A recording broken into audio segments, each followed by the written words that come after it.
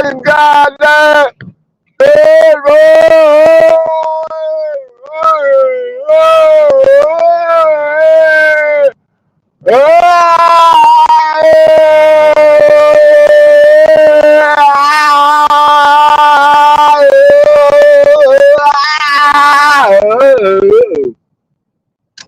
I gotta keep it together. I got a new black audience, man. They're like, what the fucking hell in Jesus Lord meth fucking is this?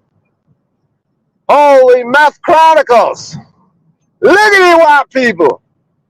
Look at you white people! Goddamn Peckerwood, cracker honky ass sons of bitches!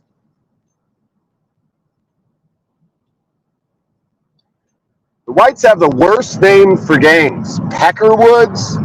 In Chicago, they're called the Gaylords. You can't make this shit up. The Peckerwoods and the Gaylords. Insane popes. Almighty popes. Why not just call them stupid priests? Gaylords and insane popes. You cannot make this shit up. Because aren't the actual insane popes of the Vatican some gay lords? Wow. Like, oh wow, man. You're blowing my fucking mind with this. Holy shit! Goddamn fucking mountains. Goddamn fucking mountains. Mountains are melted brick. Fucking buildings. Mountains are melted brick. Shut the fuck. Oh, my voice. Just getting my voice back. Why am I yelling like a fucking get out of my way, Apple? And fucking make some room. God damn it. I got paid for my first 15-minute set. Yeah, and I rocked out a dive bar and I did 21 minutes. I ran the clock. And they're like, oh my God, you fucking killed it. And I was all nervous. I was ready to go mean boy on them and single everyone out and just go as hard and as mean as I could. But lucky I wasn't bombing because I was prepared to do that. I was going to burn that motherfucker down and they're going to tell me, you can't come back anymore. You're ostracized from you're excommunicated from the comedy scene. And then I had a fucking hit up Wizard and be like, what's it like to be excommunicated?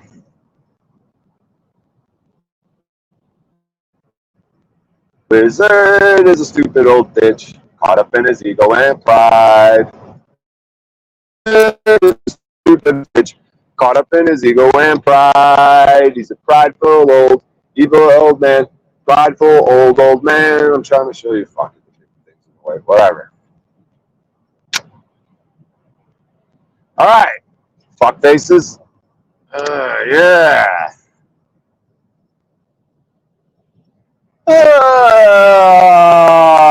Holy shit.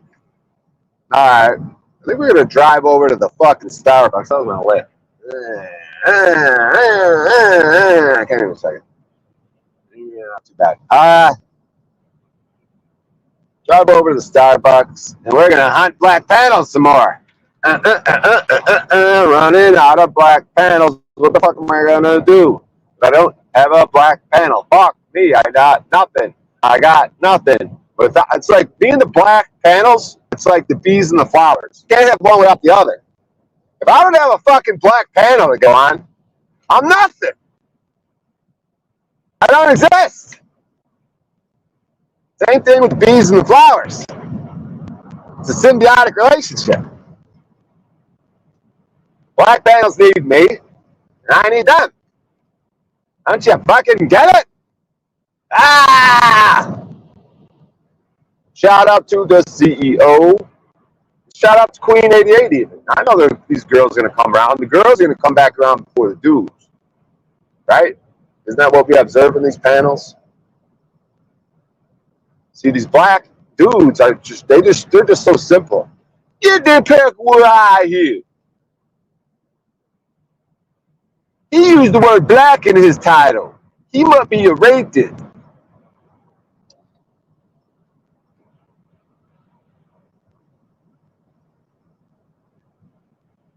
Oh man, God is good, dude. He's the ultimate comedian, dude. He's the divine comedy scriptwriter. That fucking son of a bitch up there, man. He's got a weird sense of humor. I'll tell you that fucking much.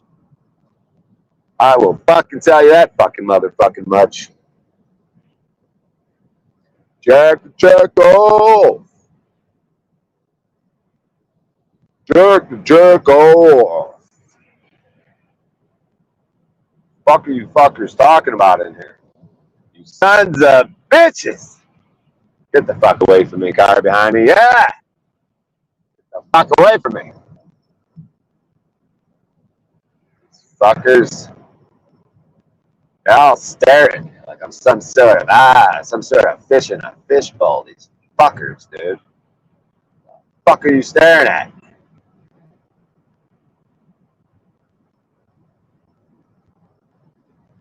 Fucking barked that shit last night. My fucking confidence is sky fucking high.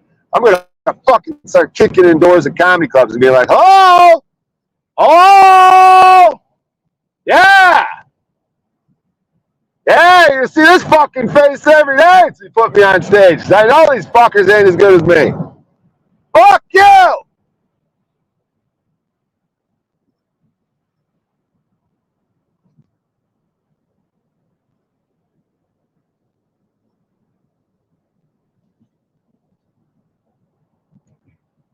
Sons of fucking bitches, dude. I'm sick of this fucking bullshit. Fuckers want to fuck with me, huh? Oh, you want to fuck with me, huh? You, you want to fuck with me, huh? You fuckers. You fuckers.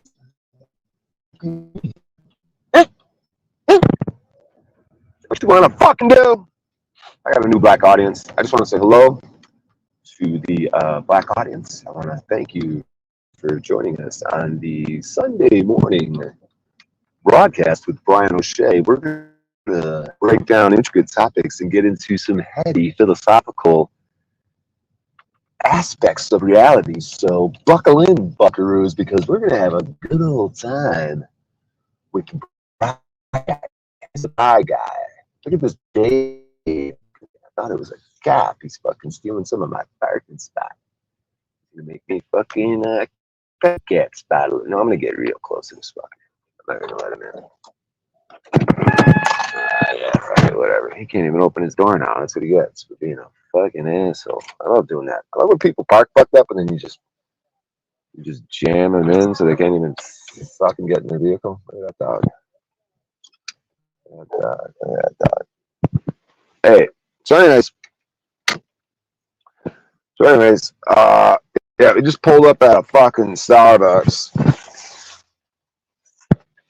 See, the problem with this whole wilding out online is I'm doing stand-up comedy. Anyone could fucking find me any day once I start hitting these fucking clubs and promoting my shows.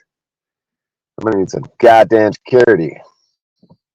Maybe not. I'm not that important. Oh man, I fucking got Gorilla Glue in my hair yesterday. I was changing a tire. No, I was fixing a tire. I was putting a plug in it. So I was fucking going like this, like trying to make the hole a little bigger. First you find a hole, and then you put this tool in it and kind of make the hole a little bigger. And when I was doing it, I fucking stabbed my thumb as hard as I fucking could, dude. And I'm surprised my thumb's not more like injured than it is. Like, think if you took a sharp, pointy piece of metal and just jammed it in your thumb as hard as you could. Maybe it's because my thumb like moved. Maybe if my thumb was like stationary, blocked up against a wall and did that, it might have gone right through or something. But it hit bone. It's probably hard to go through bone. Kind of hit the bone and ricocheted, and then cut me. But holy fuck! I gotta lick this wound, or this fucker gets infected. I should keep this fucker good and clean. But that was crazy, dude. I could not believe I wasn't more injured. You could just take like a fucking totally sharp object.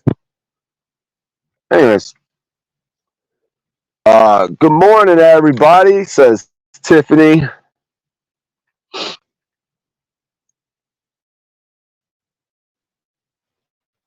I gotta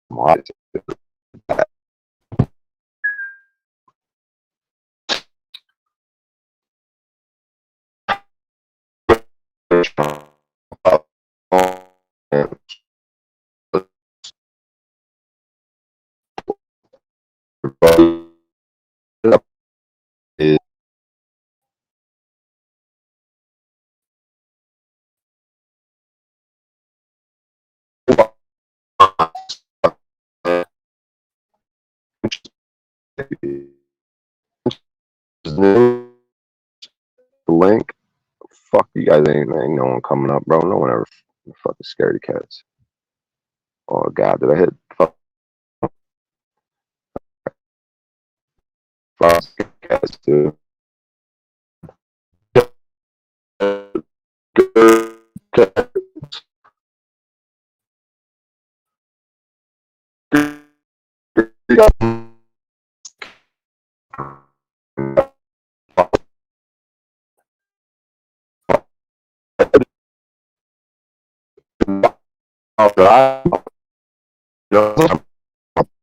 Pink.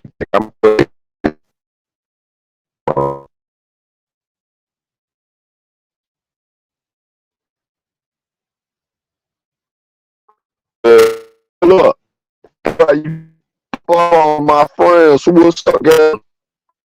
Shit, trenches, politics, TV. Just came home. Yo, daddy's in the house, boy. Get your ass up here. And get the boy. Fuck.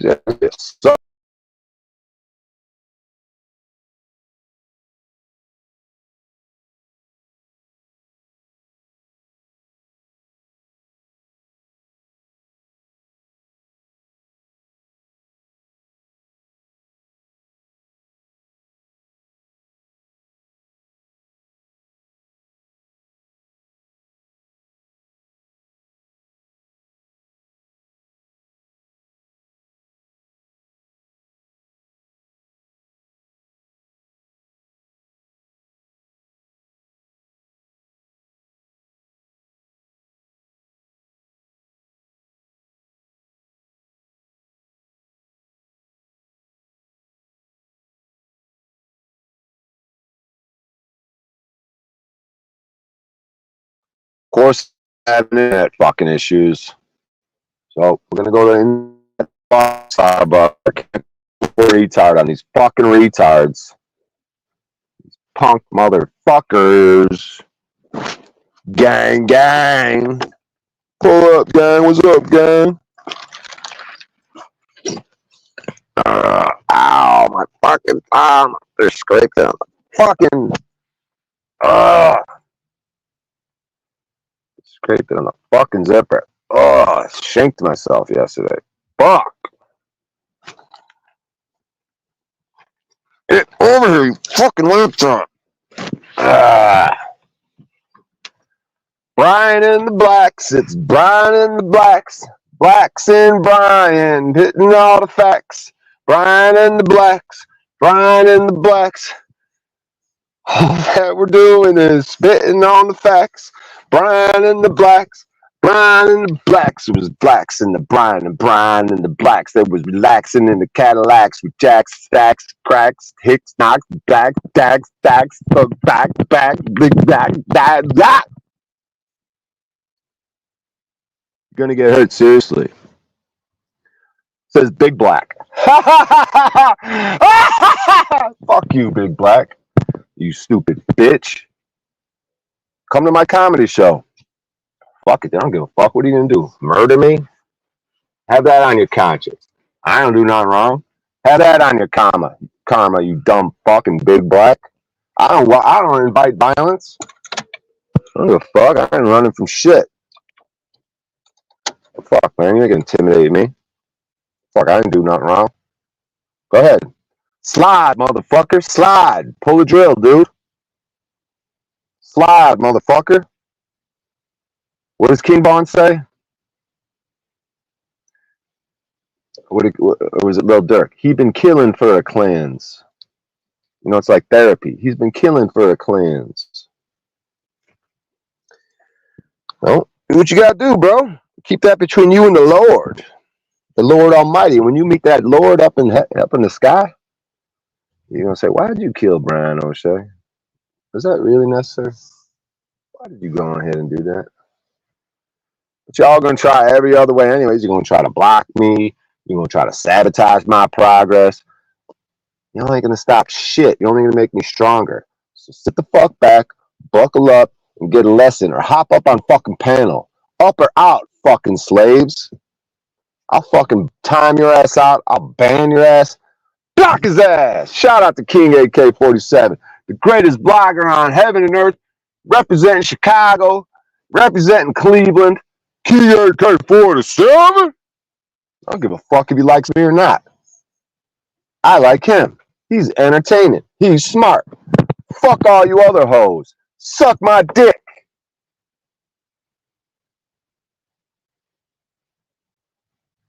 Goof ass motherfuckers.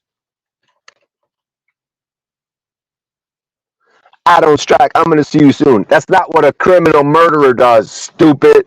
He don't type online. You don't hear shit. He just shows up. He sends some of his people to give someone $1,000 to drive 500 miles. They're gonna spend 200 in gas. They're gonna spend 100 in food. And they're gonna have $700 profit. That's how much it costs to murder a man out of state nowadays. The price of a life is cheap. So if you was on that shit for real, you would not leave this paper trail, you bitch ass hoe. Suck my dick. The people I gotta worry about, I don't hear shit from. I ain't gonna see a fucking message. I ain't gonna see nothing. Because killers, real criminals. That's why all these rappers are snitching. They ain't the real ones. So keep your fucking mouth shut, stupid. I'm giving you advice. I'm gonna tell you how to do the hit on me, stupid. I'm gonna help you out, stupid. What you should do is come around some of the shows and feel me out, right? Try to get my fucking timing, right? See what I'm up to. You don't just pull up randomly. You gotta kind of watch what's going on. Watch. Maybe even have a conversation with me.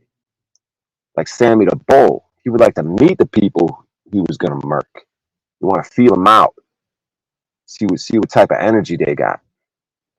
So if you're gonna really do something, keep your fucking mouth shut. I'm gonna help you all out. I gotta teach the blacks how to murder nowadays. They can't keep their fucking mouth shut. Isn't this why all these court cases with these rappers is going on? You can't keep your fucking mouth shut when you're the murderer. What kind of criminal bitch ass hoes are you stupid motherfucker, gonna threaten me online? You goof ass motherfucker.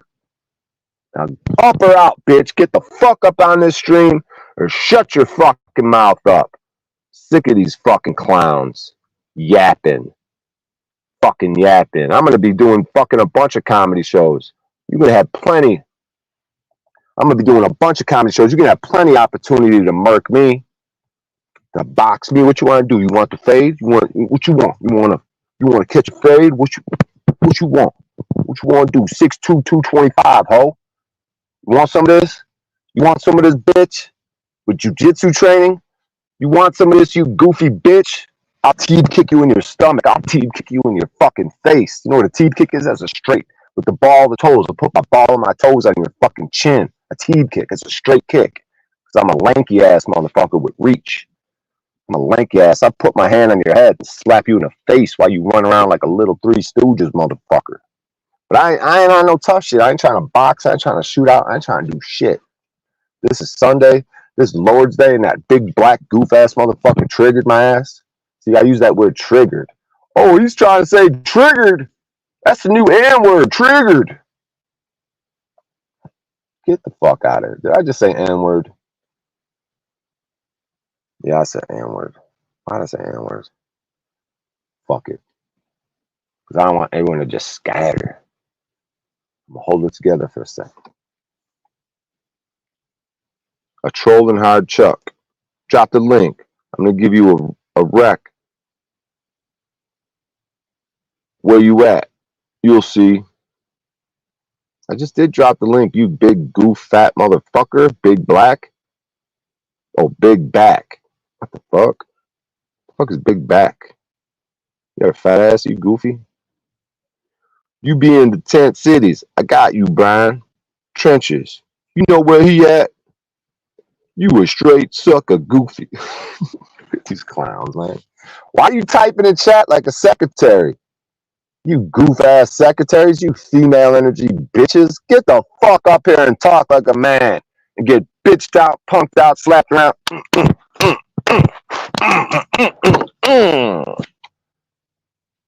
Bryan and the blacks, Bryan and the blacks, back in the Cadillac Jack with the batter, back, da. The blacks and Bryan. It's the blacks and Bryan. Fuck is you talking about, big black? You lying. It's the blacks and Bryan. It's the blacks and Bryan. Fuck you talking about, big black? You lying. Big back, you lying. I'll be back, back, Drake.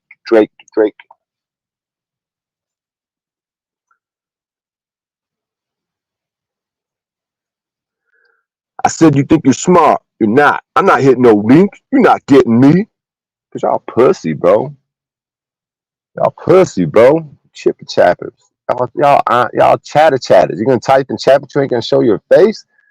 You don't even have to show your face. Just come up and talk so I can hear your goof ass voice. I'm about to block all you fucking hoes, dude.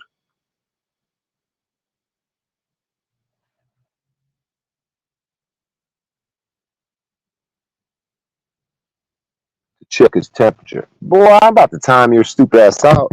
We don't do that around here. It's not how I play, bro. Either you come up my panel and talk like a man, or you get removed from the chat. You lucky that I'm transitioning from the vehicle to the Starbucks right now.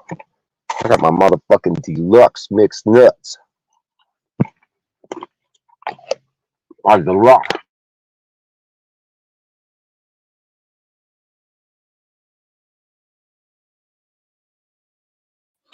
Cool fast, motherfuckers. Fuck you playing with, boy?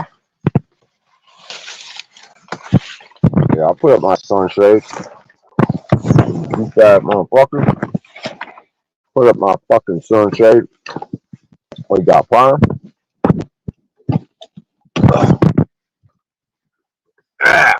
Motherfuckers. Like that shit. Yeah. That's some goof ass motherfucker. I got my apple cider vinegar mixed with water and some regular water. I'm gonna go ahead and drink those.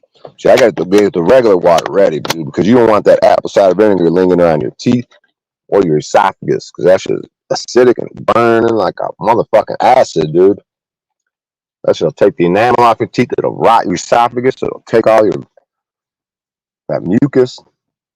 You don't want your esophagus getting fucked up. It's like if your stomach acid was leaking up in your esophagus and your mouth and shit. That ain't good, bro.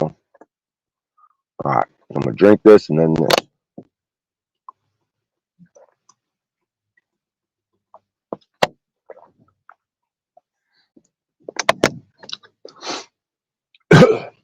Yeah, motherfuckers. Fuck is your prime? Fuck is your prime? Oh yeah. Fuck, I'm gonna be starving in a little bit. I always be starving, dude. On this fucking grind, dude. You be getting hungry, dude. You be working hard and shit. Fucking starving, dude.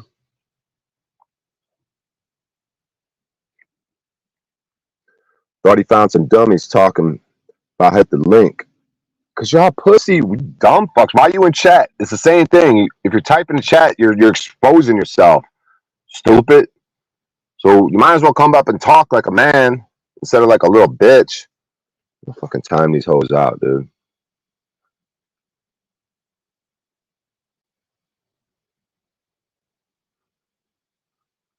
Yep, come on, up or out, stupid. Up or out, stupids. Up or out, stupids. You have an opportunity to come up on the panel. You don't get to sit and chat. You don't get to sit and chat like fucking some pussies. I mean, I'll give you a little bit of time to be in chat.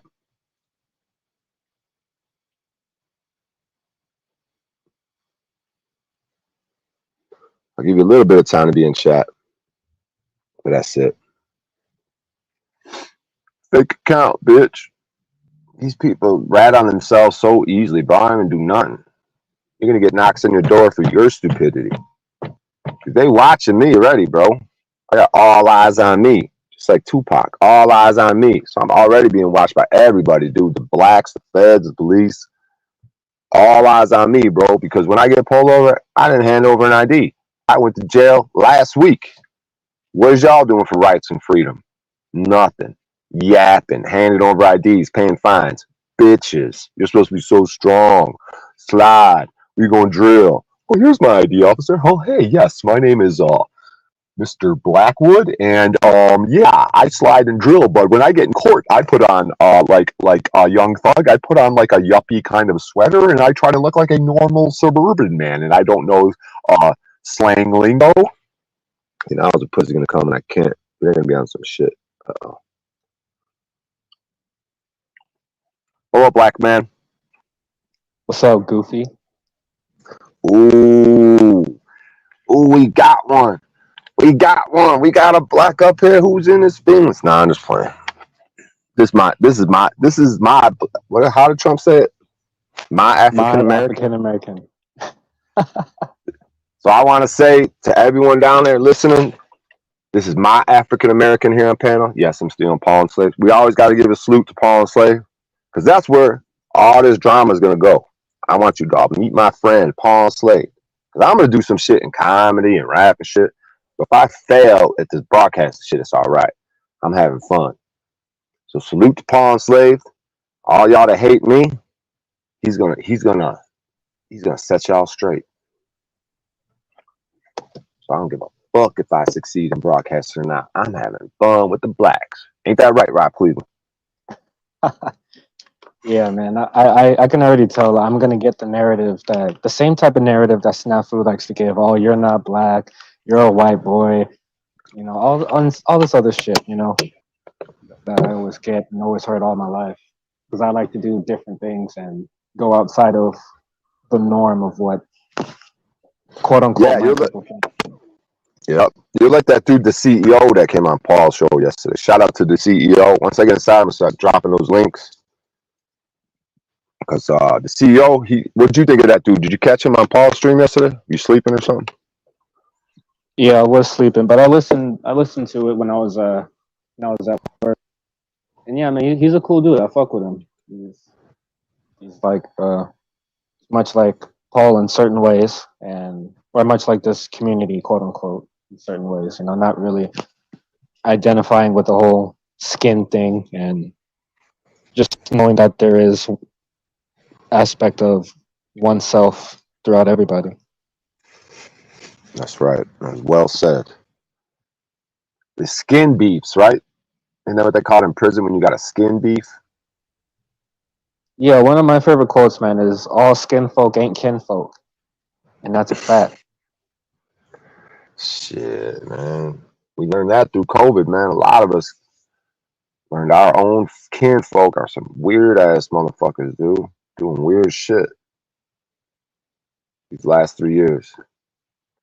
Oh, I'm not saying you shouldn't, take, just, take all the recommendations. I'm not giving health advice. This ain't not. I didn't mention that word right there. That was a slip of the tongue. I don't give health advice. I don't give medical advice. Listen to the medical professionals. They I mean, I got think all it's the great okay now. information. I mean, the CDC even said we can treat it as much like the flu. So, I mean, I think it's okay. Yeah, but wow, dude. Wow. Right. I mean, 4 years ago, all the quote unquote conspirators were right. It's amazing, isn't it? Yeah, I mean, but you saw that coming. But that's just another move. That's like like Crow 777 was talking about. They want people to be like insane. They kept jostling them around. Like, we're gonna do this. We're gonna do this. We're gonna do this. Oh, it's like this. No, it's like this. It's like this. It's like this. And dude, I'll go in the library. The libraries, people should just walk into random libraries because you're gonna see the last of like the mask cards. You'll see them in libraries. You'll see a random security people with them. You in the security world, I'm sure you. For some reason, it's like go into a library and you'll find if you're searching for people with masks on, go to your local library. There's gonna be some retard working behind the desk with a mask on. Yeah, I have noticed that. I mean, there's a library like right down the street from the crib, and yeah, I mean, there's always at least one, Yeah, and it's fucking usually the weird. workers, not the folk that kind of just go there to browse around. Exactly. It's fucking creepy ass shit, dude. Seeing those people in masks still, dude. Some weird ass shit. Oh man, I rocked out that paid comedy gig yesterday. I got signed up for 15 minutes. And I ended up doing 21 minutes at a dive bar. If you could get laughs for 3 minutes at a dive bar, you could crush at a legit club. I got laughs for 21 minutes. Yeah, I didn't catch that. I was a little in my feelers last night because you timed me out in your fucking chat yesterday. So I was like, "Fuck this dude! I ain't gonna watch what he's got going on." So this dude Trenches, fuck, dude, is he gonna try to fucking? How do I know this dude Trenches ain't gonna be up to some fucking shenanigans? Like trying to. You still haven't uploaded a photo to get an overlay? Well, I'm on the phone. I didn't even know how to do it from the laptop. Layout. Fuck. I'm on the phone. How do I fucking know? I mean, just ask him to show his face backstage. I mean, I know that doesn't always work, but He left. He just left. He probably was up to no good.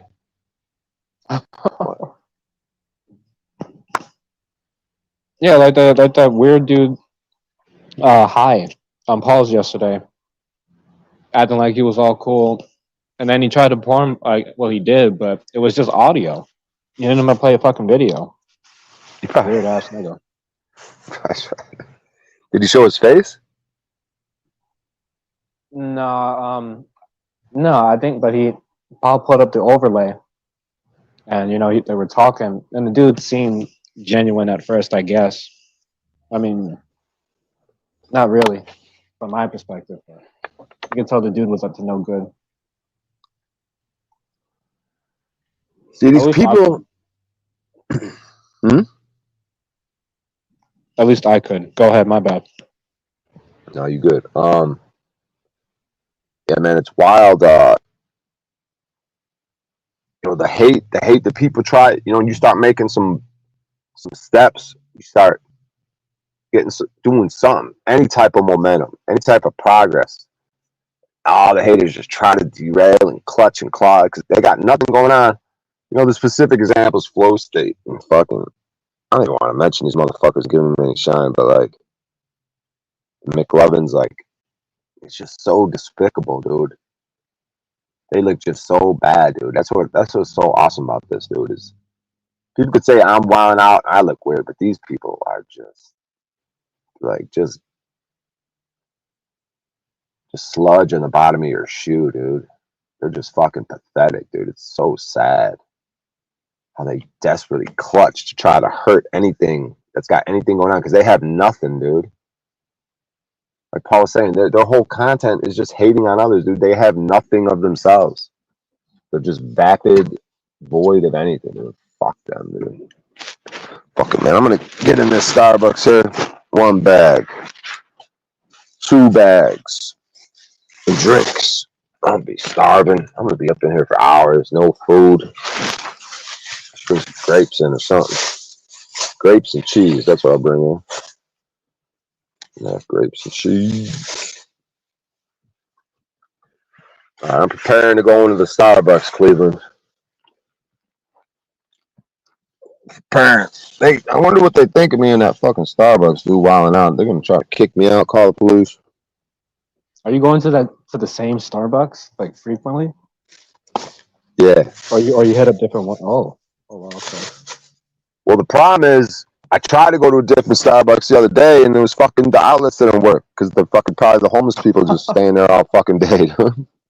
What the fuck? So, yeah, but I don't know, dude. Yeah, this place is weird. It doesn't really seem to have homeless people around here. It's fucking creeping me out, dude. They fucking murking them. Well, I mean, I imagine you're sort of in the good part of Las Vegas, the better part. Yeah. Not like where I'm at. Like there's a fucking homeless camp, like not too far away from me. And downtown, it's fucking terrible. The homeless population that's going on here.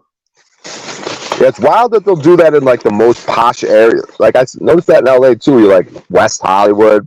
You come out of your expensive ass apartment, there's just a fucking bunch of tents. Like it's like they're fucking with the people, and like because it's not cheap to live downtown, right?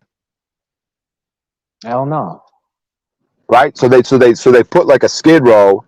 So they're fucking with the people that are paying all this high rent. They're fucking with them, dude. You know what I mean? They're putting all the homeless people around them. They're mingling them. They're just it's all just fucking with them. It's all they do. Just fuck with us. Yeah, there's like a big high rise, not too far from where I'm at, like by UNLV. Don't want to dox myself entirely here, but yeah, there's like a fucking homeless encampment sort of right there too. It's sort of like in the desert, or like this little plot of land that doesn't have anything developed there. And it's like a little wash next to it, and it's right next to it, like a beautiful high rise with that's gated and all that shit. Yeah, it's the same thing they do in LA, man. It's they're downtown. The most giant skid row, dude. And that LA skid row, bro, creepy, dude. I went there one time. I was in that area, bro. I was parked, and the people that came up, bro, you just sensed they were gonna try to use me. They were like looking at my car, looking at what I had. Like they would have used me for anything, like anything they could have got off me, and they would have murked me. Dude, it was just this sense of just horror, dude. Like if you, That's interesting. Slipped, I've never. Oh, go ahead. like if you slipped on your wits for a second, like if you were just undiscerning, like, oh hey, because people were coming up trying to talk a little bit, and you could just tell, bro. Like if I didn't have a little bit of street smarts, that they would just eat you alive, dude. But anyways, you were gonna say? Yeah, you got to be on your P's and Q's and keep your head on the swivel, man. I know that all too well. But yeah, I was just gonna say, I know it's pretty interesting, all the shit that I see and read about Skid Row. I've never been there. I've never experienced it. And the only time I've been to LA, I was only out there for like a few weeks. And at the time, I had never even heard of Skid Row. I think this was maybe like 2016, maybe somewhere around there when I was out there. But yeah, it was. I guess it wasn't nearly as bad as it is now. It's just getting progressively worse. Much like here. And then they ramp it up, right? Like you could tell they they like put kindling all around, right? They make areas that are ready to just explode. They like, for example, the rule that like if you go into Walmart and it's less than $900, they're not even going to arrest you or whatever. So it's like you got all these homeless, drug addictions, right? There's motherfuckers that probably are stone cold sober in Skid Row with a tent, living like a king, just on some criminal fucking enterprise shit, dude, just running the fucking thing.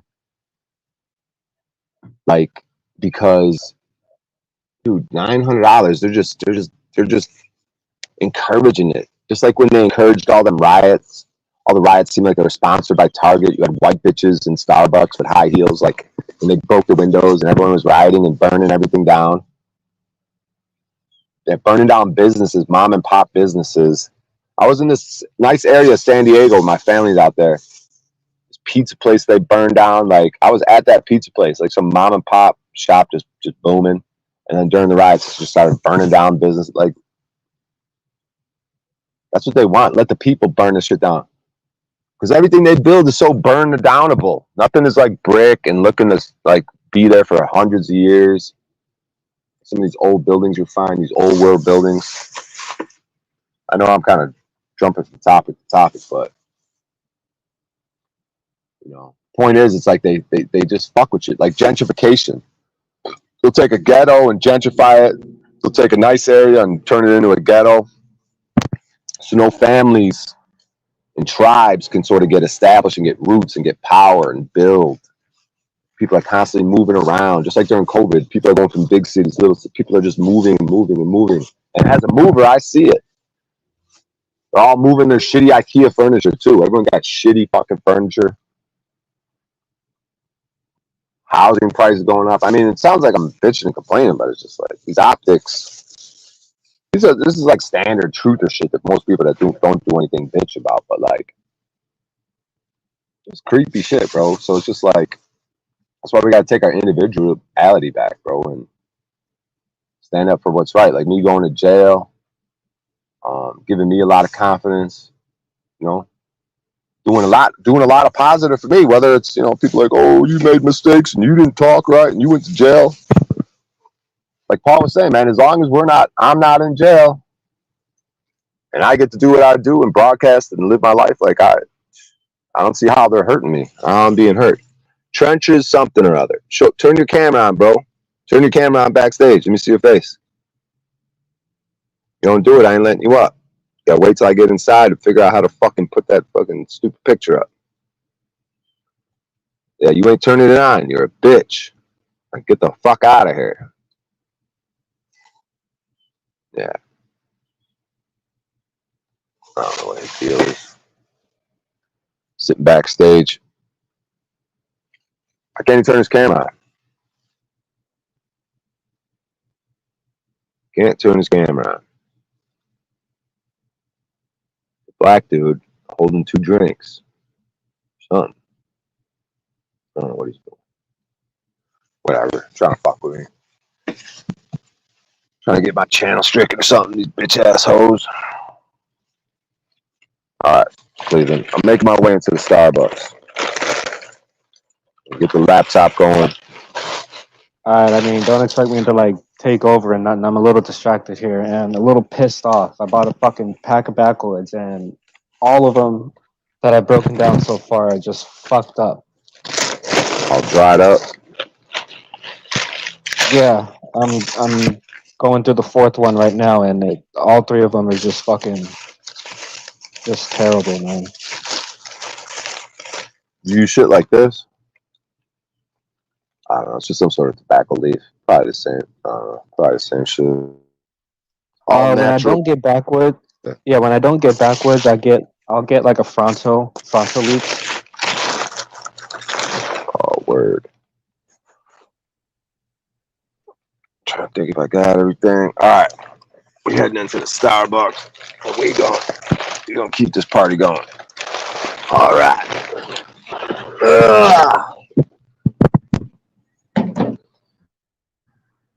All right. Let's do this shit, motherfuckers. I finally got a fucking good one. after 3. And I hopped on his black panel with all women last night. That shit was funny as hell, though. Yeah, I think I was watching some of that when I got home, and then I don't know what happened. I think I got distracted by something, and then I just got distracted by shorts, and then I totally forgot about it. Those shorts, man, the fucking like that just sucks me in, man. Like I'll watch one, and then I'll be sitting there for 20 fucking minutes just scrolling through shorts, and I'm like, holy fuck.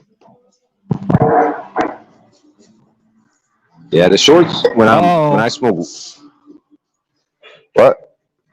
Oh, go ahead.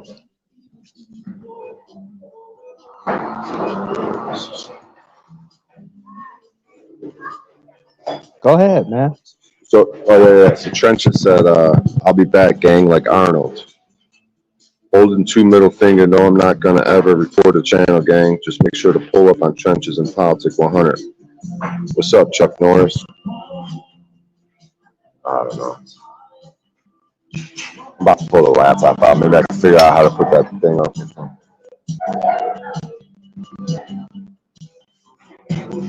Snafu.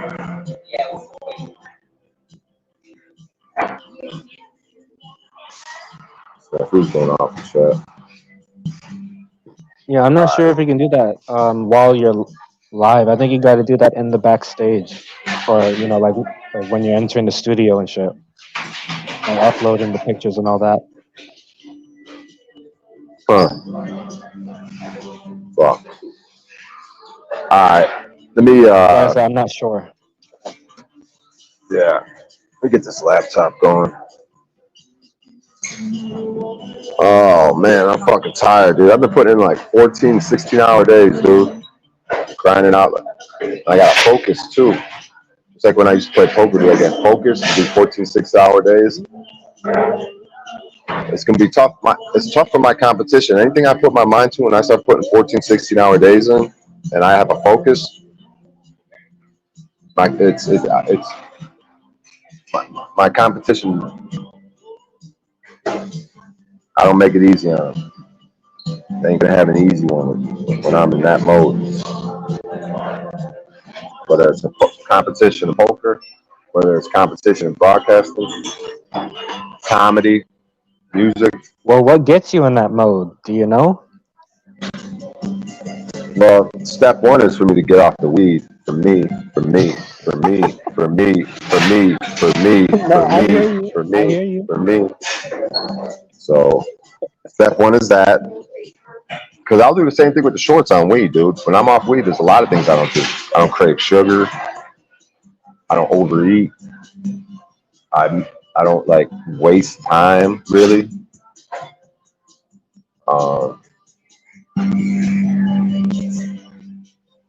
yeah, because like if I'm on weed, them shorts come up. I want to keep watching shorts. So I'll be like, for some reason, it like that type of stuff is I get caught up in it as well. But off of it, I don't even click on it.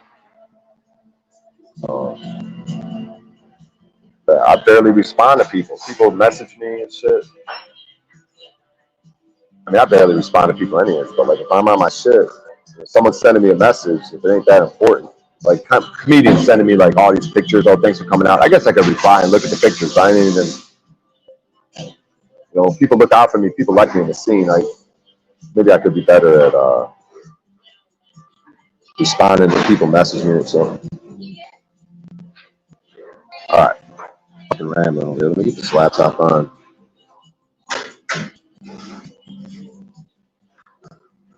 Oh man. Bryan, go hang out at a laundromat. There's lots of black people here. Yeah, the laundromat jeeps.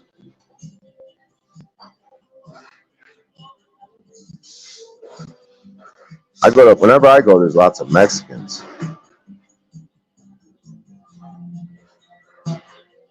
Right. Oh, it's fucking weird. Every time I try to connect to the Starbucks Wi-Fi, I have to fucking. Then it says, open your browser to connect, and then it won't connect.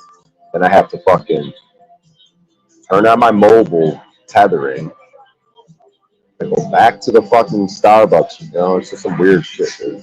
But we'll get it going. My mobile tethering. Yeah, I gotta turn that on real quick, please. I'll be right back.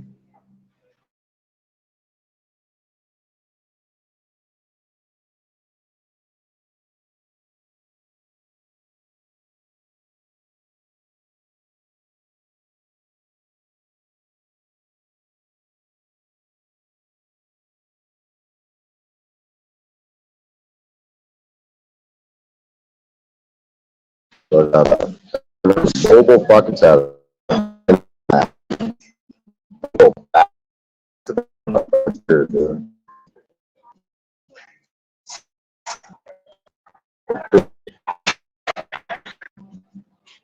so people want to hear it.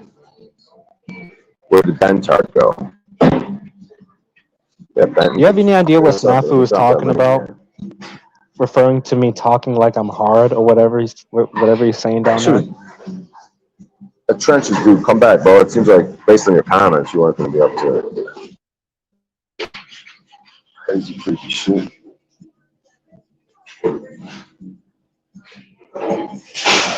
Oh. Give me a sec.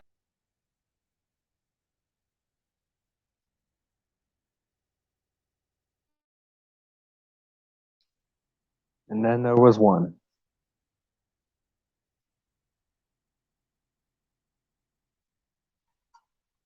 So yeah, why don't you stop typing down there in the chat like a secretary, Snafu, and address me up here on the panel.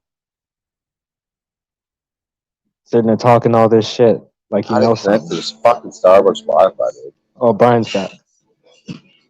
So fucking weird, dude. Oh, you making fun of me? Fuck you. Alright, now we're on the Starbucks Wi-Fi. Alright, so I'm gonna transition over here. Laptop.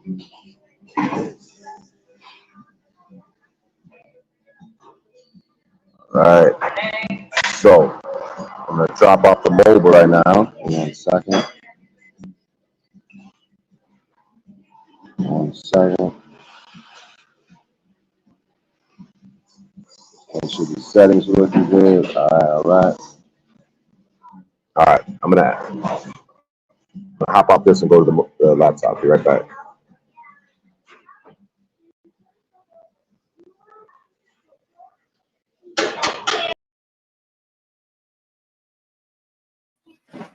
Yo. That was quick. Huh? So that was pretty quick. Yeah. That's how I roll, bro. Huge snowflake. You gotta turn yourself up. You're kind of low. Let me see. Could be that background noise reduction. Audio. Test. 1, 2, 1, 2. A little better. But no, I mean, there's a lot less background noise than there was just a few minutes ago. I'm not sure what's going on there, but your audio is. That ain't good. Might switch to other headphones. I'm not sure. But it's decent right now, huh? Let me check on mine. Yeah, the background noise has significantly dissipated. Right now. So right now it's good. Hello. All right. Like yeah, you're good. All right. I look like Jesus motherfucking Christ, don't I? Probably pissing some people off. You Jesus Christ. I mean, I've been told I look like the Black Jesus, or the real Jesus, as some people may say. You look like that Hebrew Israelite Jesus. Well, I mean, let's be real here. I mean, there's not going to be no white folks, or not white folks, but bronze-skinned and hair like wool folks down in the Middle East that are, bronze skin and hair like wool. That don't sound like no white nigga. That's a good point. But did you know that Jesus, his mother is the daughter of a king, and his father was a high priest. So they were basically like the nobility, the politicians, the billionaires of the time, the people with power. You know what I mean? Well, yeah, I mean, isn't that like the same story that Crow talks about with the guy whose family came from nobility and all that shit, and he felt unfulfilled, so he went out into the world, and you know, he did his thing, and you know, to find purpose. No, I vaguely, or not vaguely, but distinctly remember hearing Crow referring to that same story. But is that story about like a historical figure? I'm not exactly sure. I think it's some prince, you know, but A I modern forget the day name because it's been so long since I've listened to the pod or the radio show. but the prince would be more like a modern day person, maybe. The, But you still don't know, bro. no, he was. I know the story that he was referring to was like a historical sort of thing. Wasn't somebody that was like modern. Yeah. So, but yeah, I mean that when I was telling that to Paul, he's like, yeah, that's the thing. It's like the coin of the realm because, and let me say it like this. Yeah, that's like these archetypical stories. It's like the story of stories. So like, um, so all right. So Jesus's mother was the daughter of a king, and she had a relationship with a high priest. So think of the power, like this high priest, a super powerful person in the church, and then there's the king and his daughter. So two extremely powerful people, if not the most powerful people at that time. You know what I mean? These families and these alliances. You know what I mean? Just power. So what they do is they have false shame, right? All these powerful people, just like today, they have all this false shame. That's why they could. That's why people could get blackmailed, like with the Epstein shit. Because what they would do is they take people and get them in weird sexual situations, and then they have power over them. So they could get billionaires, get them in a weird sexual situation, take their false shame from it, instead of just being Yeah, like, brown nosing operations. yeah, instead you ain't gonna be able to blackmail them. Like, yeah, I did some weird shit. What? Let's just put it out there. A lot of people are up to weird shit. Let's talk about it. But they have all this false shame instead of like healthy shame. Maybe shame you can process or whatever, but it's all this toxic false shame. Like that's why the church is the way it is. That's why sexuality in the church is the way it is. They want to shame you falsely. You shouldn't have shame for being a sexual being. You know what I mean? So, but then they totally pervert it and go the weird way with it. You know, the stuff with children. So they make normal sex look shameful, but then it's like perverted stuff and normalize it in the church. So it's just weird. Everything's just backwards and inverted. You know.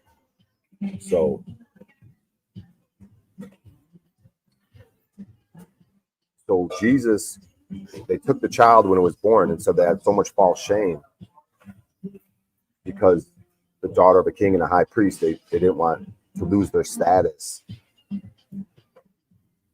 So they took the child and they brought it to a poor community to hide it.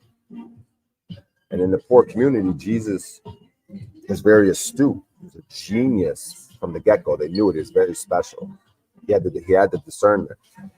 He had the understanding. So everyone in the community knew it. They knew this kid was something. You know what I mean? So when the kid became like an adolescent, maybe around 12, 13, 14, he goes and searches out his parents, right? He has a conversation with him. He's like, the kid has so much understanding about life, and he's trying to talk to him. And he's thinking, yeah, this is cool. I'm gonna get reunited with my parents.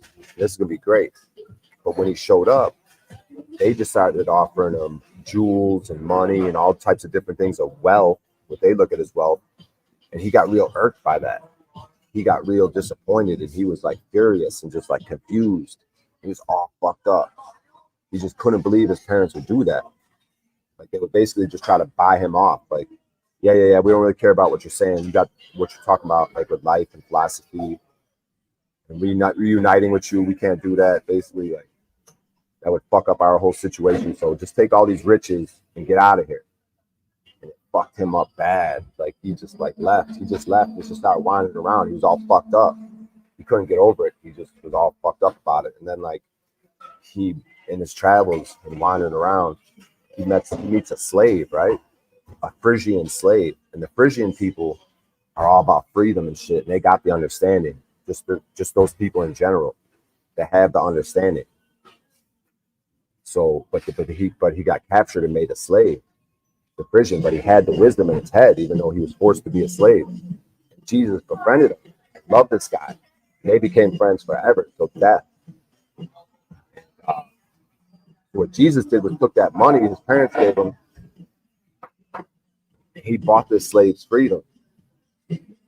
But like when I was talking about it with Paul, he's like, yeah, see, Jesus took worldly wealth and he purchased the real wealth, the wisdom that Frisian had. The Frisian taught him everything about the way of life of the Frisian people. That's from the Oralinda book, these Frisian people. They have the understanding. So Jesus then took that information and started to travel and spread the good news. You know what I mean? And we know basically, and then so once he did that for 12 years, he did his ministry for 12 years, he died, right? And then that's when the priests, with all their false shame, who hated him, they called him faux, which was like false. They tried to say Jesus was false. See how they flipped the script? So what they did was they pretended to be his friend and loved Jesus. They took all their riches and all their talisman. They probably made crosses and shit, all these different things. And they went to caves and they made all these things and they claimed to love Jesus. They claimed to be his friend. And so they hijacked him. They hijacked his reputation and his things, and they try to benefit off it, profit off it. And that's how we get Catholicism into this day with the Vatican, the corruption.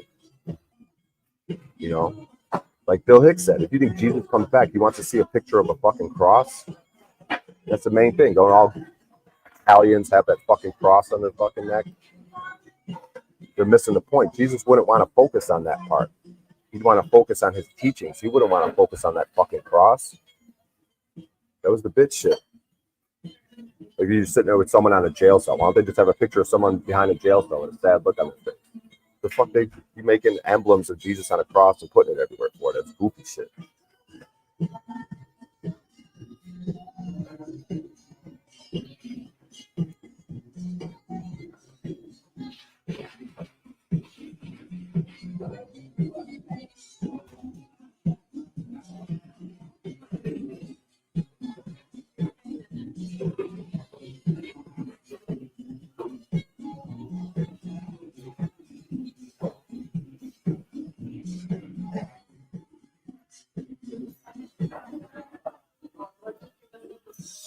All right, we're gonna hunt down some black panels.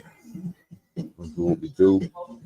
I'm trying to do what I do. All-Star Weekend. I was gonna pack in. You get shit to lacking. Big body band beep beep with a back in the street. I see the little boy who fails to take care of his daughter that's living off of the pogo government that he claims to go against. It's not in the chat. Oh, that was one. I told him to come up here. I told him to come up here and address me like a man, and he ain't said nothing since. Wild shit, dude. I really didn't catch everything you said. You spelled that out quick, dude. Like you had that shit written down or something. Well, I mean, it's just the facts.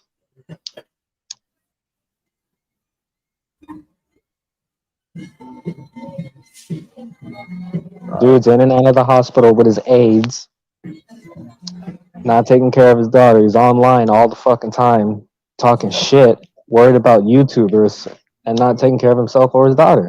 And he's living off the government that he claims to go against. Yep. Trying to threaten to strike me, put pencil titties up. Pencil titties.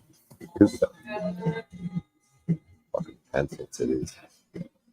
Like, I think it's been almost 2 years at this point, but on the original In a Yurt with Books channel, there was this moment where Snafu was going off, doing all this shit, talking or whatever. Close your eyes and imagine and then Lou Bass asked him, like, so what are you doing to prepare or to get ready and all of this shit.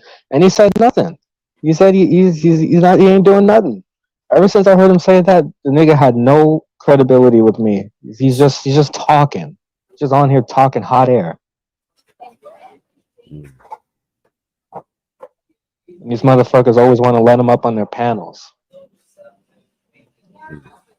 Make it the fucking snafu show. So Queen Diva called Miss T Velocity. Miss T Velocity refused to get on the phone with us. Okay, that's fine. You don't want to get on the phone with us. Fine. Then once I had a whole court hearing that people knew about that happened at the beginning of March, then now Miss T Velocity want to be on the phone. What? Because I came up on her platform and she wanted to ask me questions about court. And I refused to. Hold on 1 second. Mr. Bryan O'Shea, who are you, sir? Don't let him up. Don't let him up. Take him down. He's streaming your live, and he will get you flagged. Demetrius. Bitch is lying. Get you flagged. Oh my god, dude.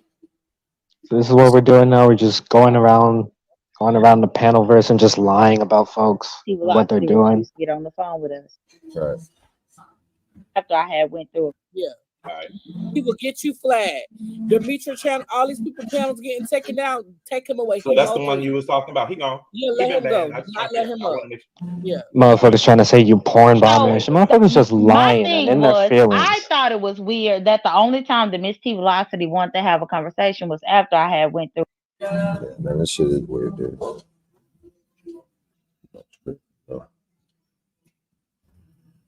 Mr. Bryan, who is you?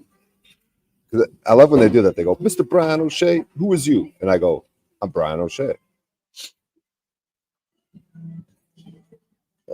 Man, it's just wild, Cleveland. Now let's watch for similarities on all these. They're going to do the same thing. Watch. Subscribe to my YouTube, watch my podcast, You Smell Me. Because I don't give a fuck about battle rap. Pussy nigga, I do this without trying. Now sit down, eat your patalitos, and be quiet.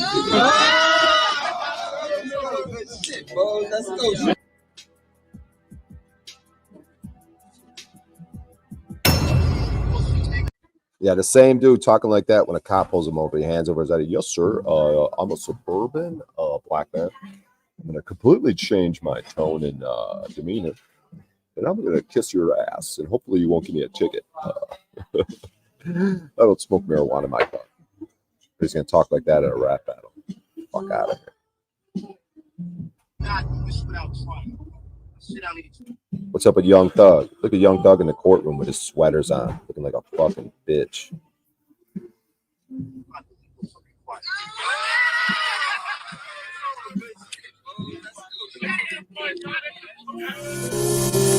Hey yo, shout out to Young Snake Beats. Hey yo, shout out.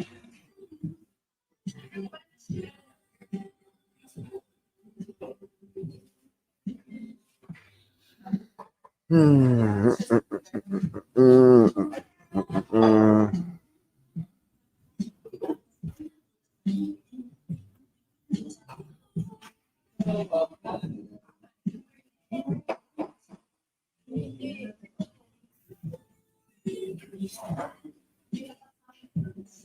then he'll just eat beans and I guess lentils and stuff around y'all. Can you recall what y'all were eating though? Yeah, that's my potatoes, like yuca. And everyone was starving, dude. Everyone there was starving. Everybody was starving. Only thing they were eating was a bunch of potatoes and stuff. See, people would shut your ass up.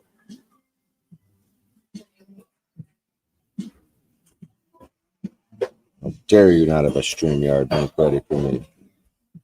I fucking dare you, dude. It's these people's fucking problem.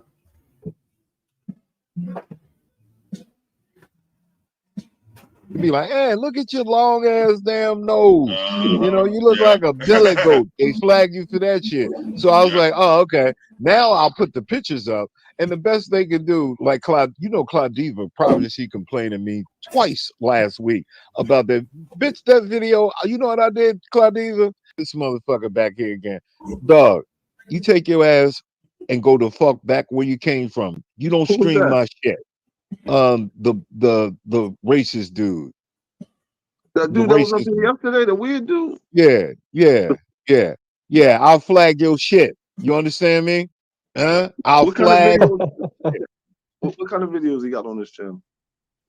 He's a fucking racist talking about I love black people and then streaming my shit. Motherfucker, I will knock your fucking channel down and get what the fuck out of here. Go fuck a billy goat. Go do that, you cocksucking little bastard, you. I bet y'all spitting your fucking head. He backstage right now. Yo, that's interesting. Like, as long as I've been on YouTube, I never really encountered that before. Like, I always wondered. You got to go to his channel. He's back there now. I'm about to ban you, bitch. Don't come back no more. When we see that,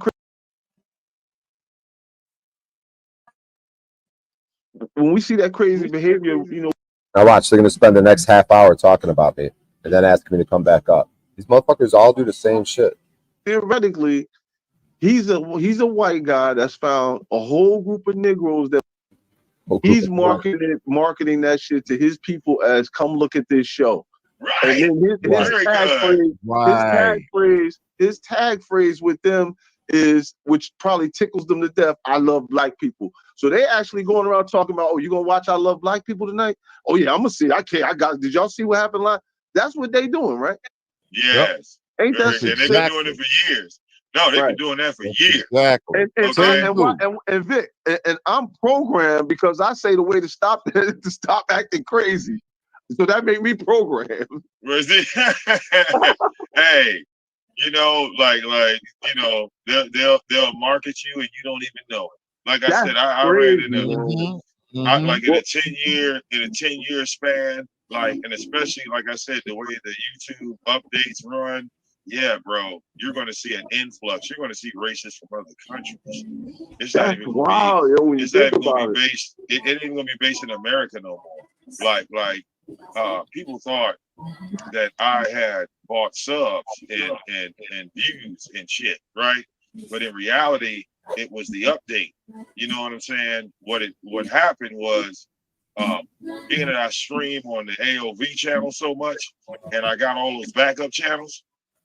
When the update happened, the YouTube robot made it look like that all of those other channels that I got are separate individual channels talking about me.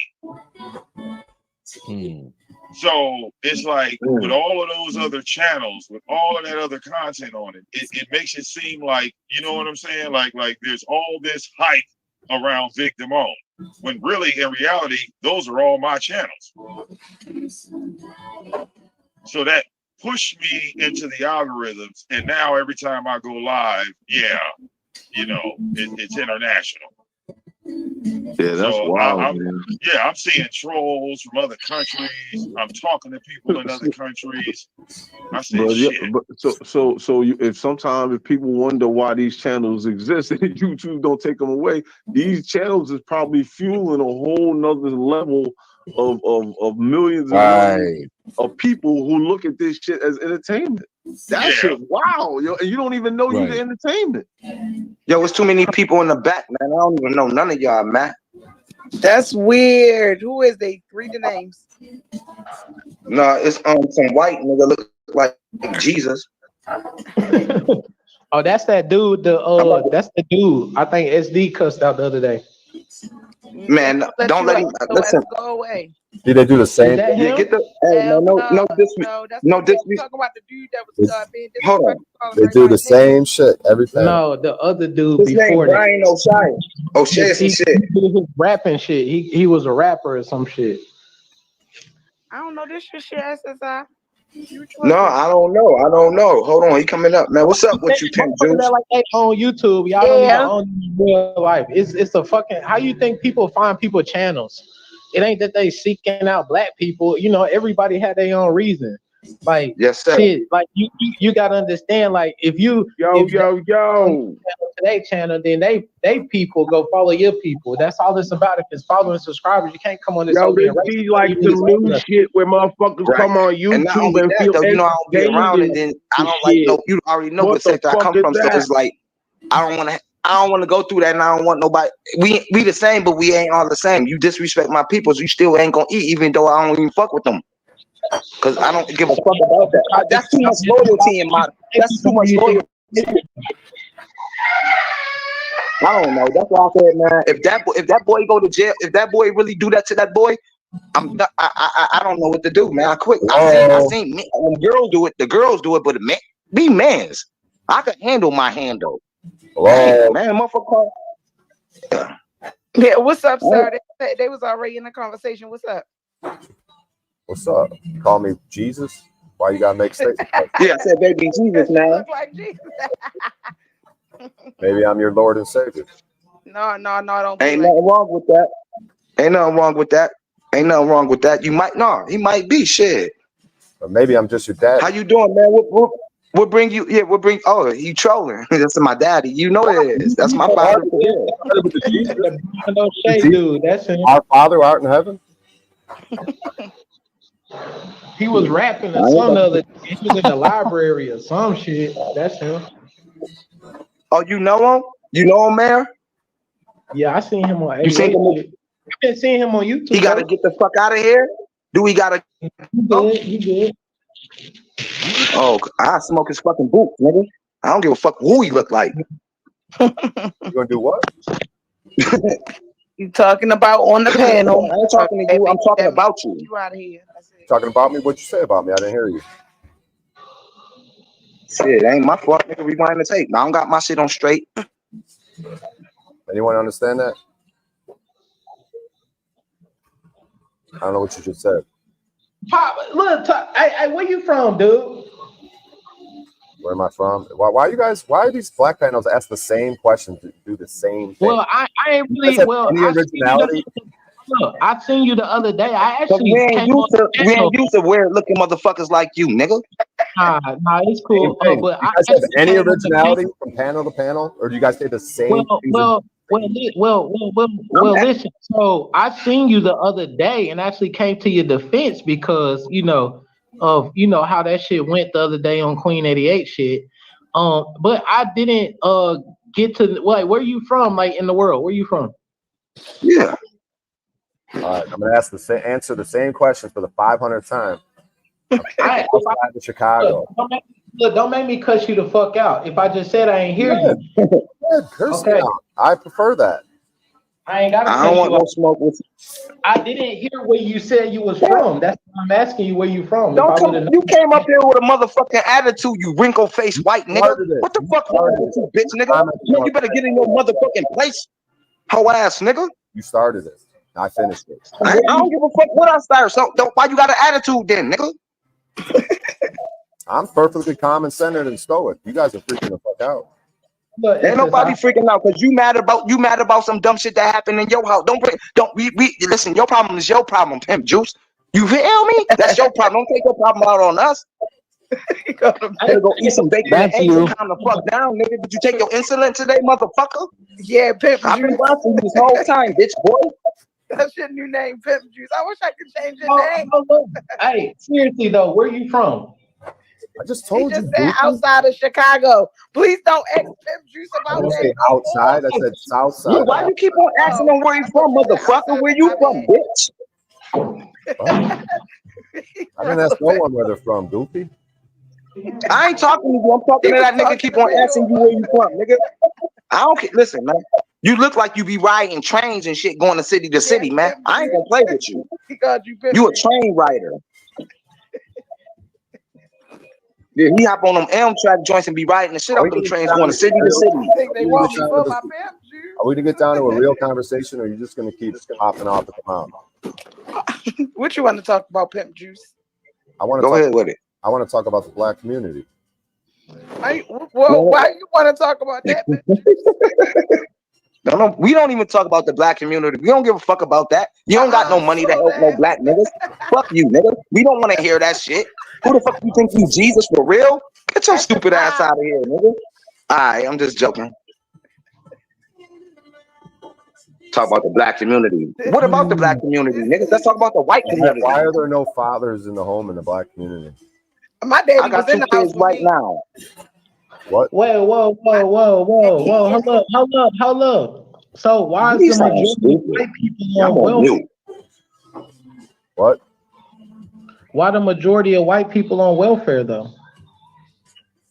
I don't know, because there really ain't a skin color thing, poverty thing. Okay, so you asking a rhetorical. Okay, wait, whoa. So then you're asking a rhetorical question, sir. You do know. Hold up. You do know white people are the minority, correct? I don't know what you're talking about, dude. No, you don't know, but continue. I ain't even arguing with you. I'm just hitting you with statistics. Statistically speaking, white We just people are stay the to minority. one topic, dude. Okay, well, go ahead. Why are there not fathers at home in the black community? They are fathers in the black home community. Definitely That are. actually, to be honest with Oh, you, it's a really? lot of, Oh, really? So it's not known that, like, My kids right here. Actually, it's a lot of single black father homes too. To be honest with you, I'm not saying that that's a good thing, but fathers are in the homes with their kids. Like, I'm not understanding what you're. no, they're not. That's No, not. they're Yes, not. It's an epidemic in of everybody's home? of Are you in fathers not being in the everybody's home in home? the black community. Are you Are you retarded? in everybody's home? I didn't say every single one. Yeah, there might be one home with a black guy in it. It ain't no one. Most of them there isn't. 99% there isn't. I was raised with But my hold up, dad. I was raised with a lot of y'all families who had that had mother and fathers in their house. I don't like what's up with you? But y'all getting y'all emotions involved in it. Calm down, have a conversation. So I'm not Nobody sure. want to talk about that. Hold up. Okay, so it ain't about what you want to talk about. Calm down. If I'm streaming it to my page, yes, the fuck it is. So listen. So he linked into your page or SSI page? That's what I said. I've been. Okay. Calm down. So, do you control the decisions of grown adults, sir? Dude, you are so lame. Could someone please get rid of this fool? Okay, so tell me this: why the majority of white kids are the ones that's doing mass shootings? Let's talk about something. Let's talk about issues that need to be addressed. Who just left the show? Predominantly, all mass shootings are occurred by white people. Who's the host of the show? You said who? He dropped down for a second. Why did you drop down and let this retard take over his show? Not a retard. But you just asked the question. I answered. Hello, royalty. So you just asked the question. I answered it. Bro, about to drop off your panel. You're retarded. So tell us why predominantly. So if from what you said, drop this fool. He's babbling and rambling. Makes no sense. Listen.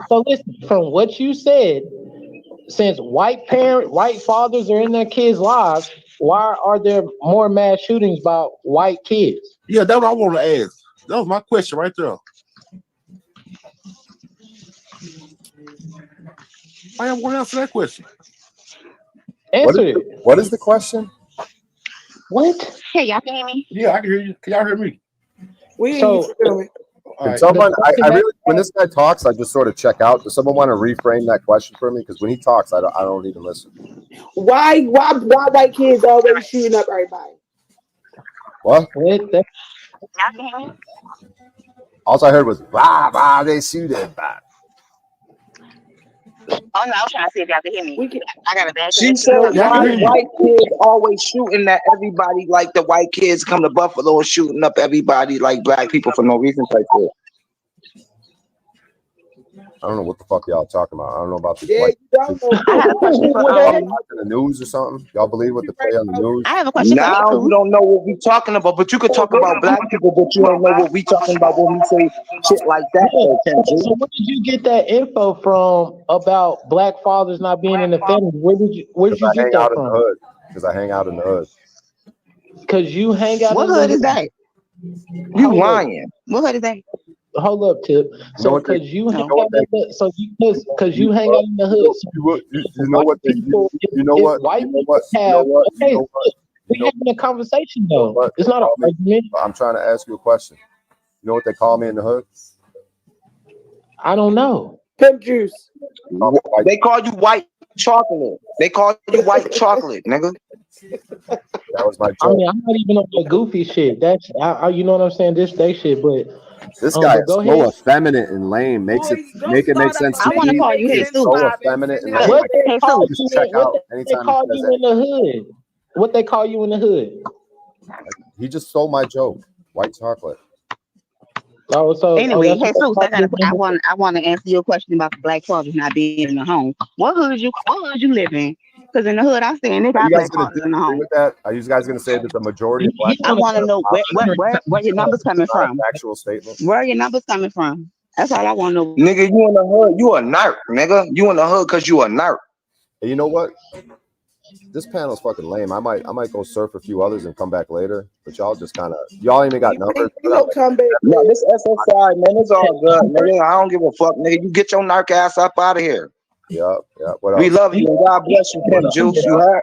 How many subscribers you got? I think I went on your page. I think you had like what 400 subs or some shit. Yeah, y'all lame. I'm gonna subscribe to you. Y'all lame. Yeah. We love you too, my nigga. You just mad because we found out you was a narc in the dark. And you smell like a fire. Get the fuck on. Oh my God. If I smoke your stupid ass, dummy. You know who I am, nigga? I don't give a fuck about none of that, nigga. I'm in the class all by myself. Stupid. Key, though, it's You know what? I'm funny gonna drop that a link. I'm gonna help you out, man. gotta I'm go gonna to drop a the link to your fucking channel, bro. library to get Wi-Fi, dog. I don't give a fuck. Why don't you give me a strike when you leave, you bitch ass nigga, and I hope your kids die. You gotta go to the library. Wi-Fi. Squeeze. Strike me, nigga. Fuck your mama. Now. That's wild. This guy's crazy. No, he want to talk to ignorant sounding black people instead of a black. You know what I'm saying? That's what he wants. Educated. Yeah. He asked questions. Check it out. He asked Check it out. Check it out. That's the thing, bro. Check it out. I'm gonna I might stop back later. I'm gonna go hop on some other panels. But you guys got low numbers and you guys are kind of retarded. So I'll probably stop back later. Kind of You guys know a retarded. little All bit. good. We good where we at. We good where we at, pimp. We good. Bryan, you're kind of retarded. Whatever. You're lucky they even gave you some airtime. A lot of other panels would have been kicked you off.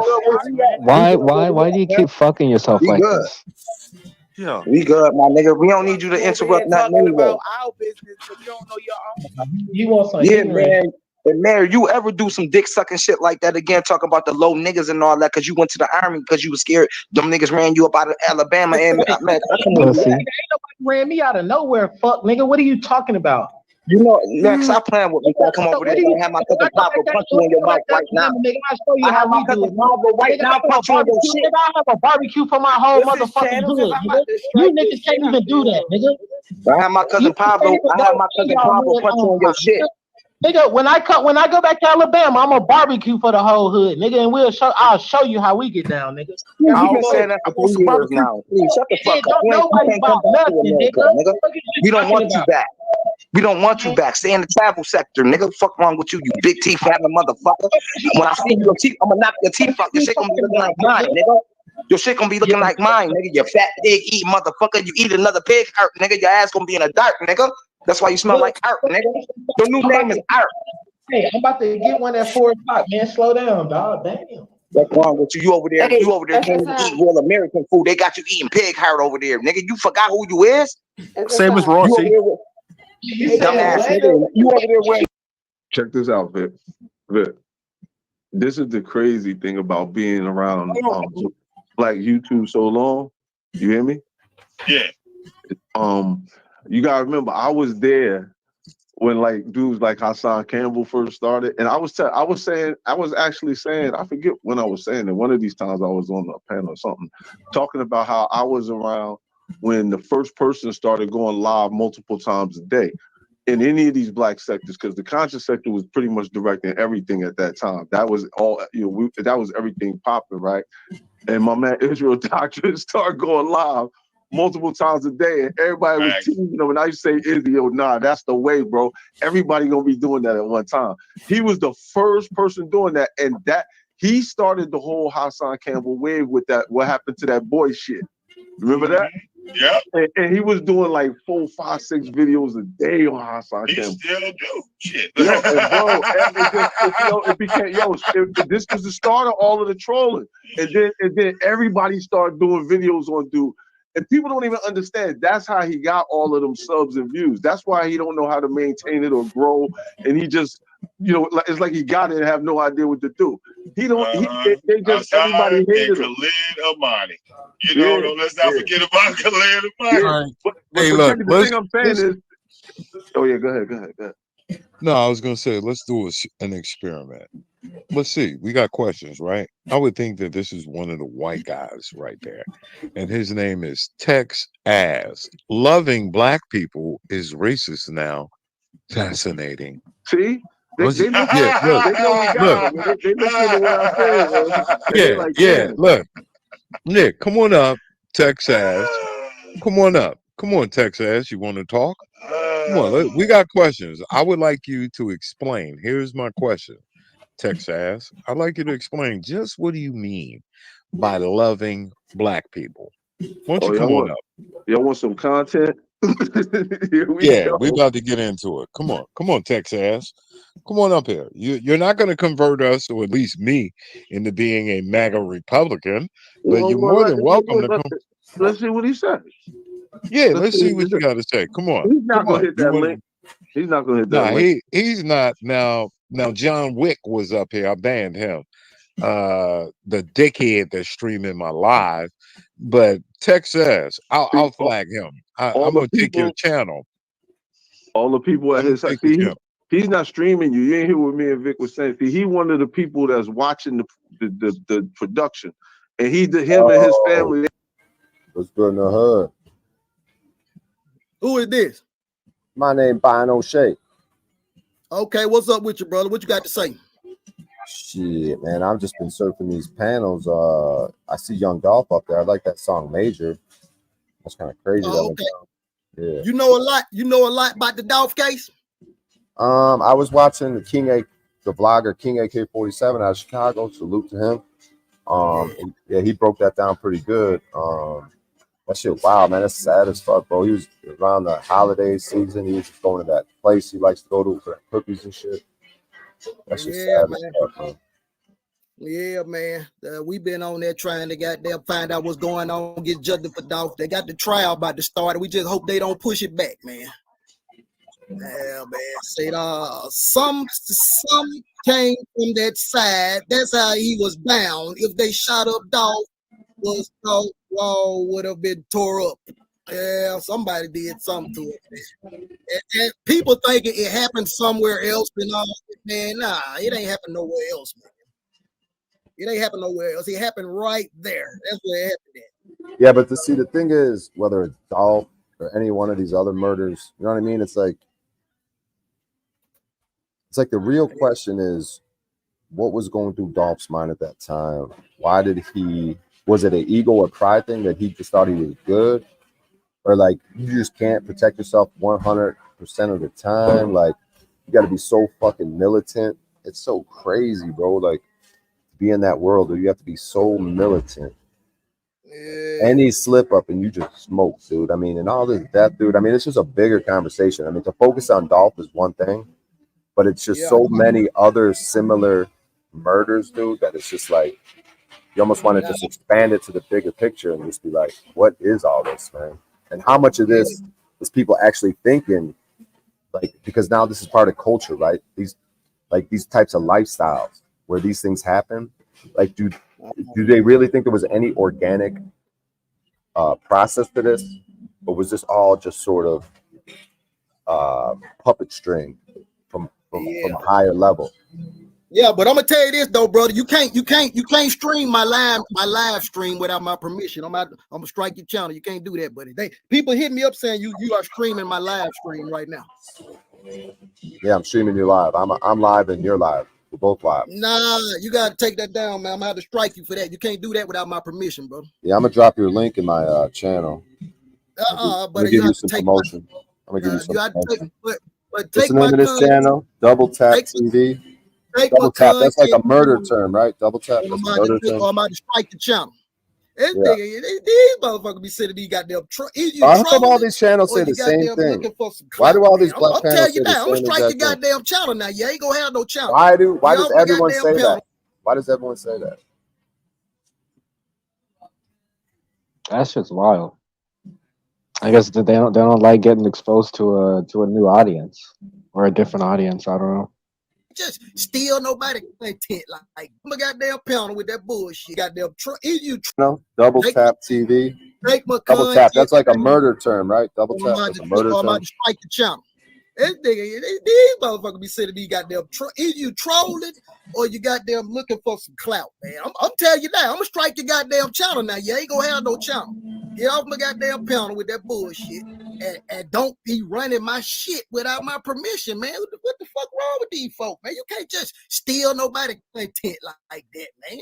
This shit is crazy. And then he want to try to say that now he gonna try to turn on me, talk about what kind of channel is that? Is that like a murder channel? Hold up. First you came over here trying to clout chase on me. Now you tried to make it look like I'm goddamn fit to do something to somebody. These motherfuckers are goofy out here, man. Get the fuck out of here, man. Get the fuck off my motherfucking channel, man. Somebody block that motherfucker. Where's his channel at? Block that stupid motherfucker right there. Get the fuck out of here. Goofy ass motherfucker. Trying to goddamn clout chase off my goddamn live. Man, you don't do that shit without nobody permission, man. Or unless I know you is good. You know, if you Alabama hitter or something, or Miss T or somebody, you know what I'm saying? Like, nigga, okay, I know them people. But nigga, we don't know you. How the fuck you just gonna run my motherfucking content, nigga? Get your motherfucking goofy ass up out of here, man. You don't know shit about no motherfucking young dog. Your ass just trying to get some goddamn subscribers. Clout, he's hitting all the black people platform. This the third channel I seen him pop up on. Oh, okay. I see what's up. I see what's up. Oh, he a racist tap. He's a racer. Oh, got to report this dude. Oh, this motherfucker. I do it. Hey, yeah. I give everybody a chance, though. I seen him. That's why I kept the picture up while he was talking. I thought he was about to get naked on the panel or something. I ain't know what the fuck he was finna try to pull. But yeah, man, all these motherfuckers goddamn come over here. Hey. Now that's a goddamn racer if I ain't never seen one. When somebody say why the blacks are so upset, that's a goddamn racer comment if I ain't never fucking met one, man. Get your bitch ass up out of here too, man. Block your ass too. One thing about us, nigga, we don't care about no numbers in that, nigga. I don't give a fuck if it be 2 people in this bitch, nigga. Get your bitch ass up out of here too. Bye-bye. Get them niggas ass to double tap. Somebody drop them goddamn double taps in the chat. We go double tap these fuck niggas. Oh, look, they're gonna know him. Bryan O'Shea soap. We'll go get that booted ass up out of here. Get your ass up out of here too, motherfucker. Coming on here clout chasing, goddamn troll this shit with that goddamn fun boy ass shit, goofy ass nigga. Get your bitch ass up out of here. And let's get back on our goddamn content, man. These motherfuckers coming up out of nowhere. I'm like, who the fuck is this guy? Okay, maybe he just a subscriber that's followed the dog case. This motherfucker, that's a snake. This motherfucker hit my link just to run my goddamn content. I'm gonna strike your ass too, nigga. I'm gonna strike the shit out your ass, nigga. Like as soon as I get off here and YouTube send me that message in my goddamn my studio telling me that this channel use my content, nigga, I'm gonna strike your ass like lightning. You ain't finna have shit over there when you get through with us, boy. Fuck you talking about, nigga? Fuck you mean, nigga? You think you just So how can he be on the list if it's funded by the government? He's not on the list. Yeah, exactly. She literally was on. Just pick me out.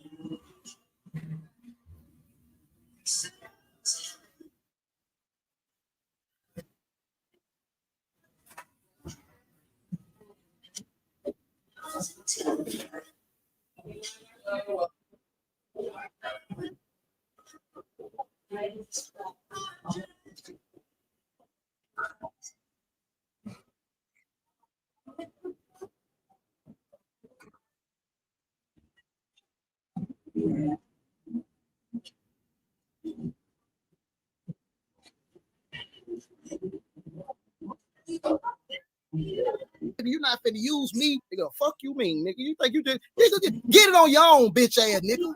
Hoe ass nigga. Goddamn, turn your shit on and get your shit on your own, bitch ass nigga. You're not finna use me. You're not finna use us, bitch ass nigga. We network now. These the tap gang the tap fam, somebody I fuck with. Like I fuck with Bama Hitter. You see what I'm saying? Salute to Alabama Hitter. I fuck with real people, nigga. I fuck with Mr. Merrill. You know what I'm saying? Like, nigga, we'll fuck with each other and we look out for each other. But a goofy ass, bitch ass nigga come out of nowhere trying to use us, my nigga. No, ma'am, Pam, nigga. You're not finna use me for shit. You're not finna get sugar from shit out of me, boy. Fuck you think you're trucking with, boy. Get back to my goddamn gun. Hold up, somebody just hit the link. I wish this motherfucker would come back up here. Like I wish that bitch would. What up, though, Mark Bob? These niggas goofy as hell, man. These niggas are goofy. Hold on, let me see if this nigga. Let me see if this bitch ass nigga right here. Who is this? Damn, why you all starting to... Get your bitch ass up out of here, you goofy motherfucker. Ban his ass from the studio. Bye. Ban his ass from the studio. We'll holler at him. We'll holler at him. We ain't gonna give you time to say 2 words, nigga. What it do so with it? Kilo, yeah, they just told me that nigga streaming my shit, man. He over there, that's straight goddamn stealing content, man. And they say he be going to all the black people channel. They say he a racist. I don't even know the dude. People in the chat telling me that the nigga a fucking racer and shit. I was all right, I'm gonna strike him. He a part of the dark webs. Oh, he a part of the dark web. Oh, so he was sent then. They sent this nigga here then. Oh, okay. Now that may be the hacker that they paying right there, y'all. Like, nigga, we got your face now. That's all we need is your face, nigga. Like, we don't even need your name. We need your face. That's it. That may be the motherfucker right there, boy. Yeah, man. Bryan was adopted by a black family. He's confused. Man, motherfucking goofy ass motherfuckers, man. Try to come over here fuck with me. That nigga was sent. Somebody let me know if that nigga wasn't sent. You can't fuck with us, boy. We got everybody. Nigga, soon as your ass came up here, I got like 10 messages on my fucking phone, nigga. I know he still streaming. I'm gonna strike his bitch ass. Yeah, I'm gonna strike his bitch ass. Everybody say, yeah, he's streaming you right now. I know it. That's some hoe shit, man. And then go get your own fucking content, man. Why you can't go get your own shit, bitch? And, hey, all y'all people over there that's watching this bitch ass nigga content, come over here and subscribe to Double Tap TV. Yeah, I'm gonna show you how y'all use these niggas. We use you and abuse your dumb ass motherfucker. Watch this. You ain't finna get those views off us, nigga, cause we don't fuck with your bitch ass. Everybody that's over there subscribe to that bitch ass nigga's channel, you can come over here and subscribe to Double Tap TV. Now, here's the backup channel here if you want to go get at that one. Let me go to switch account. See, I don't do all them goofy ass accounts. See, there goes my 2 accounts I have on YouTube. I don't go and get fucking zillions of channels and all this dumb ass shit, nigga. What up, though, nigga? What it do, tell? What it do, nigga? Hey, y'all subscribe to Double Tap TV and Double Tap TV 2. Goddamn. Yes, sir. All the motherfucking people, the goofy ass motherfuckers, man. Now you know I gotta come fuck with the real. What it do, tell? Man, where that fuck nigga came from, man? Oh, I just came to hear you coming. No, bomb cat. What I'm saying is, you don't stream nobody's shit without their permission, bro. You don't do that shit, nigga. You know what I'm saying? Who then? Your cupcake. There you go, man. See what I'm saying? That's what they see what I'm saying? Bomb cat. I know shit, bro. That's a motherfucking troll that's been paid, bro. Yeah, that ain't just no, nigga. That's but bro, is you black or white, bomb cat? That's what I want to know. Are you black or white? I'm be right back, tell. All right, salute. Are you black or white, bomb cat? Because I'm gonna let you know. I have gotten fucking 10 messages of people telling me this guy is a racist, bro. So I'm not fucking let no fucking dude come over here and pull no bullshit like that with me, nigga. What the fuck you talking about? I don't care, nigga. Anybody on YouTube can tell you this. If I just go over there and just stream AK-47 shit and put it up, he gonna feel a certain way about that. If I go over there and just take Skull's whole fucking live and get views off of it, he gonna feel a way. If I just streams Ratchet TV content and put it up without his permission, they gonna feel a certain way, bro. You don't do that shit on YouTube. That's the total disrespect, bro. That's goddamn copyright infringement, nigga. And he's a fucking racist. And you see how he turned on me that fast? That lets me know his intent was to come over here and do damage. This nigga done popped out of nowhere, don't know shit about no goddamn young dog or something. He bought up AK-47. He probably been trolling AK-47 too, man. That's a fucking troll, man. Nah, but see, I don't care about that nigga watching me though, cause all he gonna do is send me subscribers. You see what I'm saying? All he gonna do. The people have told me, man, you are a fucking racist, man. I don't know you. I'm not gonna say it, but you know, the people told me you are a racist. So, like, you know, any black people that subscribe to the dude channel, you may want to think twice. Hey, first it was Jimmy. Hey, last time it was Jimmy, y'all. It was Jimmy last time. Hey, look. He started troubles with the blacks. Look, he's a racer tap. See what I'm saying? That's not me saying. The people let me know, nigga. I knew instantly you was watching my goddamn channel. We be on it on here, nigga. My people let me know instantly, nigga. That nigga streaming your goddamn channel, nigga. Such. Nigga, we on top of it, boy. You can't come over here with that goofy ass shit, nigga. Yeah, that shit crazy. All of a sudden he worried about the dog case and he over here worried about tap now. Man, that dude is a goddamn paid troll. Somebody would have paid that nigga. You fucked up, nigga. All you doing just sending us subscribers. I appreciate that, man. Send me them goddamn subscribers on over here, buddy.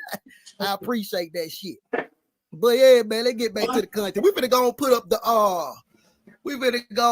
the goddamn the dog autopsy, man. What I was finna say, I was finna run some content about the guy that had said something about Dolph. Let's run that right quick. Listen to what he about to say, y'all. Hold on, let me put it up on the screen. Listen to what this guy, Snake Potter, what up, though? Listen to what this guy about to say. Umar sector don't support Dr. Umar, and he even said out of his own mouth, he doesn't support Dr. Umar. Right. Why you dick riding them then? So, because you're a fucking hater. In my opinion, right? In my opinion, I would think, because like the carbonation sector made videos about Nature Boy. Right. So the Dr. Umar sector, you think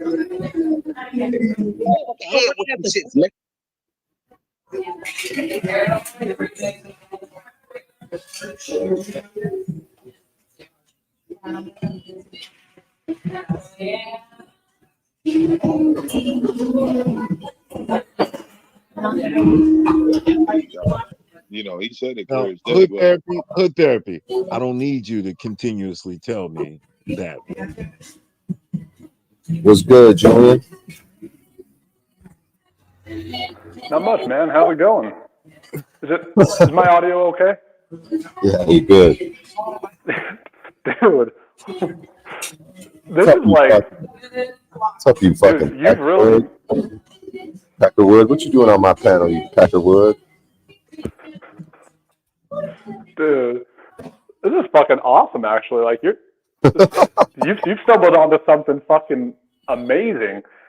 Not only are you going to be able to show all the people in their audience the difference between people who can fucking handle their shit and are reliable, and the people who would just lose their minds at the first, at the first word of just a complete stranger. But look at this. Look at how this could expand out. Look at how, like, if you expand this to like bigger things, like false accusations, like threats of violence, like if you do this to like bigger political, like world type things, how do you think? Isn't this kind of the reason how we're in the state, like what's going on in the Middle East? You know, with American relations, like it's just lies and propaganda and just people freaking the fuck out and just threatening violence over bullshit, bro. Like, and it's just a narrative. They're setting narratives that just ain't true, and I'm just exposing it because they do the same thing on every panel. They do the same exact thing. It's weird, and that's what's being revealed is how weird it is that I'm being called a racist, but really, I'm the bridge gapper. I'm the one that is making an attempt to have conversations to eventually get people over to fall enslaved to have the real conversation, but they try to stifle that and try to set the narrative that I'm racist. It's so strange. Yeah, dude, this is a great microscopic view of a larger macroscopic issue that it just happens every single day all over the fucking place. But again, the ones with eyes to see, it doesn't matter of their skin color. The one with eyes to see, ears to hear, they're gonna see the difference immediately. Doesn't matter what channel they're on. Doesn't matter who they're subscribed to, you know? So, damn, this is awesome, bro. Just, thanks for letting me up. Yeah, no problem. Yeah, man, this shit's wild, dude. Did you hear about my comedy show last night? I didn't. How did that go? So I got hired for my first 15-minute feature. I got paid, and it was at a dive bar, so I was nervous, man, because I seen a lot of people features bomb over there. I saw a lot of people bomb at that bar in general, but let alone when you got to do 15 minutes at a dive bar. But it actually being a decent little turnout at it, and they showed me a lot of love, and so basically I got laughs the whole time. And the person that booked me, he was real happy, man. He's like, man, you fucking killed it. That was awesome. And then he gave me, I ended up doing 21 minutes. Because he's like, at first he's like, you ever done 15 minutes? And I'm like, the most I done was like 10, but I could make it work. I could figure something out. He's like, all right, cool. Because after I got off stage, he's like, man, that was the first time he ever did 15 minutes. He fucking killed it. He did 21. Like everyone was just showing me love, dude. It was a good night. You know what I mean? So my confidence is high, and so now I'm gonna start. Now I feel like I have the ability to go to actual clubs. Because if you could kill at a dive bar for 20 more minutes, I could probably do 45 minutes at a club. You know what I mean? So after that, I could just be ripping it. So shit, man. I'm gonna start fucking showing up at these clubs and seeing how it works, seeing who the bookers are, and if they don't start putting me on stage, I'm gonna start talking about it. You know what I mean? On stage, and just see what happens. So yeah, dude, this is like awesome fucking practice too, because you get onto a panel and within the first 10 to 15 seconds, you are being fucking torn apart, and you're just sitting there, bro. You're just sitting there like completely blank faced. If you could do that on a fucking live stage, you're untouchable. It doesn't matter if the fucking crowd loves you. I mean, obviously, keep working to make sure the crowd loves you, but you're never gonna fucking get yourself off that stage again. It's fucking awesome. Yeah, the Lord works in mysterious ways, man. This whole everything is just so weird, dude. Dude, I agree. Like the interconnectedness of fucking everything is just, sometimes it feels overwhelming, because when you start to realize just how fucking closely knit everything is, it gets rid of that illusion of like separation, and that can be overwhelming for me sometimes. But I don't know. We're kind of diverting into the conversation, but I actually wanted to ask you. I want to do something. I don't care to generate a whole fuckload of money, but I just want to do something that I can feel like I'm adding good value to anybody out there that I can. I'm thinking about trying to start like a coffee, maybe a concession trailer, and trying to focus it around the idea of the broadcast. Just try to kind of spread awareness of what the fuck is going on, the spread, pound, and coming of information, right? But being more on the ground and really just getting to expose on the ground people to this podcast as well. So I don't know. I would like to talk to you more about that. Maybe during a different time. We can keep doing the panel surfing, but I'll reach out to you if that's okay. I just kind of wanted to see how you felt about stuff like that. The first thing that's coming to my mind is you could get either LED things. You could have the thing be all LED, and you could have it so that and then like a speaker, and then so that like they could watch and listen to whatever you got going on, like whether it's TV screens or LEDs. I mean, you'd have to have something that obviously you don't want to leave that stuff out, like where it can be exposed, but stuff that you can maybe mount to the side of it, like these giant fucking TVs, and then have the audio. And either whether it's Paul and Slave's face up there, or whether it's me messing around, whatever it is, I don't know. It's just initial ideas. I don't know. That way too, you could have it set up to where if you find some interesting people, and then maybe Paul's live, and you have an interesting person in front of you, you wouldn't mind talking to Paul. You could you know what I mean? You could he get him, because he's looking to talk to new people. So if I could be one more, that's just my initial thoughts on it. But yeah, hit me up. Yeah, whatever, dude. We'll chop it up. Cool, thanks. But yeah, let's get back to it. This is fucking awesome, dude. I've been enjoying it. I hope everybody out there is getting some good getting some good value from it. Jesus in the building. What's up, Jesus? Let me take this off the screen. I got Jesus in the building. What's up, Jesus? What's up, Bryan? Welcome, my sons. Blessings upon you. Yo, hold on. You serious? No, That's Jesus? He's messing around. He's messing around. What's popping? Oh man, son, Jesus is. Oh shit. Yo, was Jesus? Was you really? Who really crucified you? It was my death. See, what happened was when I died after my 12 years of ministry, after I died, the priests who were always against me, those Pharisees you read about, my enemies, hijacked my reputation and created a whole religion about it, which you see in the Vatican today. Why you gotta be the Vatican? It's always in the Vatican. Y'all give the Vatican a bad rap. Well, we could just say, let's just say they hijacked at the time of my death, the priests of that time who hated me, they called me foe, F-O, which means false. They hijacked my reputation and they pretended to love me for their own gain. That's how diabolical and sneaky this shit is. My enemies who murdered me took my name and reputation for their benefit. Hey, Bryan, on a serious note, you got a YouTube channel? Yeah. What's it called? Bryan William Anthony O'Shea. Bryan William. Damn, that's too much, bro. I can't I even know. read it. I need to just make it Bryan O'Shea. Hold on, it said Bryan William Yeah. O'Shea. Bryan William Anthony O'Shea. Okay, I got you. Pop it. Yep. That's what's up, fam. All right. What do you talk about on your channel? I get into sometimes I talk about my comedy. Like last night I did comedy on stage. Sometimes I let my audience know how my comedy shows have been going. You know what I mean? Sometimes How you found my channel, by the way? I hit the live search feature and you popped up. Oh, I see you talking about Bryan and the Blacks. Why you got a show called Bryan and the Blacks? Oh, you're screaming my show right now. Okay, I got you.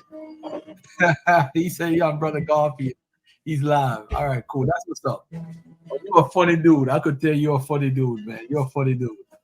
So let me ask you this: what do you think about religion on a whole?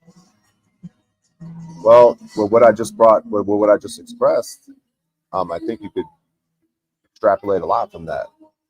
You know, what we call religion, especially.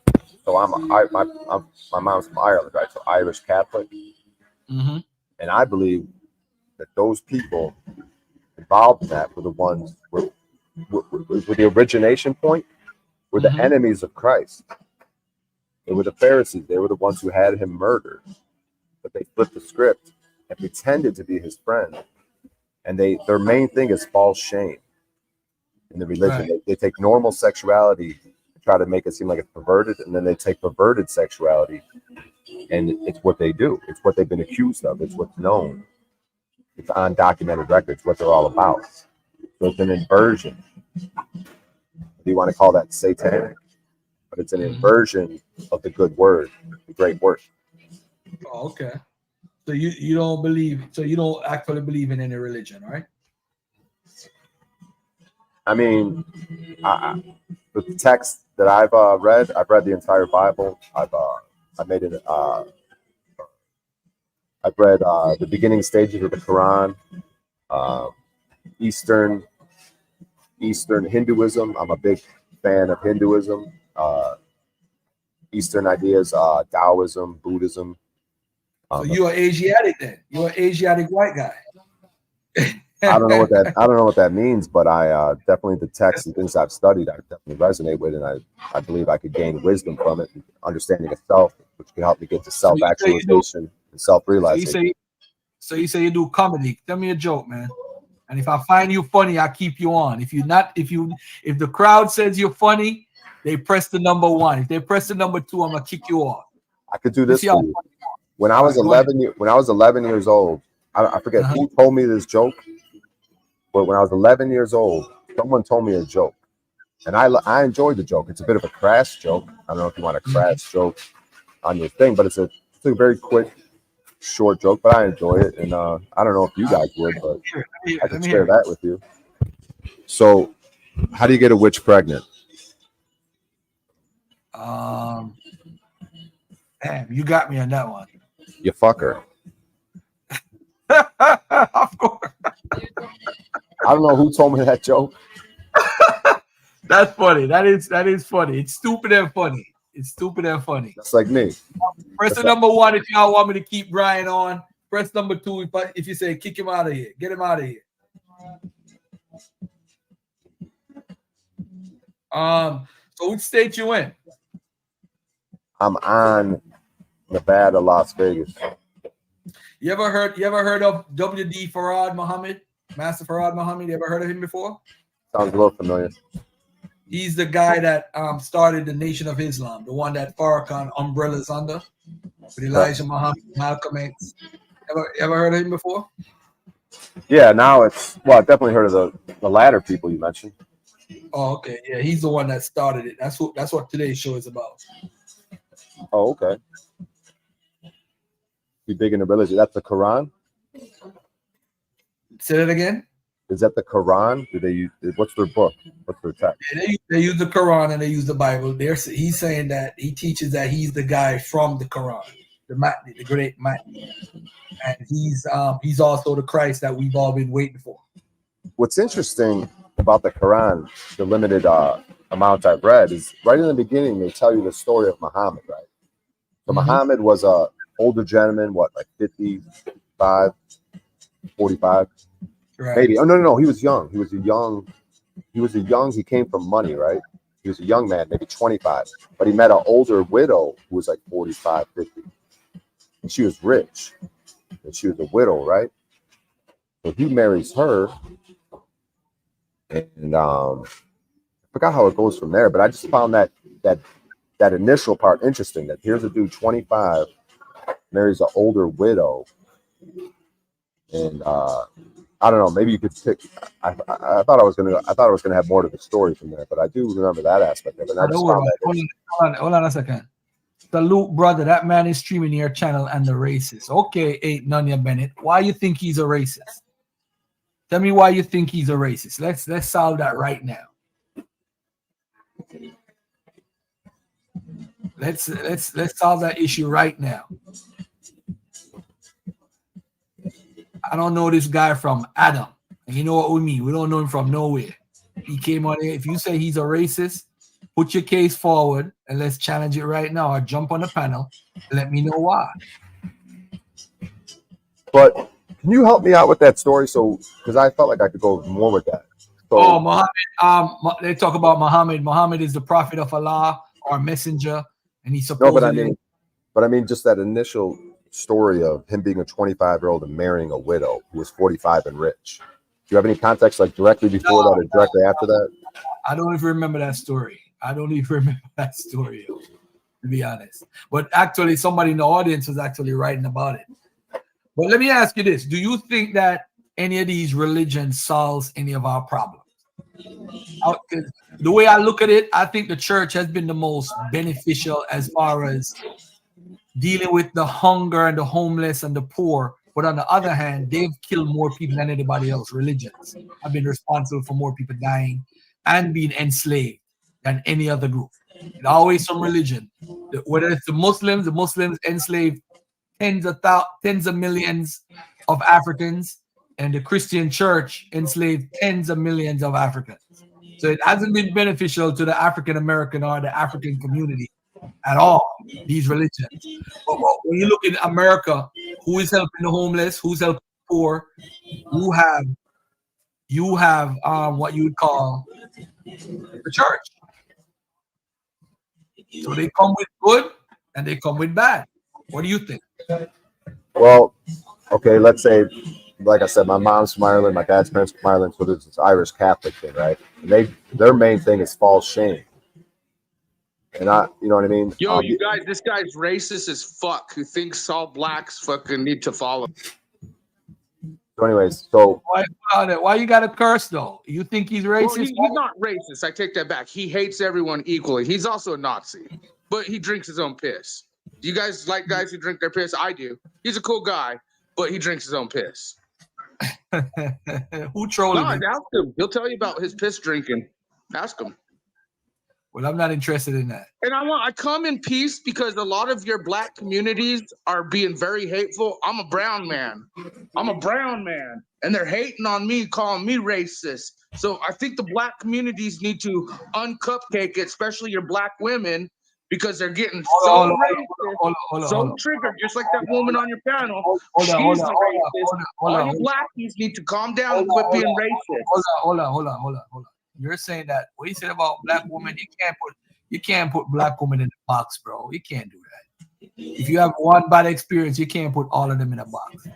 So you got to be careful what you're saying. Are you I saying don't appreciate it being a minority and having racism pushed towards me by all these black communities? Who is pushing? Who? Nobody knows you. What are you talking about?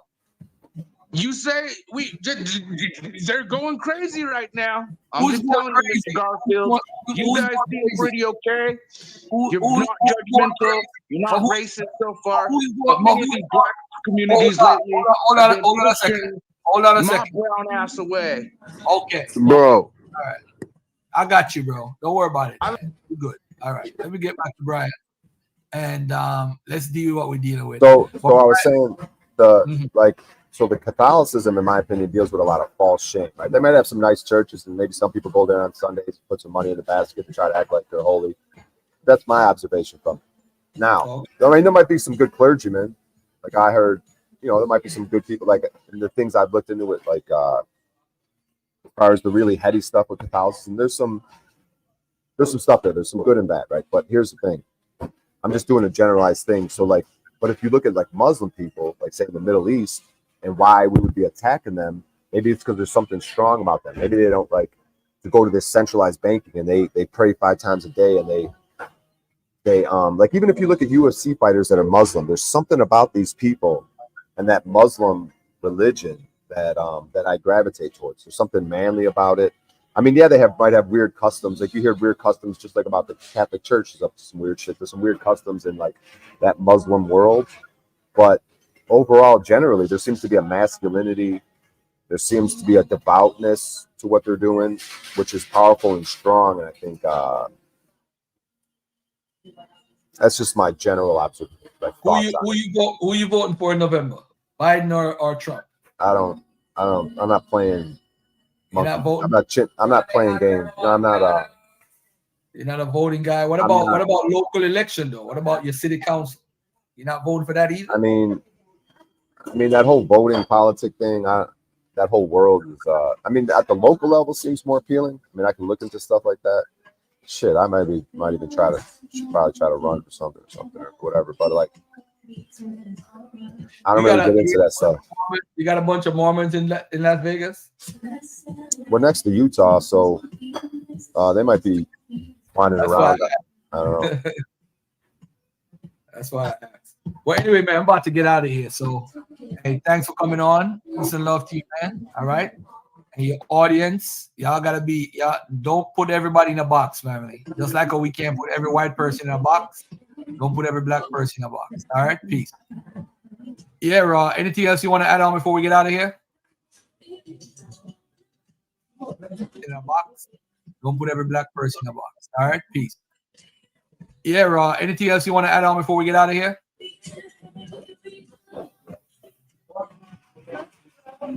Raw Born, where you at? Yo, what the hell just happened, man? We just got invaded by a bunch of different folks. What's up? Wow, son, this is what Fraud Muhammad brings, bro. Yeah, he's streaming my show on his show. That's what he's. Interesting. Oh boy. Karak in the building. What up, Karak? Yeah, so what's on your mind? What else is on your mind? No, I'm good, bro. I'm good. I don't know what you did in the beginning of the show. What, you played the whole video, or what did you do? No, I just played like the important parts. Okay. Yeah, man. I don't really got nothing else, man. The people, I think they're just waiting for more, and I'm give them some more. That's what's up. That's what's up. That's what's up. That's what's up. All right. All right. Who's that? There's somebody in the back chat. Yeah, don't worry about that. That's probably one of his people from his channel. Who the fuck? Who is that? I'm good, bro. Why you want? All right, let me bring it up. Hey, Lauren, what's up?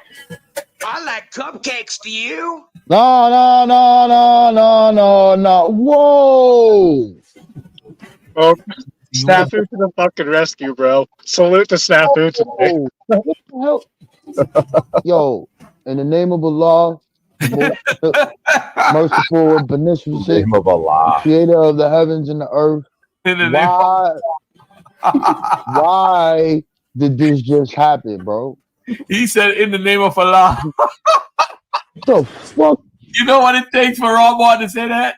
Yeah, you know what it takes. You know what it takes for him to say that shit. Oh man, that's classic. Yeah, Nah.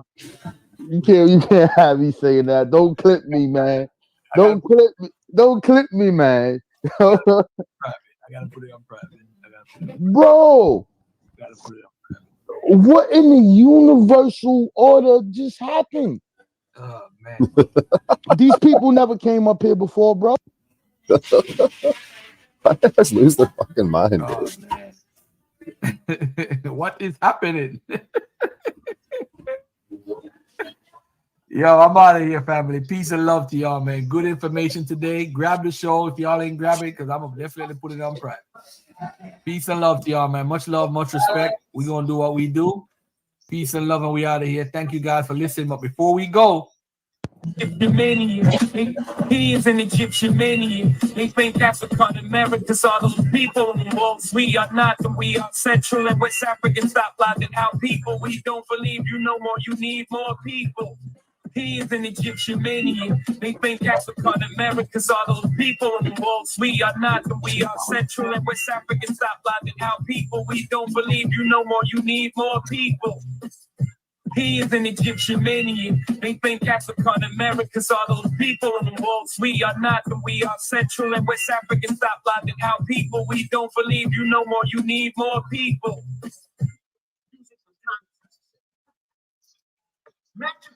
They think Africa and America's all those people in wolves. We are not, and we are Central and West African. Stop lying out people.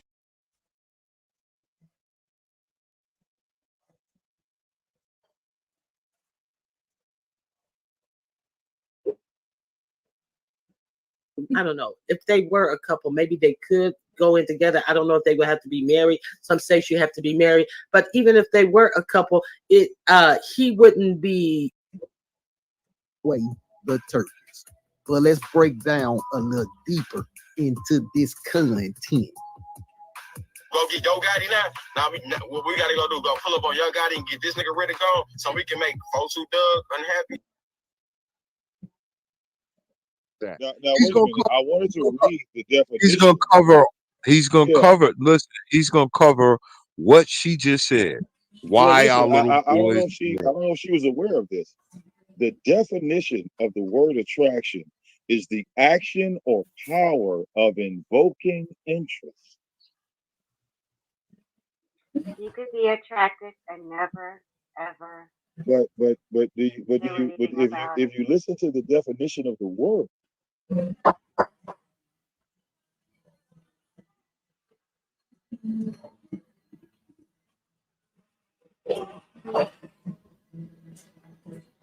All right. Run out of black panels, y'all. Black panels, y'all.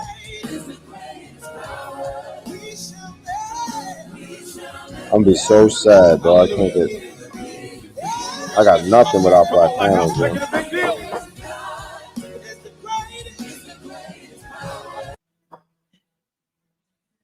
Nothing without black panels, yo. This shit's crazy.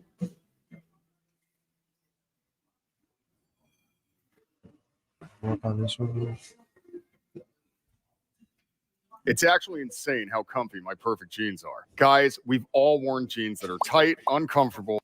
They move into like the suburbs and they move to like HOAs. It's like they don't understand that the HOA was created to keep your black ass out. Keep you out. So they move.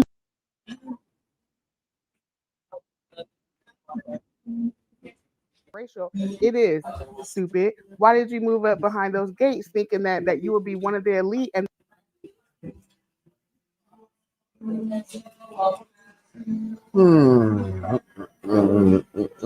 Sucks, dude. I don't think there's any more black panels. Fucking sucks, bro. Fuck, man. They looking at you.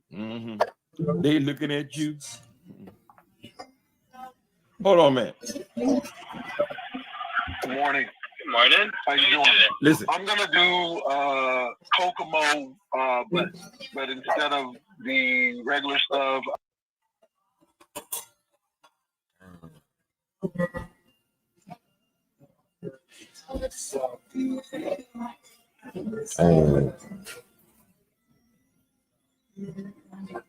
Who's that one I was on?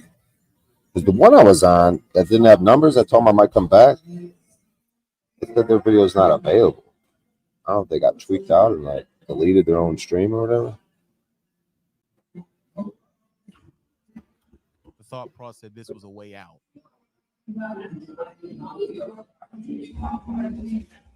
So me and you may have separate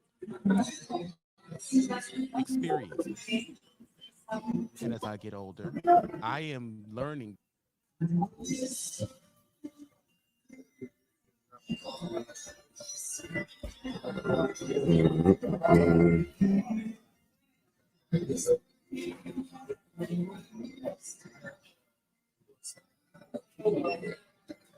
Yeah, this is crazy, man.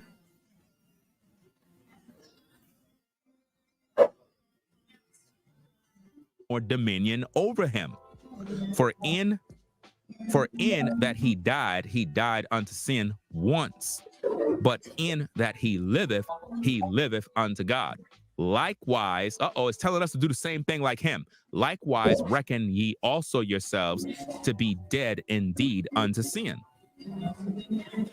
but alive unto God. You're supposed to be dead to sin. Sin shouldn't have dominion over you. You shouldn't even be sinning. So why are you still sinning? It's because you want to go to hell. That's why. And it really means that you're not really born of God. Oh, man. God. It's all fun and games till you run out of black panels to hop on, dude. Fuck. This is bullshit, dude. Bullshit, dude. You might have to make some different accounts just to go access them because apparently they know you. We ignorant. My nigga, let me tell you something, bro. Everybody that hit this app ain't ignorant. Everybody that do this shit ain't stupid or dumb, ain't unemployed. Some of us really make imprints in this bitch and we really do shit in real life. That's why y'all don't see us go live about a lot of shit, because we really out here with careers and we really out here making sure our family's straight. It ain't all about balling, my nigga. It's about survival. Cause I don't know who the fuck in this world ain't struggling. I don't give a fuck how much you move in a groove, my nigga. Everybody's struggling, bro. Price of gas is high, bills is high, food is high, nigga. Education is high. Everything is high, my nigga. And the game is made for us not to make it or not survive, bro. I'm just saying, man. Who's streaming my live? White guy. I don't even know who that is. Shout out to him. The message to get through to everybody that we need to slow the fuck down, all the way the fuck down with this ignorant shit that we pushing. Bryan, I'll drop the link, bro. I'm really just on here popping my shit.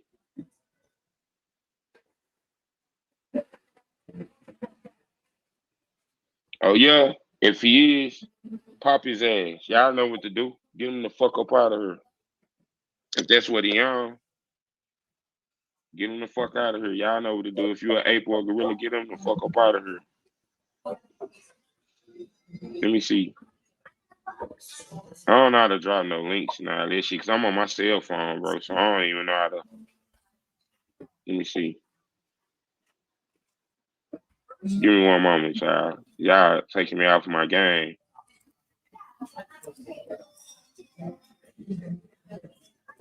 Oh, yeah? That's what he doing? All right. So let me go on and run it to him then. I'm glad y'all told me that. So whoever's streaming my live, for your viewers to watch, let me put you up on some game, Mr. Blue Man.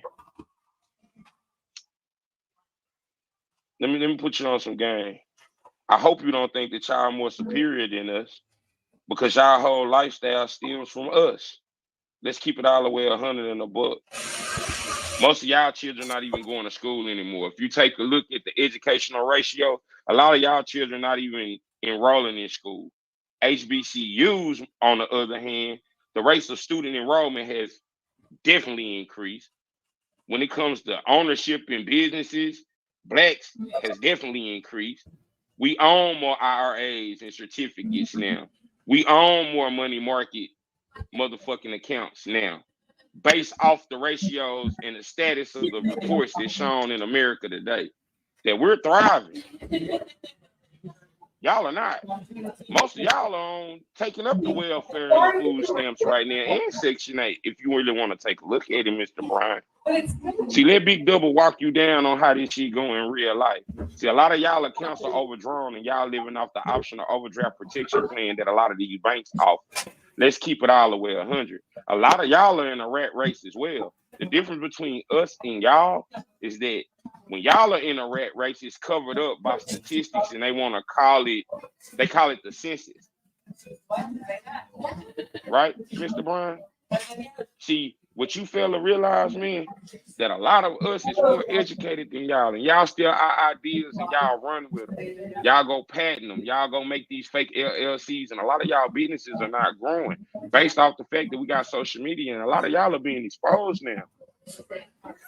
So you don't want to do that with me, Mr. Bryan, because like I said before when I started this, a lot of us Black content creators are really well educated, and we do this for entertainment purposes only. This is not a lifestyle for us, because when we turn these cameras off, a lot of us own businesses and work great jobs and have good 9-to-5. We have 401ks. See, we have fidelity accounts and things like that. But see, you didn't think that we would have that.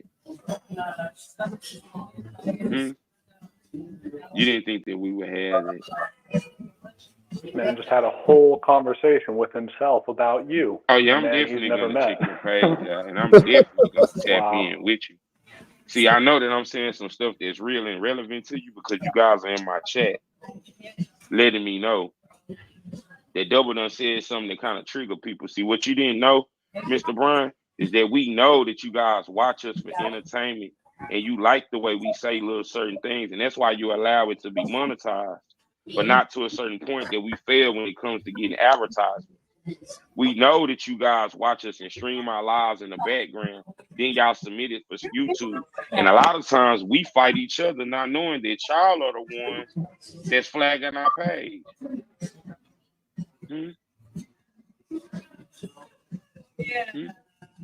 Well, back to what I was saying, man, and I'm glad that happened today. So now all you content creators that watch Double C, when you start mentioning real things and talking about real life, and you're not downing each other, then you get infiltrated by the other side and they expose their hand.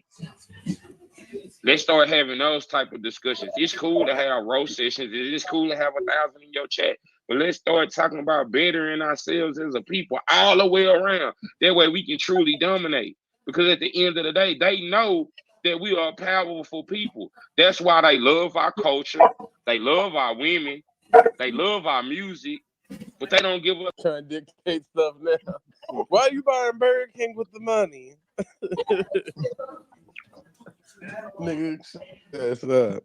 But yeah, so to me, Bryan, oh, you gotta write something in the chat, my boy. I ain't never seen you before. Just say, I'm not a racist. I know who have the drink and at least you. We don't want to hear that shit. Boo, if you get up here and start saying nigga, whatever, it's Sunday, fuck it. Jesus gonna strike your ass down. Just know I told you that before I let you up here, okay? Jesus gonna strike you down. Go ahead and say what you gotta say. White Jesus, not black Jesus. Yeah, One white joke. Jesus. Go ahead, Bryan. A lot of black people have been telling me I look like Jesus today. Oh, well, shit. Welcome to the party. Can you get Like, some money for us? Shit, hell, tell them niggas put some money in the plate. Pass the collection. what does But Jesus why they been look telling like? you look like white Jesus? Yeah, I want to know exactly what this shit. I know. Why do they keep saying that? It's so strange. But you do kind of, well, I guess it's the long hair. Hang on. It's the long hair. Yeah, it must be.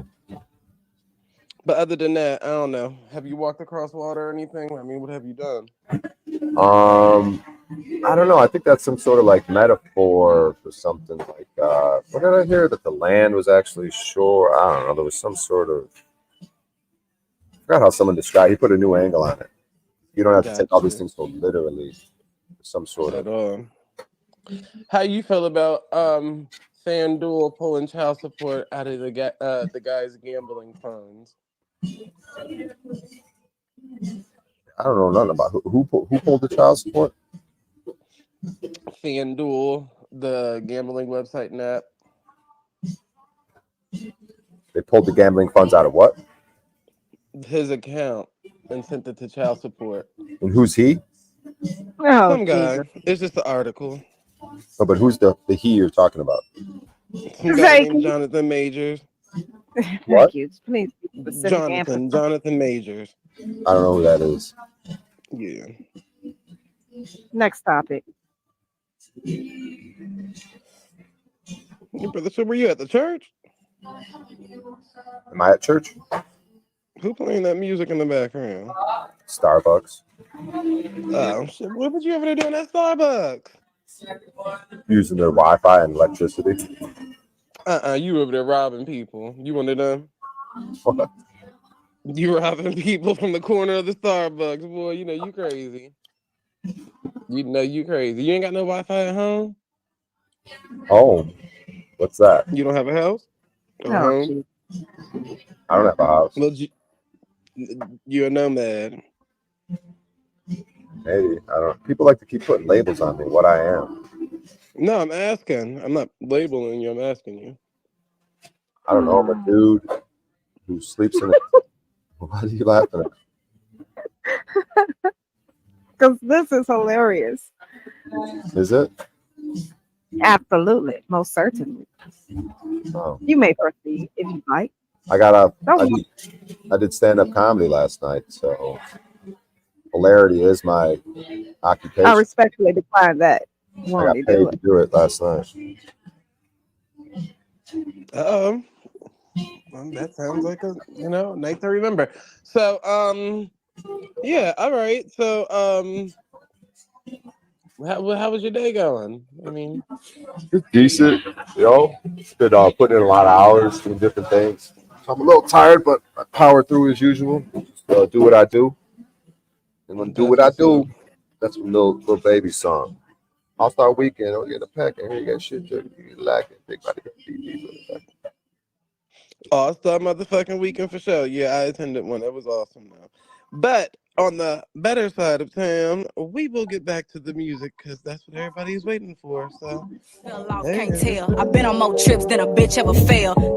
Bitch hate me, oh well. If you talking out your neck, you can meet me in hell. On God, I just had $1 million year. Sold out tour by myself. Be serious. And you bitches ain't streaming. Bitches ain't even got enough songs to compete with. Fact check before you start reaching. Back that itty bitty ass blog site need a brand deal. Wanna be shade room. I ain't responding to no nigga slipping in somebody's living room. Should've stayed fans, now you treading on the outside. High nigga in a Nissan trying to dick ride. If a nigga ever had beef, gave him 5 guys. Yeah, I can rap, but that pussy talk house by. Drop bitches can't relate. You bitches ain't got that grip, baby tight. That's cheesecake pussy, my pussy catch fake. Don't come to me. Barely hear you.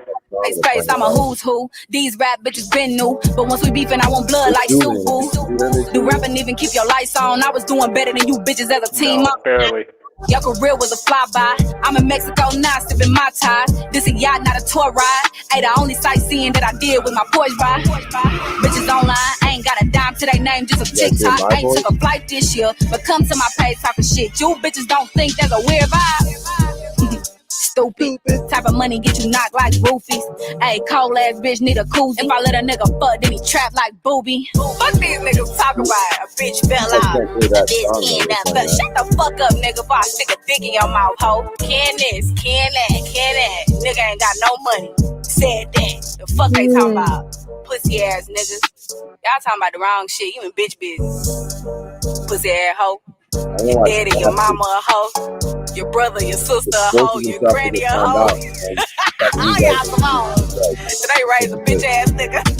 All you niggas some bitch ass niggas. Keep my motherfucking name out your mouth. Pussy.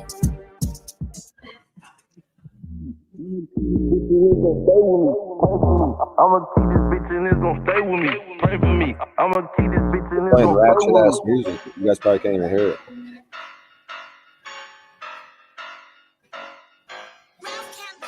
You guys hear that music? Hey Julian, if you're there, let me know what. Nigga talking tough, tell him he Yeah, gon' I can hear the music on my roll a end. nigga up like a 3.5. Baby mama tripping, Nah, I can you see my child. don't get to But come the up, dick Snap. still working, I can make another child. I don't know Bitch how to ass do nigga play, he got put on a shirt. 762, Leo dick in the dirt. Bitch, Let I me know had what's that that stick if y'all when I can hear was the going music. to work. Granny got pissed, I done brought that stick up in the church. Yeah, pray for me. I'ma keep this bitch and it's I gon' knew how stay to with put me. that He fucking play with me. picture I'm on my Rondo, I just pointed in, he sprayed the heat. I pay the fee, bro, I'm coming, pop his top, you know it cheap. 2 to 3, I'ma spin the block just so they know it's me. Dr. Miami, my chopper put titties on it. I take the walkie and dump it off in the soda. I'm smoking gushes, you can smell it by the odor. Dirty stick, we ride 4 deep up in a row. Gunshots, they hearing I this. love how it says Sunday service and they just got the most ratchet Mr. ass Bryan music. O'Shea, what the fuck you said about the music? I was saying that your screen says Sunday service and then you play the most ratchet music I've ever heard in my life. Duh, dummy. This is like the most ratchet thumbnail you ever seen in your life. The fuck? What you thought we was going to be talking about? Jesus? Can't have nice things. Can't have nice things, brother. No, we cannot. He won't let us have anything. That girl was way too masculine. Masculine Sister rappers Bessie? is kind of cringe. When a woman is so masculine, talking about violence and stuff, it's kind of cringy to me. Yeah, but look at your skin tone. That's cringe. Yeah, absolutely. My skin tone is Brother. what? Cringe? Yeah, see how they do? See how they do? Yeah, absolutely. My skin tone is what? Cringy. And dingy. So Okay. you cringe. Bag talk, they fearing it. Niggas say they paper up, but they delirious. Left the club drunk, fucked on a period. Fuck niggas mad, I done got me a check. If she got that wop, I'm just gon' pay for the sex. Bring your best friend too, I'm just gon' pay for her neck. I'm gon' come and get the cat and then pull off in the cat. She said, what's up on your mind? I told her money and sex. I'm gon' buy that bitch a ass just to stun on my ex. VVS shining on them, DC got them baguettes. I ain't even trying to talk if you ain't talking to shit. Nigga talking tough, tell him he gon' die. Roll a nigga up like a 3.5. Baby mama tripping, I can see my child. But the dick still working, I can make another child. Bitch, last nigga play, he got put on a shirt. 762, Leo dick in the dirt.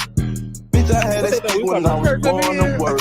Granny got pissed, I done brought that stick up in the church. Yeah, pray for me. I'ma keep this bitch and it's gon' stay with me. Pray for me. I'ma keep this bitch and it's gon' stay with me. Pray for me. I'ma keep this bitch and it's gon' stay with me. Pray for me. I'ma keep this bitch and it's gon' stay with me. I mean, I see it says Sunday service. The girl was kind of rapping like, I've been seeing your name. Hey. King a motherfucking man, nigga. Leave these rap bitches bloody like Swoop and Paru. Then tell them be blessed like a Achu. I'm cashew, the beach bully. Stomp on your castle. I stop running track, but I bet I still pass you. These hoes can never be me or be mine. So don't battle with me, ho, just battle with time. I told them 2018 to be mine, and it was, but I'm fucking 19 from behind. Shoot you like B-roll, really the villain, but treat it like hero. I need the green, like Dragon me Shigo. Niggas got egos, but I step on egos. I know it hurt like you stepped on illegal. Killing the game like I'm killing your people. Bitches so sad that it's me, but why me though? Just in a white like I'm selling a kilo. Bitches can't fuck with my pin on my piece off. Bitches ain't biting, they ain't got the angle to post.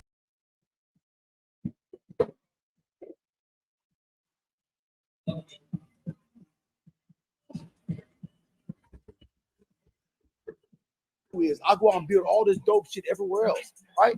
If I drop this glass, it'll break right here. It'll break downtown. It'll break in town.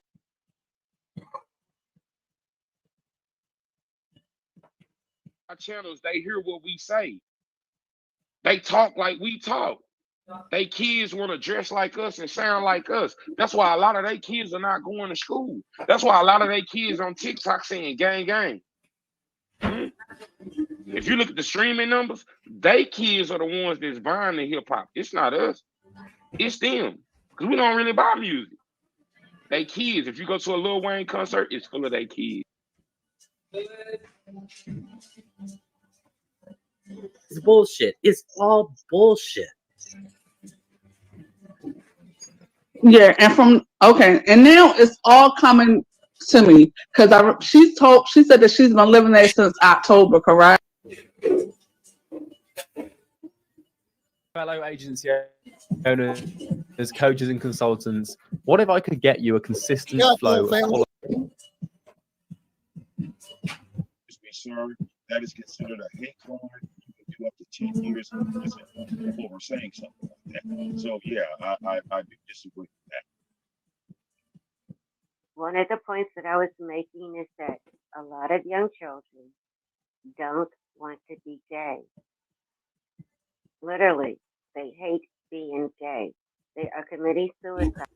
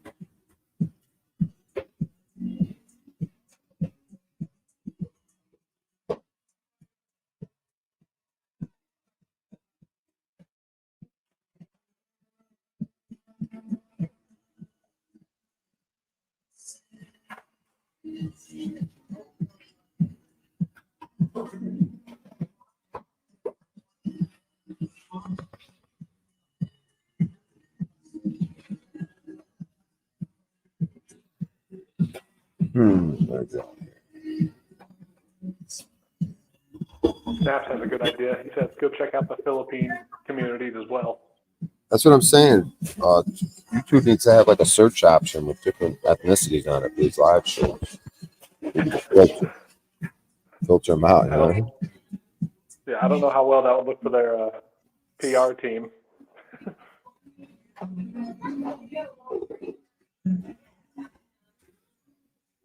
If you go to a Boosie concert, it's full of their kids. You want to know why? Because they so infatuated with us as a superior people. They hate our skin, but they wish they had it. That's why they lay in the sun to get a tan. Y'all don't get it?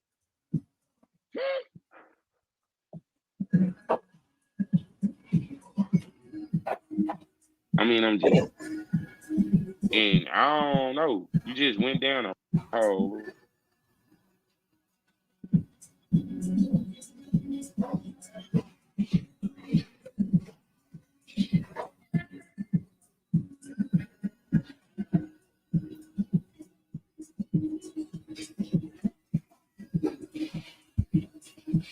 Y'all do.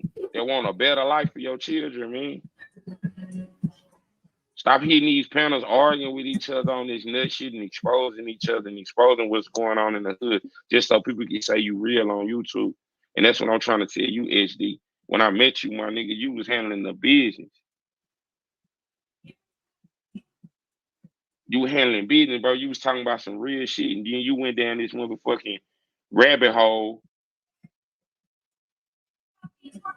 And I don't know. You just went down a hole.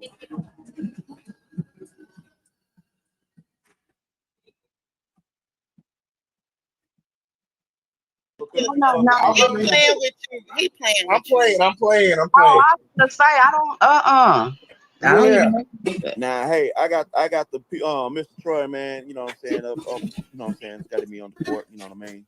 Hey, Mr. Troy, could you please let everybody know that I had nothing to do with you and Chi-Town Mills talks, goddamn me, relationship, please. Cause the narrative is I'm the one that caused y'all to break up. Hello? Troy. Yeah.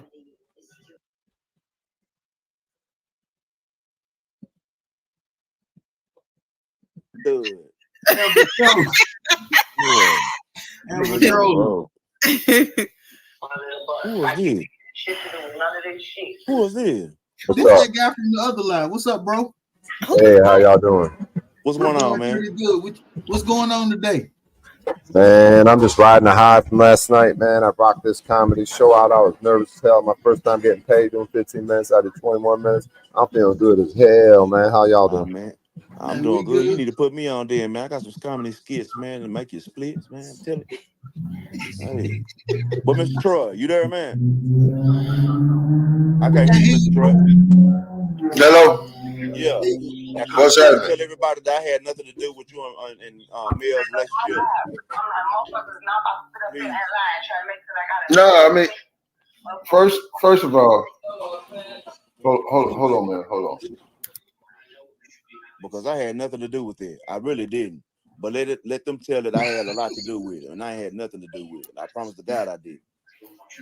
I don't like this shit. I don't. Who was that man that's in the live, bro? Ro baby up here, but she telling me she told me that Mel No, he said wants something. to know who's the other guy in the line. Mr. Man, I'm gonna have to drop you down, Mr. Bryan O'Share. We having a heart to heart real quick. Take Bryan off Cheese. Bryan tried to flash us on Tiff Live the other day. Hey, Bryan just got some kind, he got a hold on the algorithm. He just been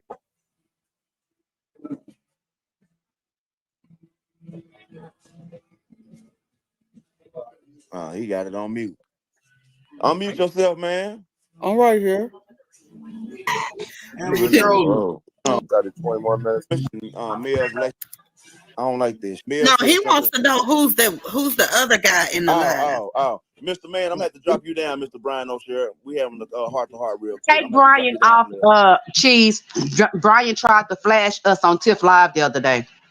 Hey, Bryan just got some kind. He got a hold on the algorithm. He just been popping in everybody now. He FBI's in the building. Well, let him be FBI. I don't care. You can FBI these nuts. I don't care. But anyway, Troy, yeah, could you please let the people know, man, that I had nothing to do with you and Miss Mel relationship, please? Because everybody keeps saying, well, Earl Baby was saying that Mel told her that I'm the one that caused y'all to break up. No, it was you didn't have anything to do with anything as far as us breaking up. The thing is that me and Mel been going through our own thing on our own. You know what I mean? Thank you. And the one thing that it is, and see, and I don't, for one, I don't want. See, this is what I did not want. Yes. Regardless of whatever going on between me and Mel, I didn't want to be in these YouTube streets about what's going on between me and Mel. Yes. Right. You know what I'm saying? Because first of all, that ain't cool at all. Right. You know what I'm saying? And and I'm not liking none of this because it's me and Mel averse, these YouTube streets, bro. You know what I'm saying? Right. And like, hey, me and Mel, we have issues. Yes, we have issues. Because y'all human. You know what I'm saying? And we are no different from anybody else who's in a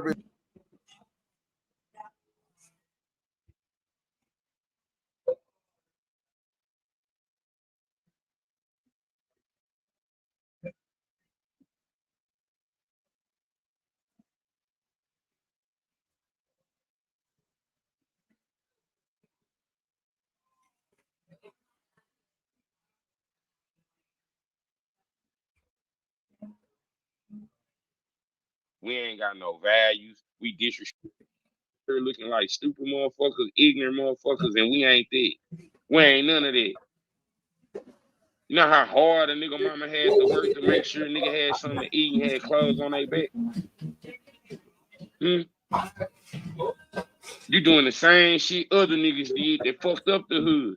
When they closed down the car wash, it wasn't because of some shit that South Dallas did. It's some shit that outsiders did. They came over there and fucked up what we had going on. Because people think you can just do South Dallas any kind of way. Nah, bro, we not doing it. Stop that hoe ass shit, man. I'm telling you to stop that hoe ass shit, bro. Go by SD. But not South Dallas, my nigga. Stop doing that shit, bro. This outside the app. This the shit. The motherfucking pages that you building up. There's thousands in the chat to come to see you. But nigga, make that shit about you. Talk about you. I done seen good people turn to bad people. I done seen people say some of the worst shit out their mouth. Some of the most vulgar shit out their mouth, my nigga, for a click in the view. And y'all don't know who watching us on the other side. Where are the values that your parents instilled in you? Even if it wasn't your parents and you come from a struggling household, everybody's parents gave daddy locked up 20 years. Last time I seen my daddy, I was 3 years old. I ain't seen him again until I was 23 in college. So I'm sorry if I'm not what y'all think I'm supposed to be.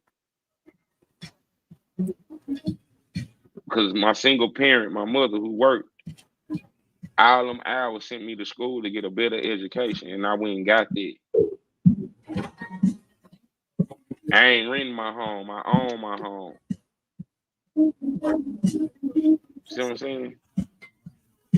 My daughter not getting a regular type of education. She's put in the school that we pay for. Because I want her to be better than me. I take her outside. She don't even know what the hood look like. She don't, that shit don't even rich. She don't even eat sandwiches and shit. She don't know. Because I made sure when the day she was born that she was going to have a better life than I had. So that's what I fight for. That's what I live for. I don't live to entertain motherfuckers I don't know. If it don't equal $1, it don't make sense. Because at the end of the day, my daughter can't eat a click or a motherfucking view. My daughter can't eat a subscriber as far as, oh, daddy got 1,000 subscribers on the internet. She can't eat that. She don't understand it. And it's a lot of y'all subscribers out here that live like I do, that want a better life for your children, man. Stop hitting these panels arguing with each other on this nut shit and exposing each other and exposing what's going on in the hood just so people can say you real on YouTube. And that's what I'm trying to tell you, HD. When I met you, my nigga, you was handling the business. You were handling business, bro. You was talking about some real shit, and then you went down this motherfucking rabbit hole. And I don't know. You just went down a hole.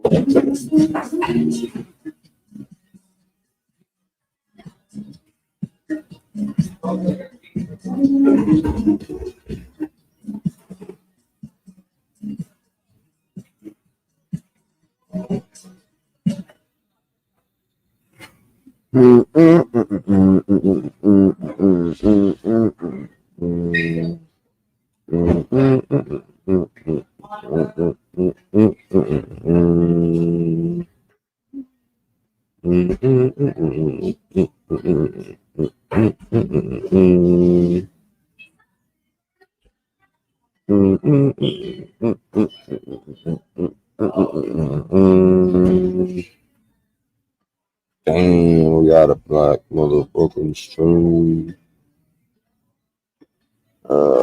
Team Fatty. Are you interested in wholesaling or flipping abandoned homes but don't have time to drive for dollars?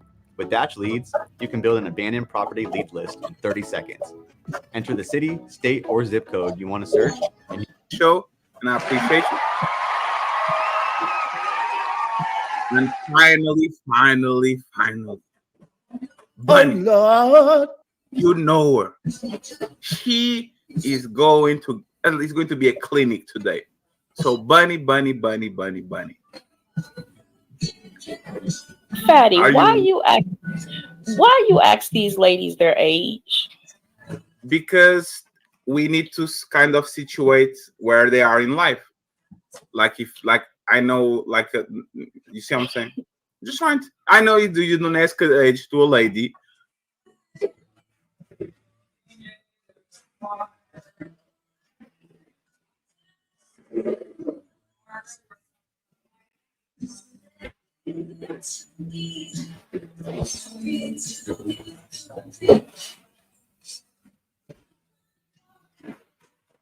Oh man. Oh.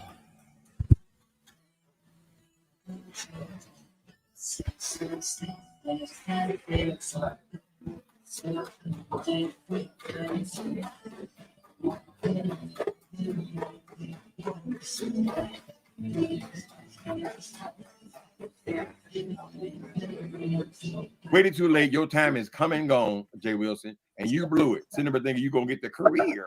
I'm gonna get the career. She be getting the career every other month. She come talking about new how different.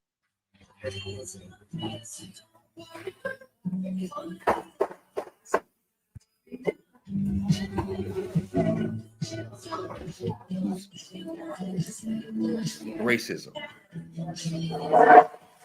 I think it's easier than you think it is. But the problem is people are fighting it for some reason. People are really fighting it. Why are we fighting this?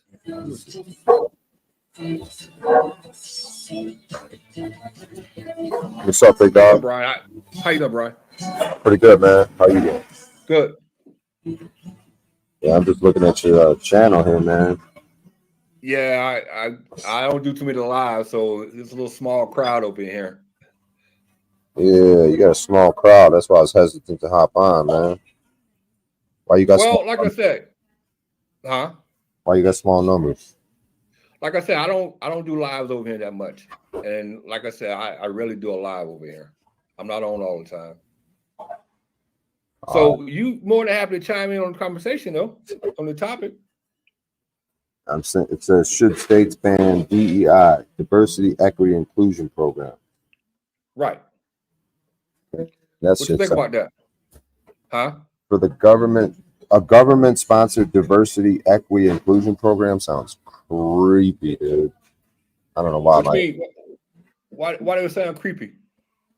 Because for the government to have a program about everything that they are not just sounds strange to me. I'm not following you here. All right, so the government is going to have a program to promote diversity, equity, and inclusion. When it seems like the government is just dog shit right now, everything's just dog shit. So whatever program they come up to just seems like it's going to be a money scam. Well, it's not so much to the government. It's not so much to the government per se. It's what states are doing. States are telling certain schools that they can't have these programs. That's basically what it's about. That's what I'm talking about. They're saying that universities cannot have these programs, and that right there within itself, to me, is an issue because you shouldn't be telling someone that you can't have these programs when you're trying to make society better with these programs. So try to. I try to. What? Oh, yes. Who's the character there, Gary? I never met Bryan before. This is my first time meeting Bryan. Okay, Bryan, how are you? I think what Gary is trying to say, I'm on that diversity program, or we have a different term for it here in Australia.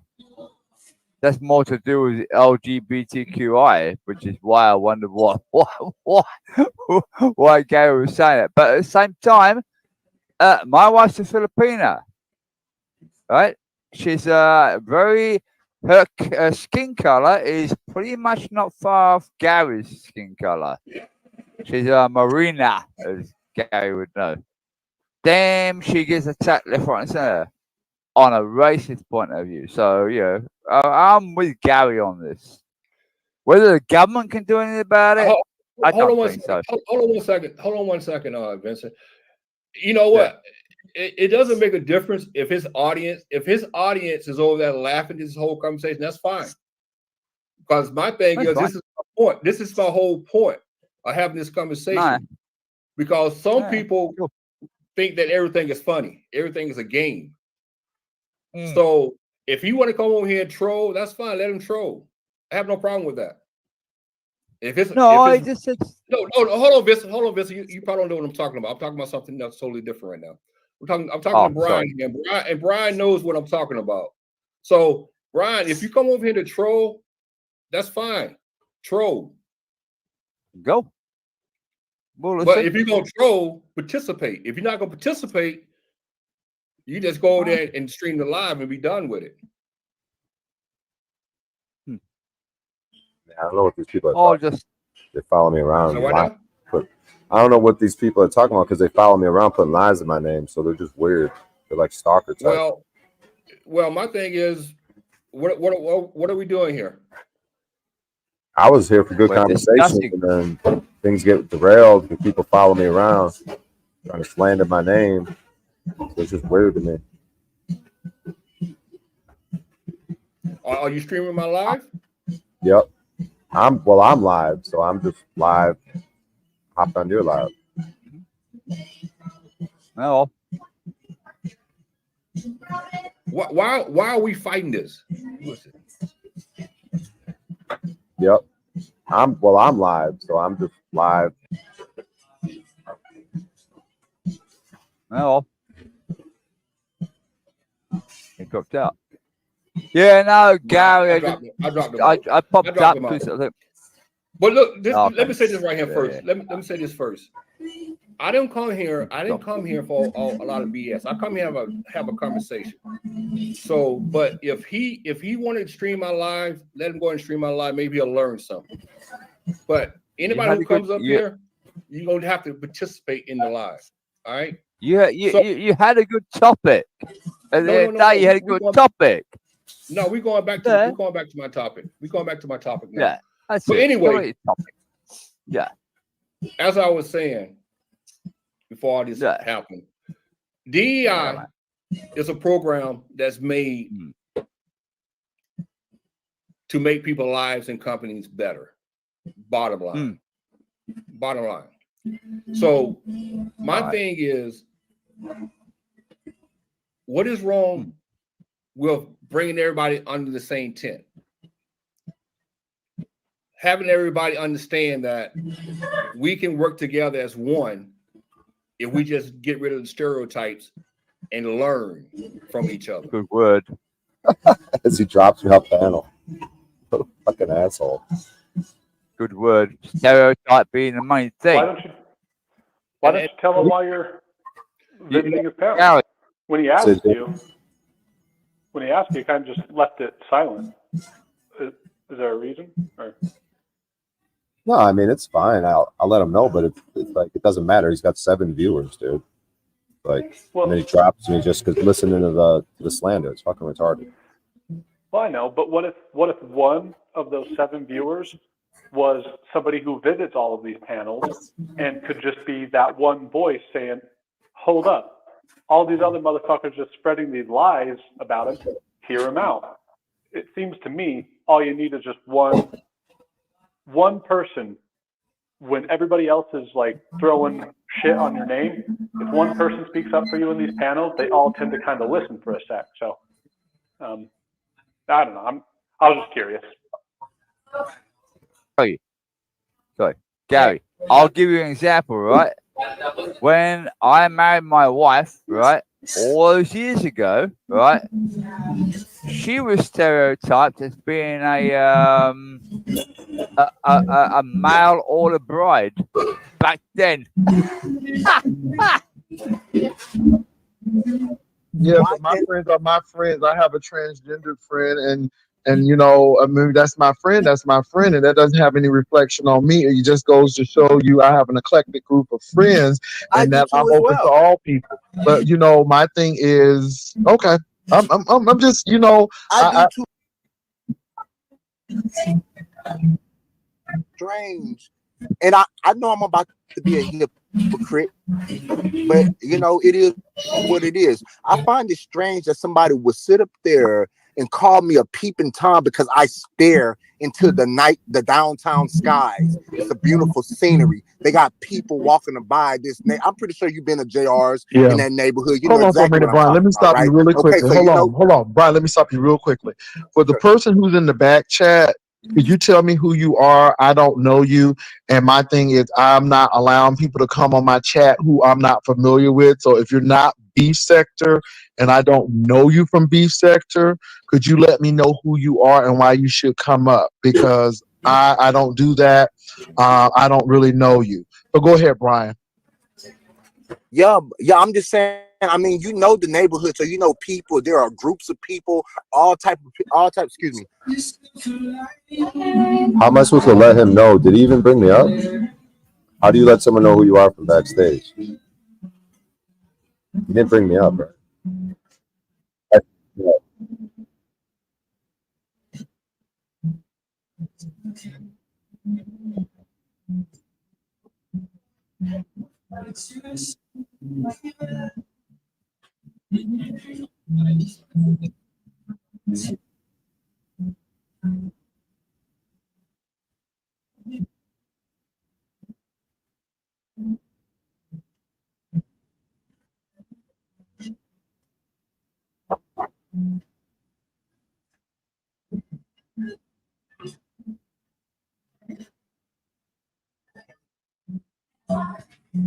Yeah, I'm just saying. I mean, why you should come up because I don't do that.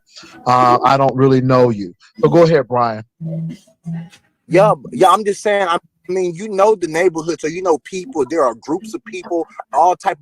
Excuse me, all type of people being loud. So he does that. How do you let someone know who you are from the back? So fucking stupid. This fucking retard. Walking around just having a good time. What's wrong with me going out, enjoying my third, fourth, fifth beer, relaxing, turning my camera on, and just vlogging my experience? James sat up there and called me Jeffrey Dahmer last night because he said I was staring into the night sky, just staring in a corner. For one, I don't be in no corner. Y'all saw me go enjoy the drag queen performance. You saw the drag queen, queen rub all in my beard. I take y'all along. So what is weird about me just vlogging my experience? I don't get it. So let me say this, Brian. So let me say this. Sure. So when me and Deanna Irvin were fighting heavily,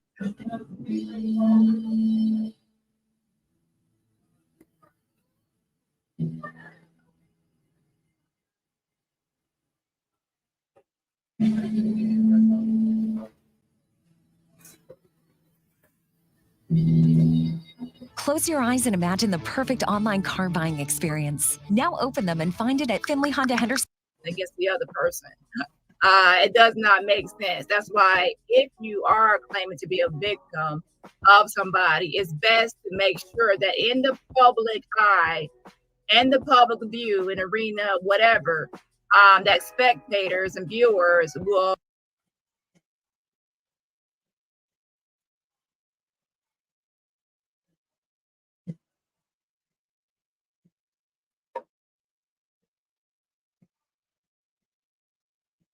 when I was talking about the Philly rappers being junkies and pillheads, that's the truth.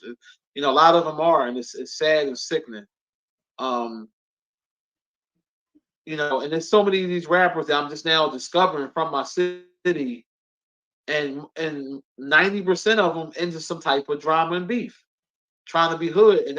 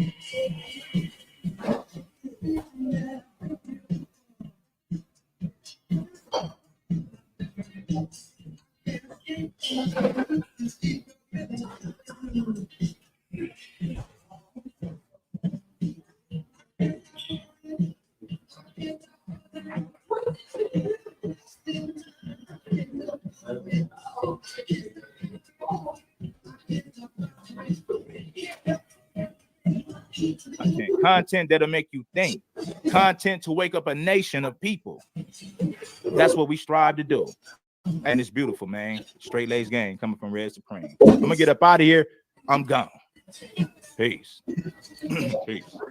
Have a beautiful, blessed day, y'all. Share this content.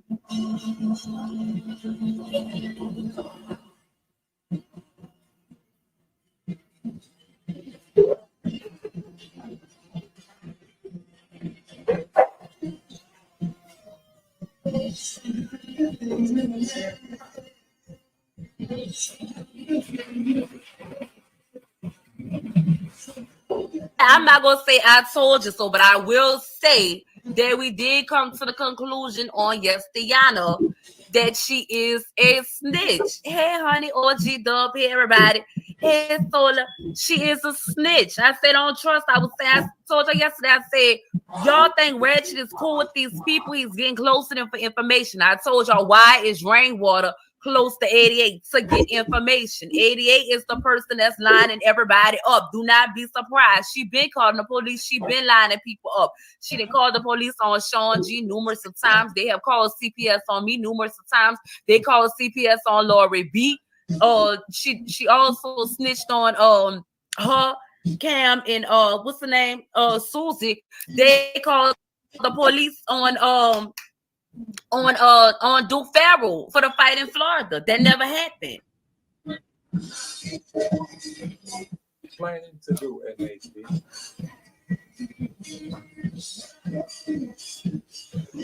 You got some explaining to do, homie. Where the kid at?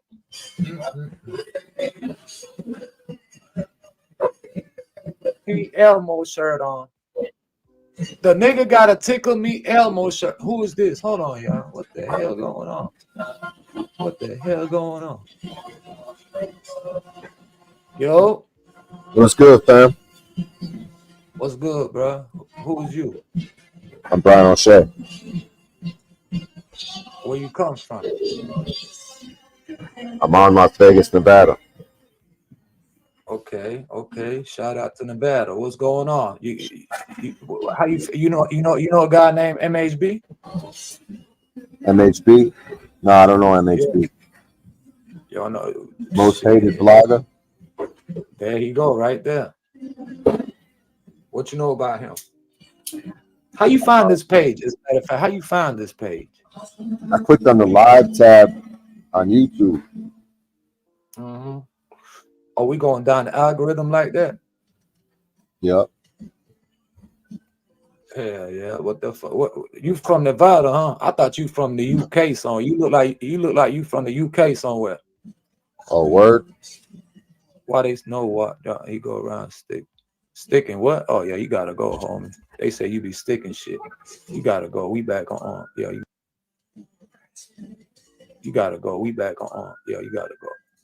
I see you later, bro. I see you later. You gotta go. We back on the subject, man. Page hopping, seeing him on the other side. Yeah, you gotta go, bro. You gotta go. I see you later, bro. I see you later. I see you later, dog. We on topic. You over here looking like Jesus, bro. How you know I believe in Jesus over here? Man, you gotta go, bro. You got to go, my nigga. Go on. Yeah. Go get some braids, then come back. Go get some braids, then come back and hit my motherfucking channel. No disrespect, but I'm just saying, get some braids, then, you know what I'm saying? I thought you came up here because you want to talk about MHB.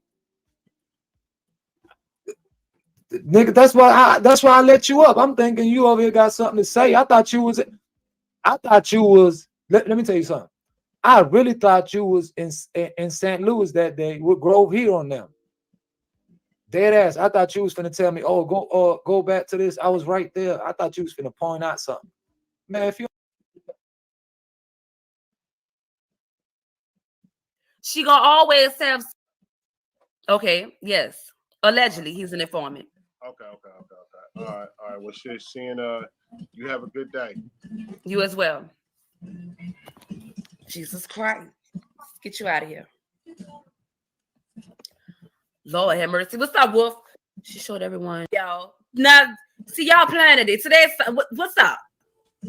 Hey, how you doing? I don't know yet. What's going on?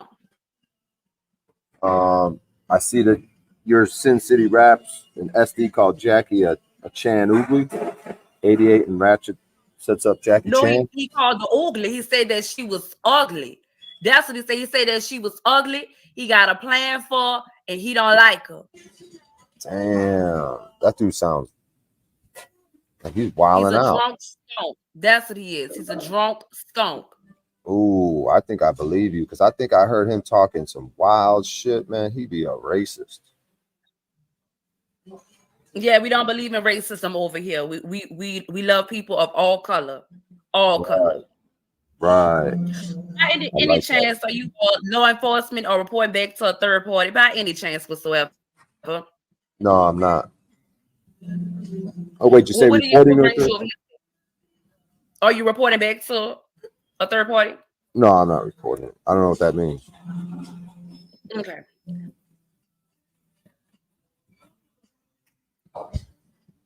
Reporting to a third party.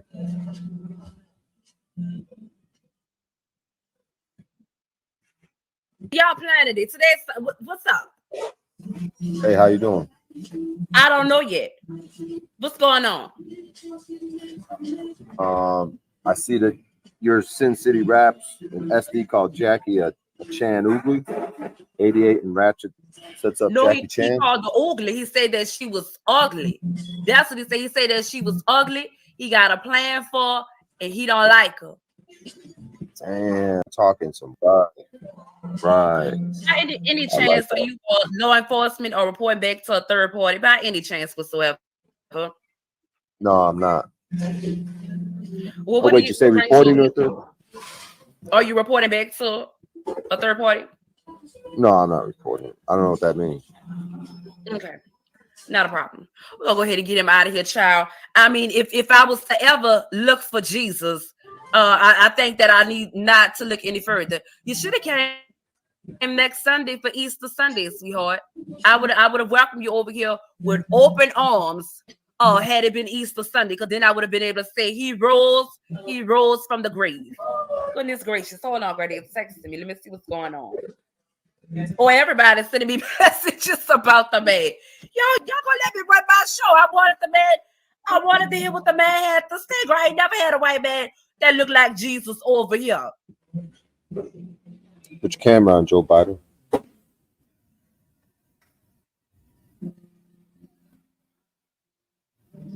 Put your camera on, Joe Biden.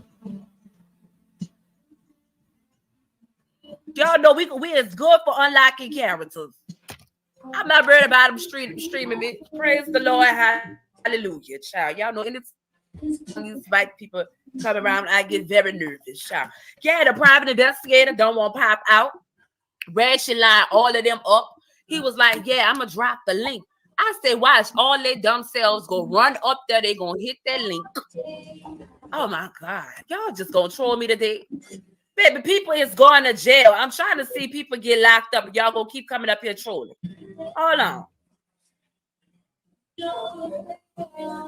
Hello. Hello. I want to say I'm sorry about that white racist troll. Oh, no, the fuck you not. Not over here, you're not. I don't know if y'all have seen me in person or not, but I cannot indulge in racism, child. I am far too light-skinned to indulge in racism. If you look at one of my children in particular, you know that I cannot be a racist, nor will I allow racism on my channel unless I am upset and I'm going off on these type of people, child. We're not doing it. Now I forgot what the hell I wanted to say. Oh, yes, I want to see all these people going to jail and they around here trolling. let me see. It's a lot that I want to talk about, y'all. My mind is just racing, y'all. 88 setting everybody up. Oh, SD is a drunk scone. SD is a drunk scone, child. I don't understand how he forget everything. He just don't know nothing at all. He have a nasty cough that he needs to get taken care of. He don't remember nothing. SD get drunk, get on these panels. He's crying over Jackie. He don't remember nothing. Oh, welcome to come over here anytime he want to. Oh. And what you do, James? You're gonna what you do, James? You're gonna follow Bryan. You're gonna follow Bryan everywhere he go. You're gonna follow Bryan over here to the jump up. You do. I'm gonna see you in the chat, and I'm gonna say, nigga. If you want to talk to Bryan, you come on my show. Bryan had to call you, and Bryan had to call you that. Who is you, sir? Bryan O'Shea. Nah, I'm not talking about you, bro. Bro, I don't know you. I don't know you. Sorry, I don't know you. You hit my link, but I don't know you, bro. You can hang back there. I don't know you, bro. I'm not saying you, Bryan O'Shea. I'm talking about talk to me, Bryan. Talk to me with Bryan, bro. I don't know you, bro. Okay, bro. I don't know you. You I don't do. I don't know you. You can. Yeah. I don't know you, bro. I look, bro. You a white guy. I don't. Nope. Sorry. I gotta kick you from the studio.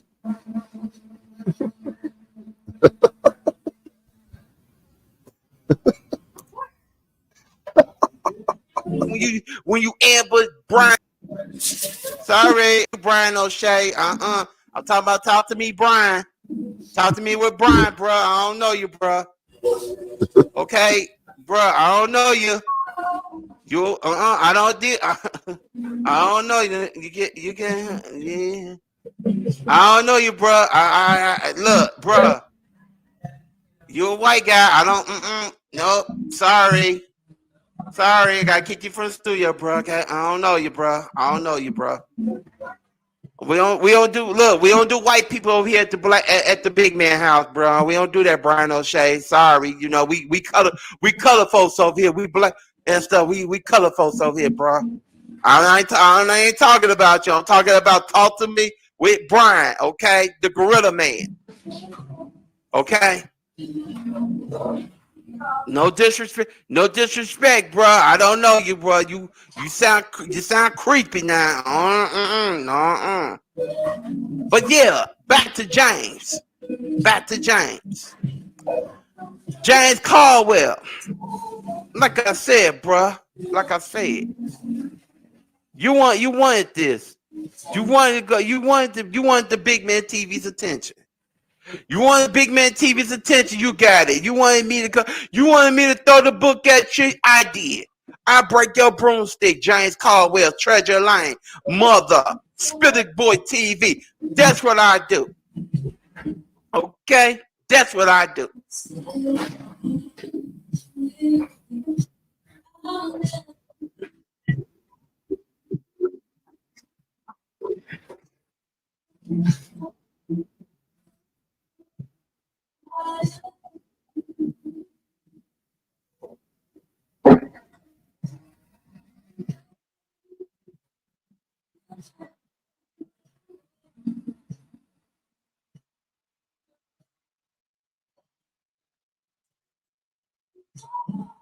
All right?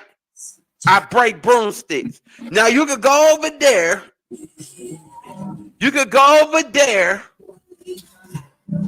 And crank up another.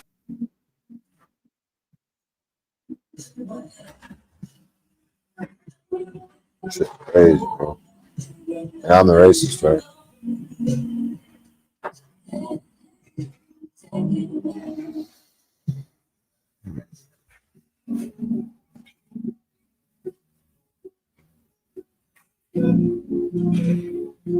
They really do. But yeah, like I was saying, like, you know, being versatile is a good thing because is being a jack of all trades. You know, I had somebody hit me on Instagram earlier about some information I give them about raising their credit.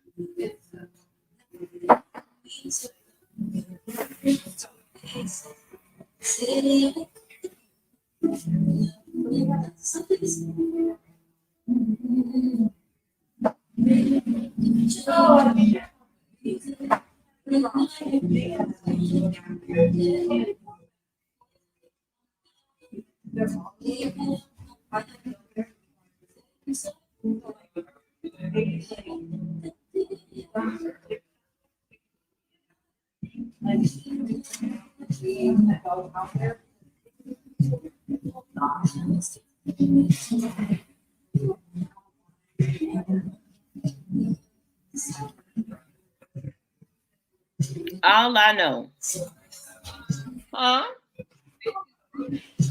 It's probably the wind.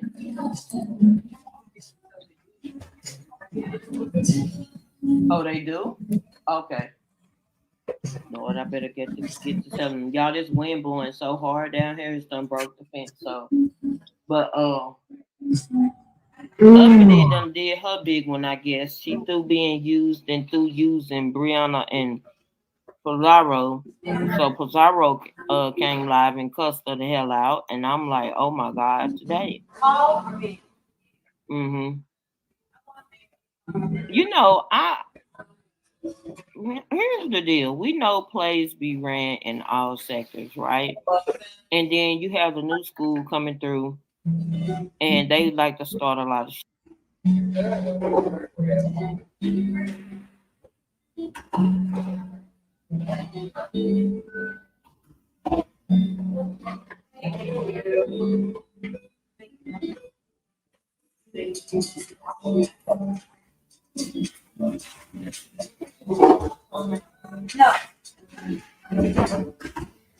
Putting Fabuloso Panso down is good for any ants.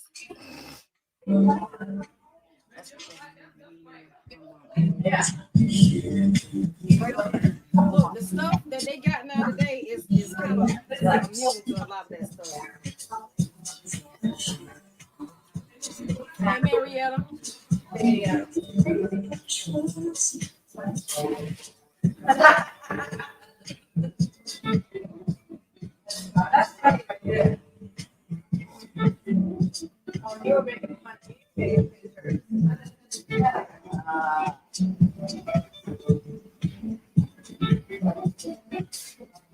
But how many women your son done had to call mama bitch?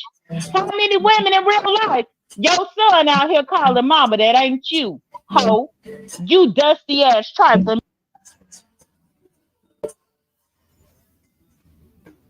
Oh, I was just coming up because it seemed like somebody was seeing the lights.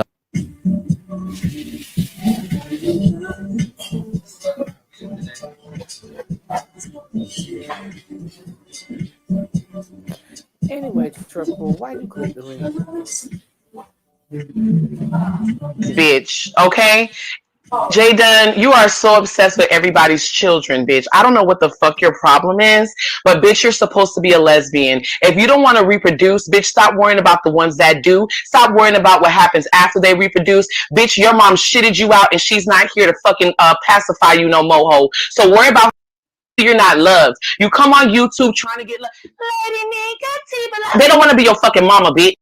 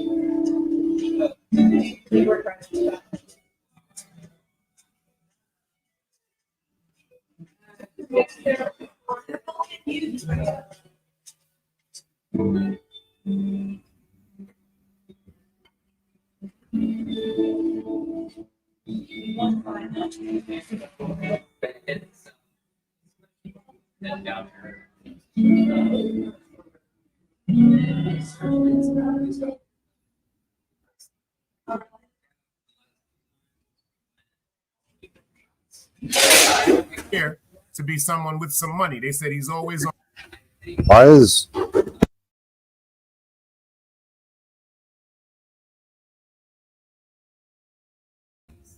everything sounding? Is it?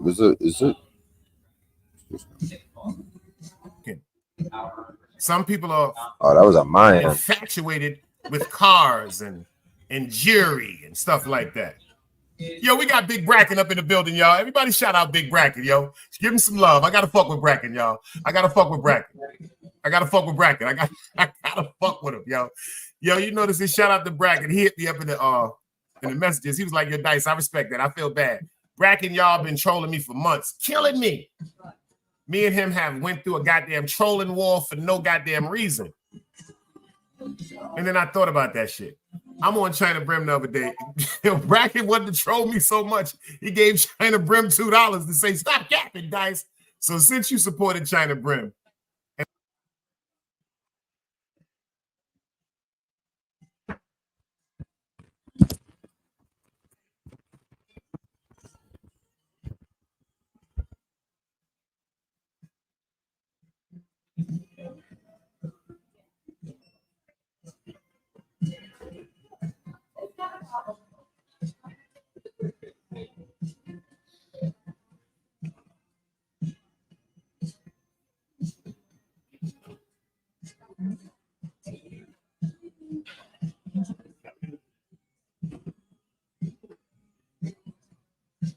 and again over and over again. Okay?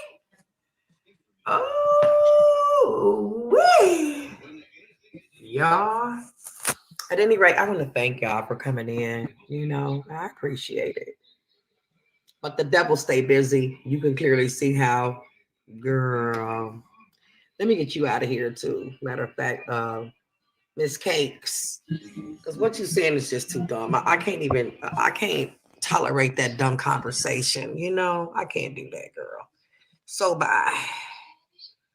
Okay. Oh, you do? I miss you too, Stacy. I'm getting all weirdos out of here. Yeah. Or better yet, oh, it's been 5 minutes already. Let me just do this, y'all. And you know what? This is another thing I want to say real quick about this phone.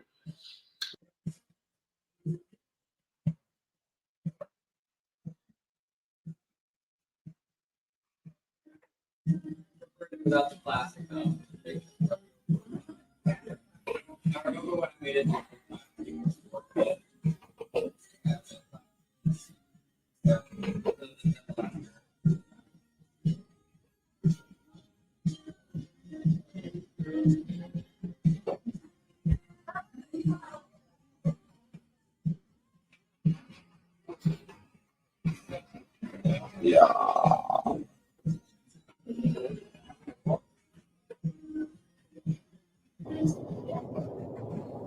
Y'all know what y'all be doing to make these hoes feel special?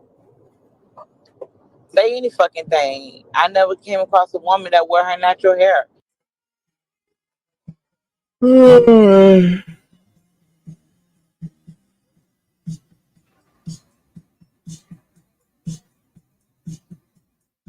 Introducing the Ungun, the non-lethal self-defense platform. Lightweight and simple to use. It uses an easy... He said, "Preach, Mo." He said, "Mo is gifted." Yes, God.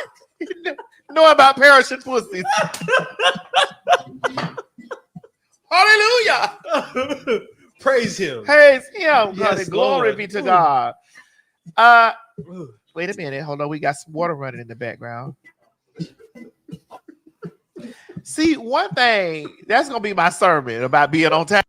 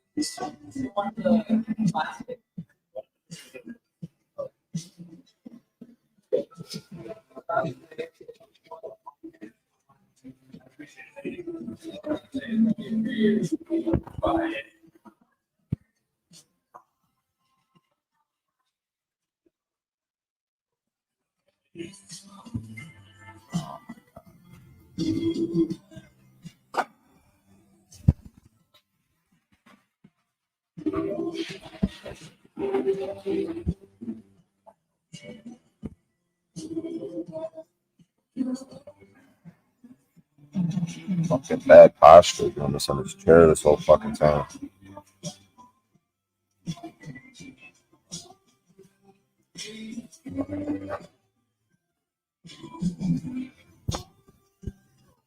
Shit's killing my fucking back.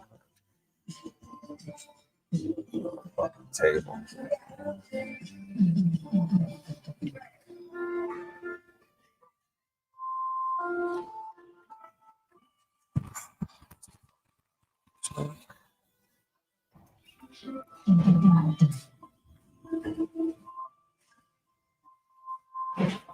Man. Frustrated.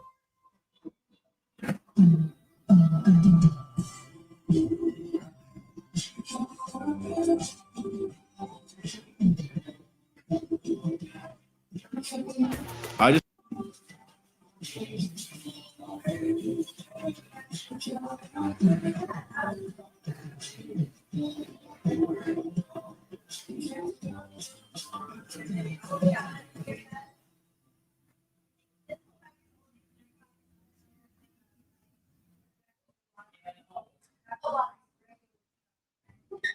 how that's how Alan Thicke, not Robin Thicke. I'm talking about the daddy was having an affair with Paula Patton's mother.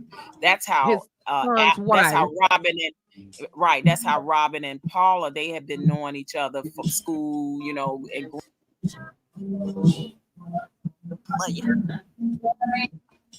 I see you back. I see you, Ryan. You can put your you can put it up. I mean, you can put your avatar up. You can You calm shattered down. my whole child. Yeah, Just the Okay, here we everything. go. it was so inappropriate, y'all. When y'all look back at some of those storylines now, at some of that old stuff, it was very, very inappropriate. Some of the things that they were forcing them children to do. Welcome to the panel, Bryan O'Shea. How you doing today? Oh, I'm decent. I like your voice. Oh, thank you. It's something going on in your background. It's like it's an echo or something. Is it? Give me 1 second. Okay. There we go. Okay. Yeah, it's just like It it's sounds like I something. hear music or something. Oh yeah, I'm in a Starbucks. Oh. We got a couple of people up here. We You got don't have Bryan. any We got headphones? don't Do you have know any headphones? that you can put Yeah, on. I'm wearing headphones. I guess I could mute after I say something in between. Okay, what you got to say, babe? Oh, Wait, but I gotta. we got. Go ahead. No. I don't know if you were talking to me. If you said, "What do I gotta say?" Or you were talking to someone else. Yeah, no, I was wanted to say welcome to the Hey, panel. ladies, Bryan is a racist piece of shit. Be careful. He's also a Nazi and drinks his own piss. Check him out. Bryan O'Shea. He literally drinks his piss and he's being a racist fucktard right now. We're doing what's called strike time. So when he gets racist with you guys, go ahead and just strike him for going against protected group. The optics are high, Bryan O'Shea. You Nazi fucking racist. By the way, go ahead, girls. He's gonna be Nazi and racist. Oh well, we're gonna remove him. That's Snuffer Crew. He just told me that Bryan is racist. Do you agree? No, I don't agree with that. He's this loser weirdo that kind of like likes to flip flop both sides. So he's gonna like take my side and say that I'm the one being victimized, and then he's gonna hop on here and say I'm the victimizer. He's just a weirdo. Follows me around, stalker. Yeah. Yeah, I'm just looking at your page. We got Real Talk and Tea with Kimmy Love. Got to get in where you fit in. Let's go. And I see Megs. I see Just Call Me Sammy. She's looking halfway decent. And then I see Kimmy Love 13. So that's about where I'm at right now. Where truth stands on its own. Yeah, you gotta be careful with it. Yeah, I love getting it out.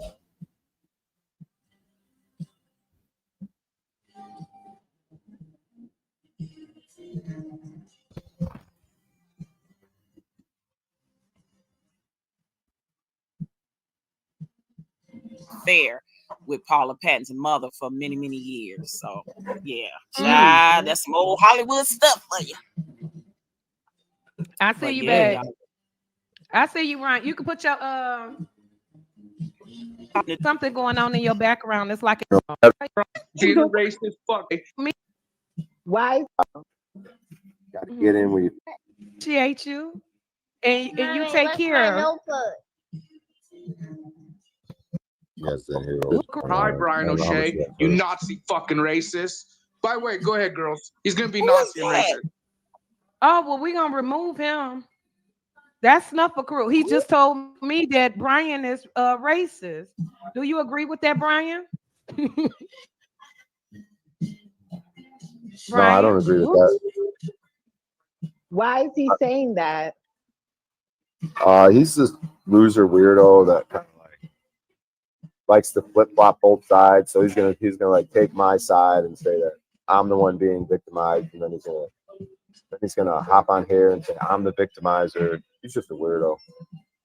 Follows me around, Oh, stalker. wow. Yeah. Okay. Well, what did you want to contribute to the conversation, Bryan? Yeah, I'm just looking at your page. We got Real Talk and Tea with Kimmy Love. Got to get in where you fit in. Let's go. Okay. I see Megs. I see Just Call Me Sammy. She's looking halfway decent. And then I see Kimmy Love 13. So that's about where I'm at right now. This Kimmy Where Love truth stands on 313. its own. Okay. Well, Yeah, thank you you for gotta be getting up, careful with it. joining us. Yeah, I love getting Why it do out. we have to be careful? I appreciate you, and you take care. Look, I'm nervous, y'all. Yeah, go ahead. Yeah. No. He what said, was "Be what's careful." going on? Yeah. Be careful with I don't what? know. Yeah, I got to be careful with that Starbucks music playing in the Yeah, in the yeah, I background. did. I dropped them. I couldn't do it. Wait, Hood Therapy? Right. What? He's playing copyright. Yeah. Oh, he's streaming our Somebody live. keeps saying he's streaming your live. Is Hold that on. what you doing? And that's what What he was doing. his He tried to name? play his music. He tried to play. That's what it was. He tried to play his music in the background so I could get struck. I don't know. Yeah, because it didn't look like he was in a Starbucks. I could tell you that much. Yeah. What was his Let me what go was back his to the name? chat. Bryan I'm about to go O'Shea. back to the chat and find it. It was I want to go Bryan to his O'Shea. page and see. Yeah. Let me see. He is streaming alive right now. Is he? Oh yeah, he's a blatant racist. What does that Wow. mean? I mean, why do they do that? It's so that means he's playing your live on his platform. Mm-hmm. Hold on. From what I mean, Well, it doesn't, I mean, we're not doing anything wrong. We having a conversation and talking about different topics. So, what's the problem? I don't get it. Oh, so he's probably like targeting He people. trolling black people lives. Apparently, that seems like his shtick Yeah. on YouTube. He trolls black people lives. Oh, so that's what that guy was saying when he came up here to warn us about him. Mm-hmm. Yep, that's exactly what that person does. Okay, let me see. Can somebody please give me his channel name? Hold on, I'll give it to you. You want the link? No, I don't want the link. Just tell me the name. Bryan O'Shea Comedy.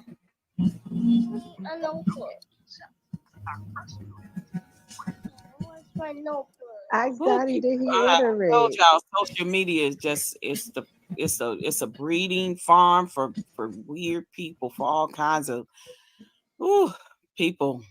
It's Let crazy. me see. Is this it? Okay. Oh, Bryan and the Black. Mm-hmm. Oh, Bryan. Let me see. There we go. You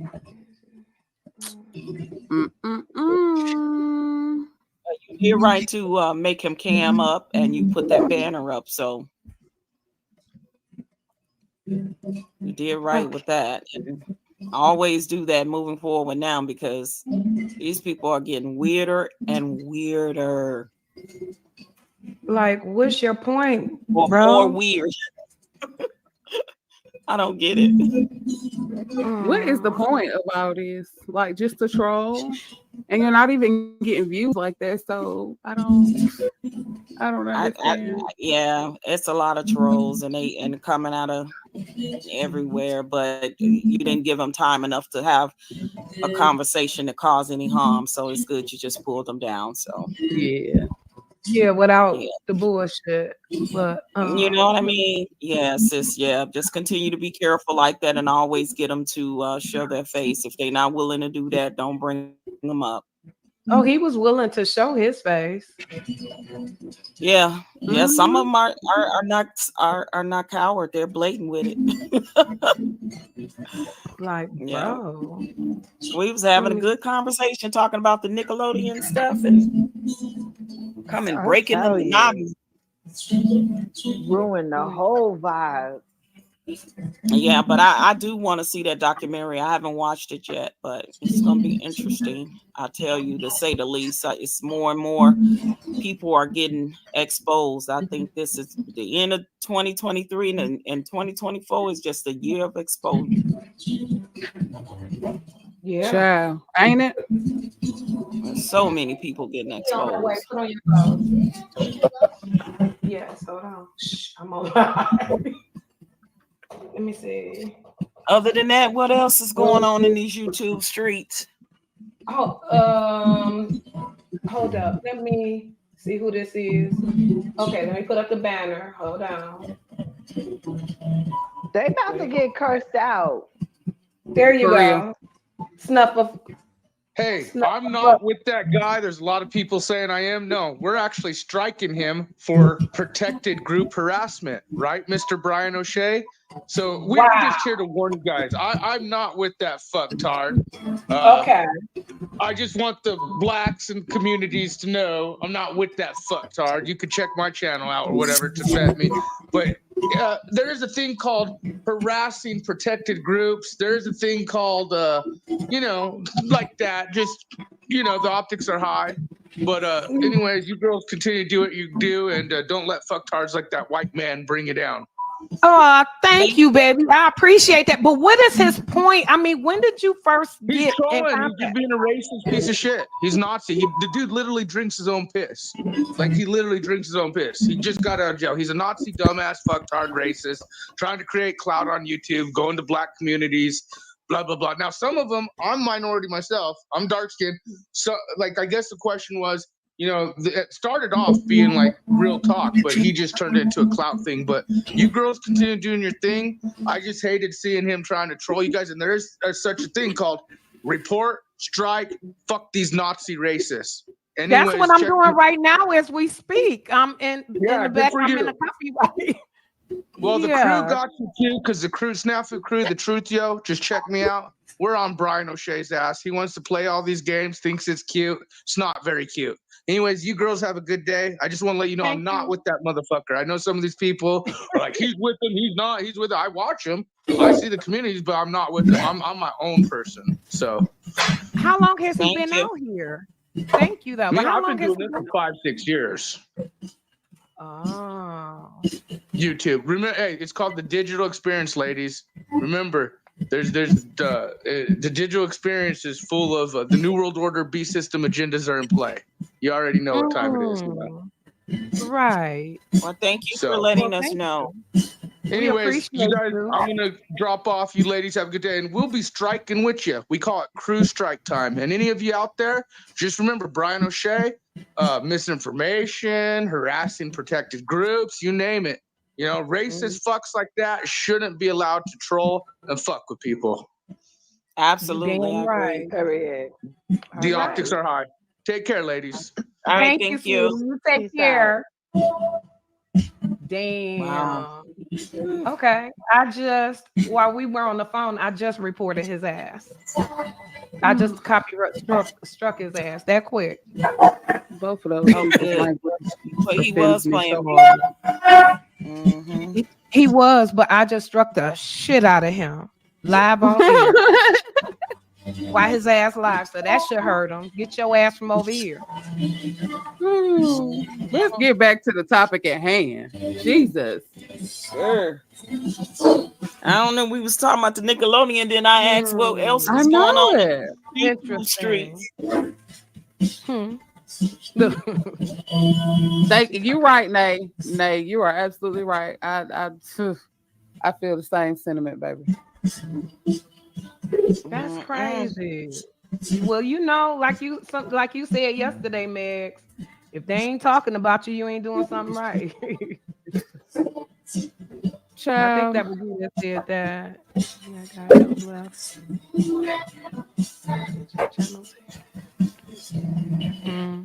I ain't even thinking about dude for real. I'm sure. I mean, they can come over here and say what they say, and it's gonna be okay. Because if they get the channel, I mean, if that happens, that means that it was meant to happen. But ain't nobody thinking about him.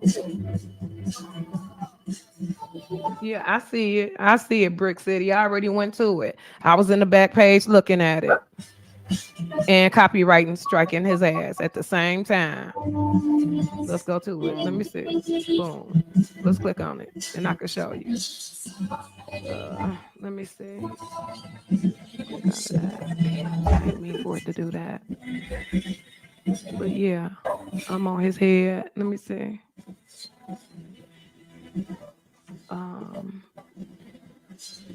Yeah.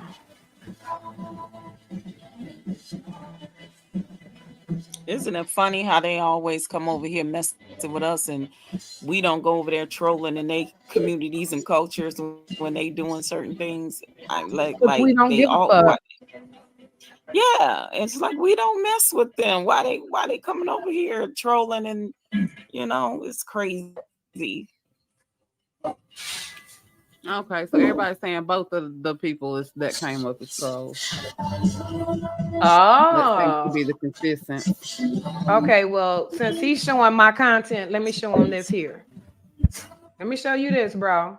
It's already in the works. I just struck your ass. So be sure to show your people this. Right He's here. he's still trolling you. Hey, you in trouble now? Look, Bryan, you in trouble now, bro. I just did the damn thing while you was up here talking. As soon as they said it. Like that, I work quick. I knew that's what you was doing, though. I knew it. I said, "Oh, she's striking. She's striking doing the it." shit out his ass. It only once you do it now, that shit is so easy to do. So easy to do. So somebody just let me know when his ass going on. See, when you strike them when they on air, then they got to sit down for some time. That's gonna take his chance. Okay. And that's only critical on the things that he has said in season 1 on not saying that he didn't know me, but he wouldn't want this type of person around and stuff like that when it came to fashion. That's why I was shading his ass, honestly. But we're good. We're friends. We're good friends. I wish him nothing but.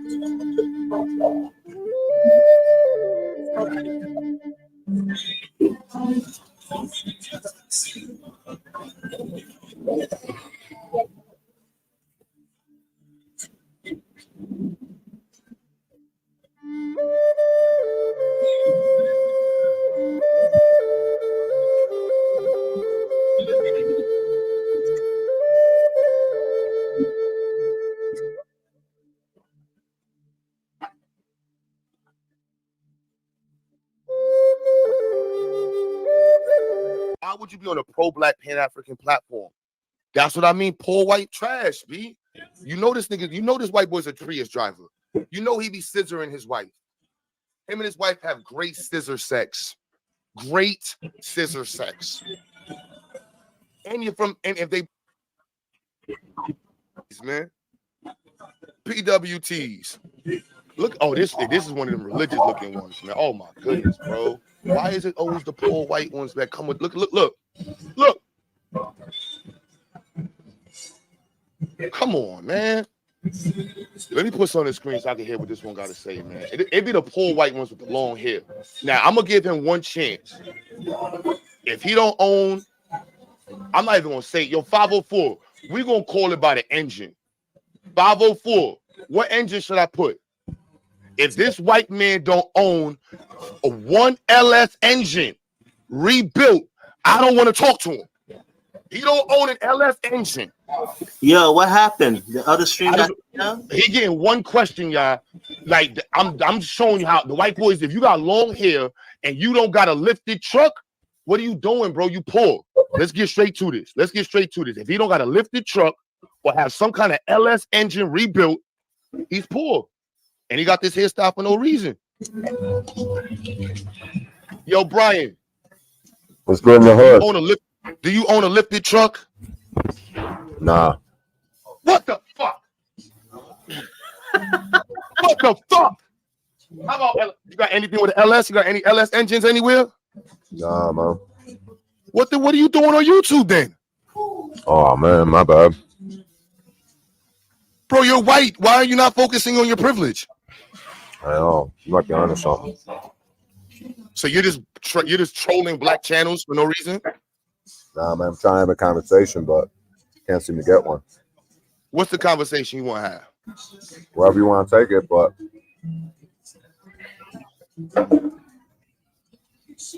I'm down for anything. I want to take. Why? Where are these poor white people coming from my channel? I don't understand why y'all coming to my channel. Yeah, it's weird. What about me that says I want to be cool with poor white people? I don't know, man. You seem kind of angry and like weird. I'm not. I'm chilling, bro. I got a beautiful wife. I got a really nice family, and I'm being harassed by these white folks right now. I'm confused. Are you victimized? Victimized? No, I don't do victimization. No. I'm not white. I'm Puerto Rican. I swear to God, I'm not white. What the fuck I'm is Puerto that? Rican. But he called me black though. Oh God. Who's that drunken idiot? That sound like a whole that sound like a tranny. I don't even know what that was. All right, I don't know what was going on just now. So what is it about this channel? Because literally for a year and a half we get trolled by white people for no reason. What do y'all want? What are you talking about? No white people come to your channel. You're a white person on my channel right now. Yeah, I'm the only one. We just got porn bombed by another white person. What are you talking about? No, you didn't. We just got porn bombed by a white person. What? Yo, bro, what do you want, B? We about to make an example of you. What do you want? I want you to have the conversation that needs to be had and quit being stupid. What's the conversation? State the topic. The Conversation thesis. rules the nation. What's Getting the some real conversation? shit instead of being on some dumbass shit, dude. Dumbass shit You're is how a trolling your black own person- channel, bro. A black person having a conversation with a poor white person in 2024 is unnecessary. Y'all don't count. We deal with Like what reason what are you giving us to what are we talking to you about? What are we talking about? Would you get to something? We have no already? reason Pick a fucking topic. We asking you. You the can't topic goddamn is provide why shit. are white people trolling my channel? I don't know, dude. I don't know you. I don't know why people fuck with So you. why Because did you click the link? I hit the live thing. I hit the thing that says live, and all the lives come up, and you were one of them. Did you read the topic?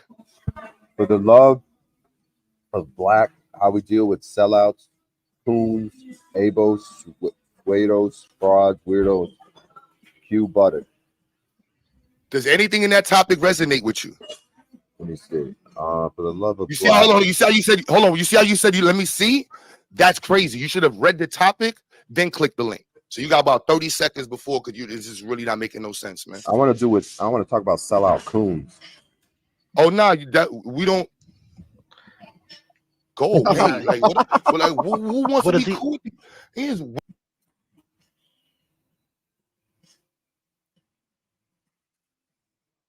the craziest part. You got to love these white folks. Let's go. Yo, Gullah, this is who wants really not making no sense, man. You see how you said, hold on. You see how you said, let me see? That's crazy. You should have read the topic, then click the link. So you got about 30 seconds before, because this is really not making no sense, man. I want to talk about sellout coons. Oh, no, we don't go away. Like what? Who wants to be cool with you? Here's weird ass white people, Hey, yo, bro. Q, can I ask you a question, bro? Peace to you, King. How you doing, bro? Let's go. Yo, Gullah, this is Gullah. Make it make sense. Yeah, man, it's crazy.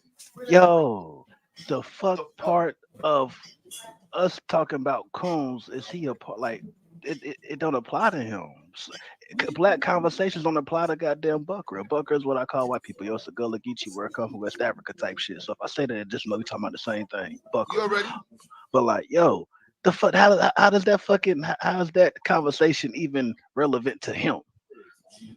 And thank you for your line of questioning, bro. Because the logic is A1. The math ain't mathing, bro. What made him click the fucking link? Okay, he went on fucking YouTube, the fucking algorithm, whatever the fuck, or whatever, and he saw hit the live tab. What made you click on this RBG shit, bro? The red, black, and green shit. What made you click on that? Don't nothing. You don't even know what a fucking abo is. Talking about an abo, right? Like shit, crazy, bro. But yeah, appreciate your patience, bro. And how you handle that shit. I really respect that ass. Yo, bro, I tell him like, yo, son, like, we still in the hood, B. So we know this white folks that, and why y'all over here, bro? Why the white folks that got nice cars can't come up over here and talk their racist shit? Come on, bro. Poor white people, that shit makes me upset. Be poor white people. I ain't gonna lie, son. How you don't gotta lift their truck? Your minimum of 504. Come on, bro. A broke redneck. Go away. You make my skin itch, bro. That shit sound. Fuck is you doing? You got the time to repost black people's channels, bro? I'm just being honest with you. He looked like somebody that would kill a kid. Be real with you. He looked like a Jeffrey Dahmer in the face. He looked like he doing fucking EBT fraud. He definitely had a. He didn't have an SVU He face. looked like the Undertaker. He had an SVU face. Yeah, stranger danger type shit, yo. That was straight SVU. Smoke signals. That was straight SVU. Like, where did this dude come from, bro? Like, bad dude scared of me. Come on, bro. Like, get out of here, son. Nobody want to deal with poor white people, B. That shit is annoying. That shit is a disgrace. For everything. Man, let me find out that white dude intimidated you niggas over here, bro. I thought you niggas was good enough. Here we go with this. Let me help you finish your statement. Kick you out of here. I told you I ain't want to talk to your Abo niggas. Y'all niggas credit is poor. You done turned your camera on, son. You ain't never had a hairline since you've been on YouTube. What the fuck is wrong with y'all? What the fuck is wrong with these niggas, man? You say he had a what? Since when? Who's that laughing? He ain't never had a hairline. Who's that? That's Della or Chris?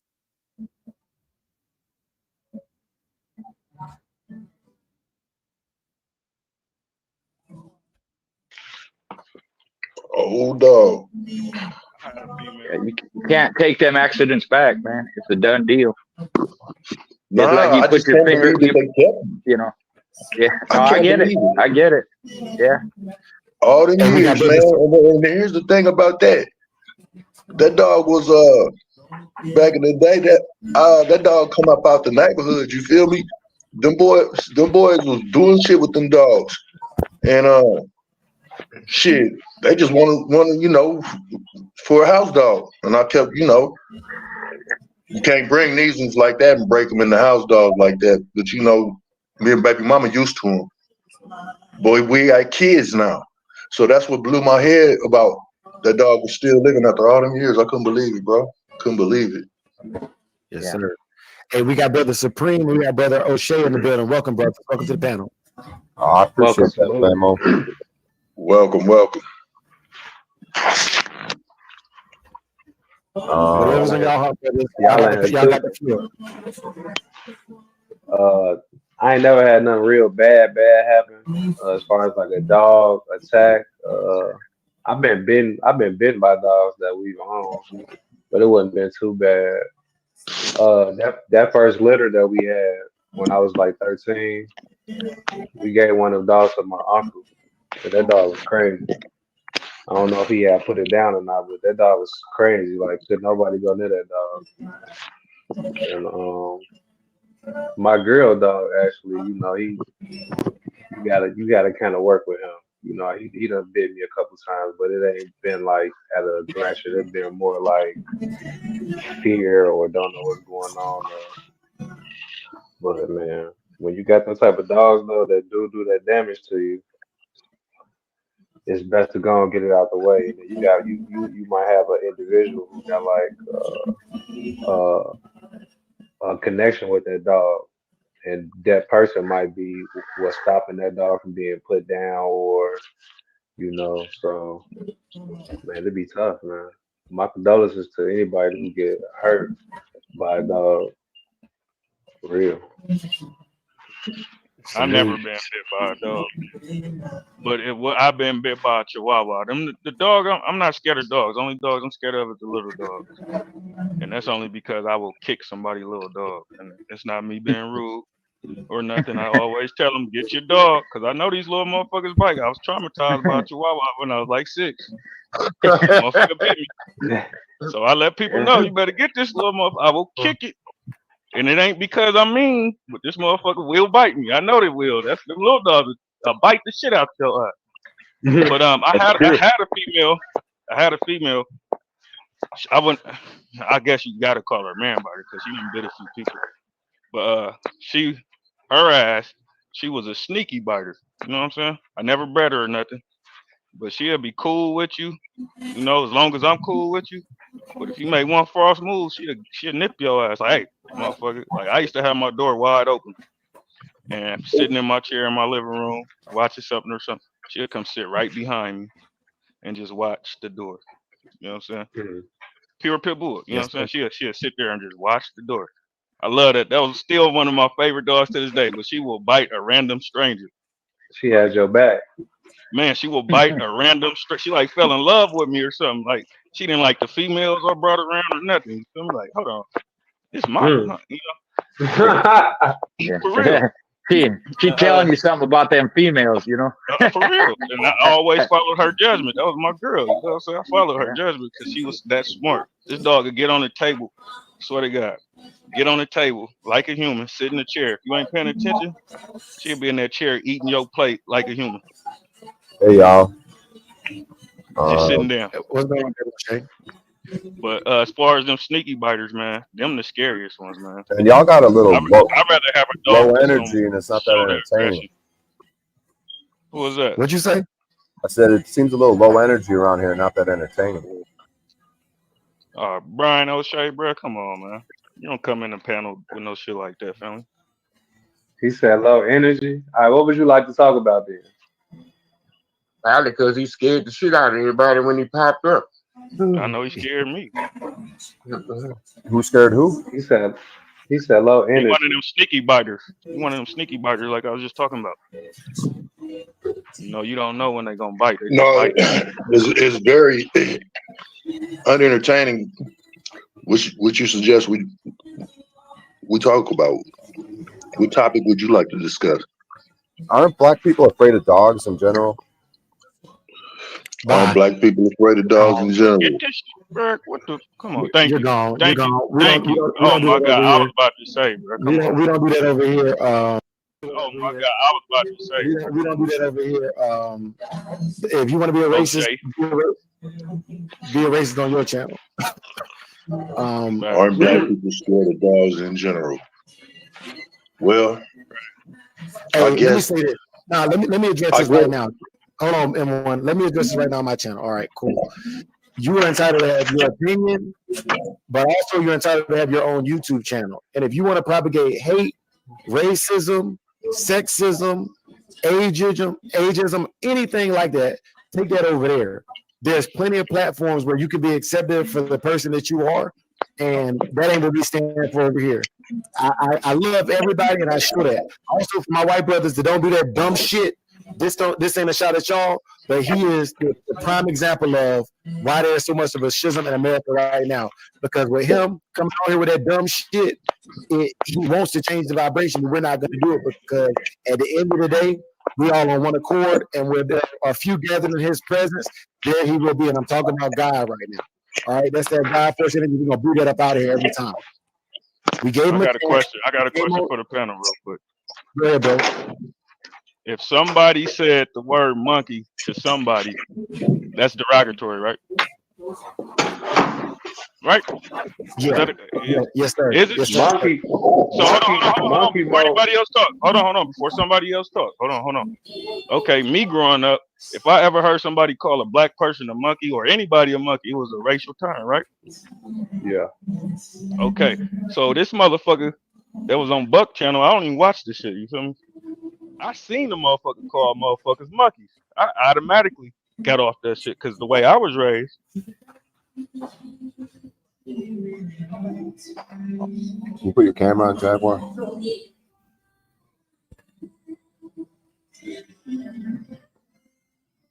Put your camera on, Jaguar.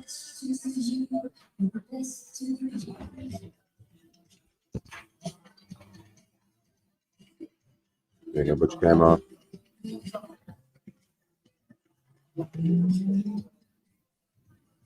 How are you? What's up, sweetheart? Nice to meet you. Can I cam down now? Yeah. How have you been? You say that like we know each other. Well, I'm familiar with you and your work. Oh yeah, what do you know about it? But you have some very interesting views.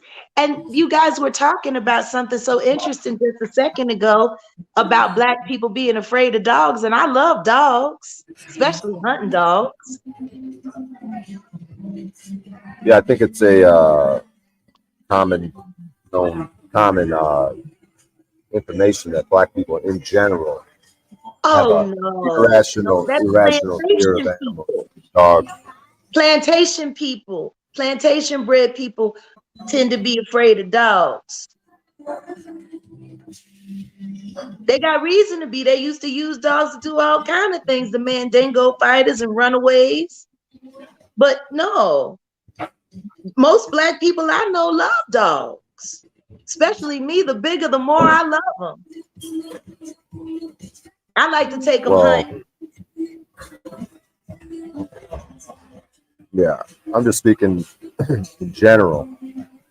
Well, yeah, I mean, in sort general, a lot of people think that a lot of Black people are the same, and there's three different tiers of Black people in the United States. You have those who made it across the Mason-Dixon line. You have those who hated on Harriet Tubman, and then you have those who don't want to be Black. So those are three completely different demographics altogether. Uncivilized men like myself. You don't want to accept that there's an objective morality that exists in this realm that every man and woman can comprehend using objective logic. It's not about wanting the fame and the riches. It's about being good at what you do, being recognized for it, and then when you get to the dance, telling all the people to suck your dick in public and leave because you never wanted to bond with them anyway. That's the whole point of being true to yourself, is so that wherever you get to that you're meant to go, you don't have to change that. Quite the opposite. That's what got you there. I direct. Now, Bryan, I have a question to ask you. Hit in between that. That's beyond what. But I do have something that I need to ask you. That's the stage of inspiration and power. They can't control you no more. Oh, They yeah. can't influence you no more. They can't put fear Well, on you and I would things like around for you. you to be Stop able to hear me. This is a little loud in the background. That's the game for all of us, I thought. We could talk over there. I just dropped the link in Written the chat. on our heart first and foremost through common In sense. whose chat? That is not overlaid My with some chat. dogma and indoctrination. Well, We I could see you all got a link to communicate somebody harmoniously. else's chat. I just wanted to ask you a So question. I'm never going Somebody to said accept, you was a unless my racist. They was perspective over there completely defaming changes, your that name. there isn't an objective morality. I know we could here talk that about it on can be pause as because I'm about to go on standard pause. and So, understood by any Oh, being. so you got broadcast. to for me. Well, I'm gonna have to Objective get logic, out, leave here. understanding right Okay, we can talk from about it over there because Okay. you know So you just people want say to all say kind of statute things policy about me code too, and is I think law there and the might law be is things the law, you just even though they're making it up misunderstood. and revising it constantly. And Right. it's not always in line I'll see you over with pause. objective right from wrong. Okay, I'll I meet just put you in the in thing. pause. Completely misunderstood. You guys talk from Nice to feelers. sit You don't with know you, what the neighbor. fuck you're talking about. Your etymology is never sound because you don't care to look into the words and terms. This should not be that difficult. But for beings who lost the ability to imagine, I'm sure that it's quite the Herculean task. You should be able to zoom out and see all the connections and how it relates. You can't do that. You have no business speaking to someone else who can. There is no selfless component to you folks' consciousness. And it's evident because you constantly project onto others how selfish you think they are because you don't think that that state of consciousness is attainable.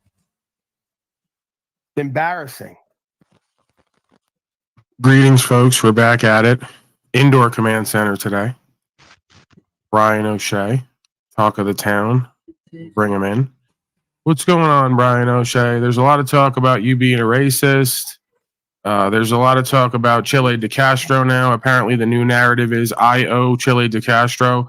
I should use this audience to like generate funds to help him with his legal defense.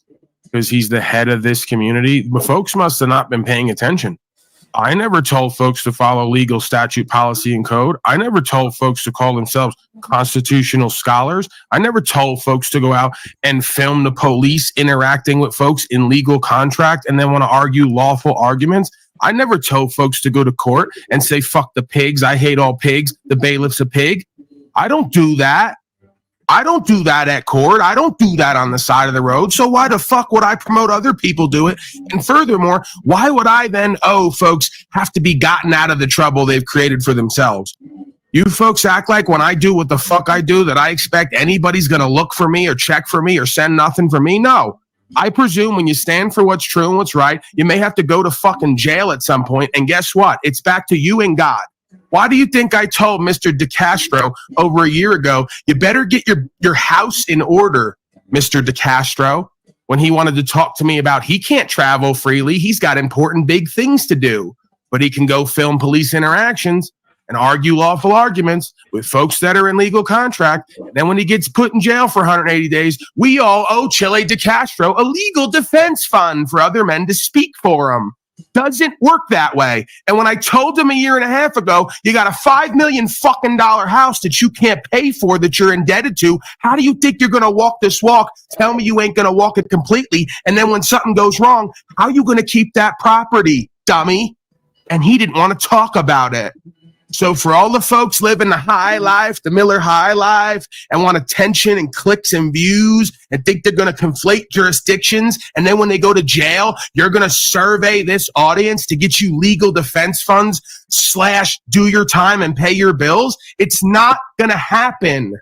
Not with this one, because this one doesn't live like that. This one lives within his means. This one's debt free. This one can go do the next 180 days, come pop back out, and probably be better off, not worse off, because I got no obligations and responsibilities that require me to be out here not living lawfully. Get it?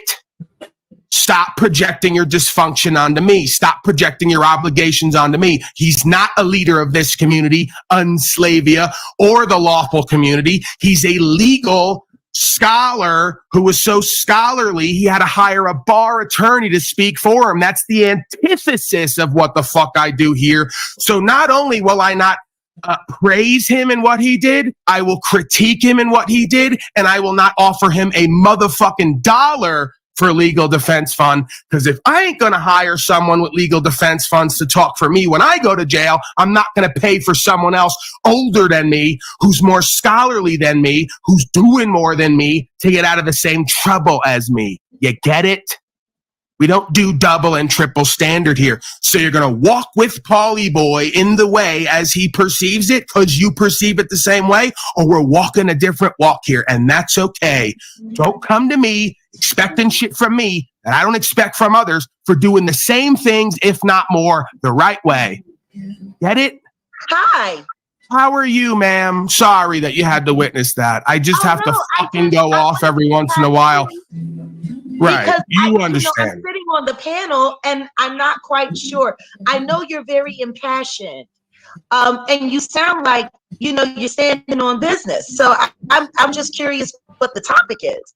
Because I came over here because everybody said that you guys were racist. And I love Right, I know. You got a one-track mind because you see color and everything, and rather than conform to what I came over here to find out for myself. Okay, so then the more you listen, the more you listen, the more you listen, the more you listen,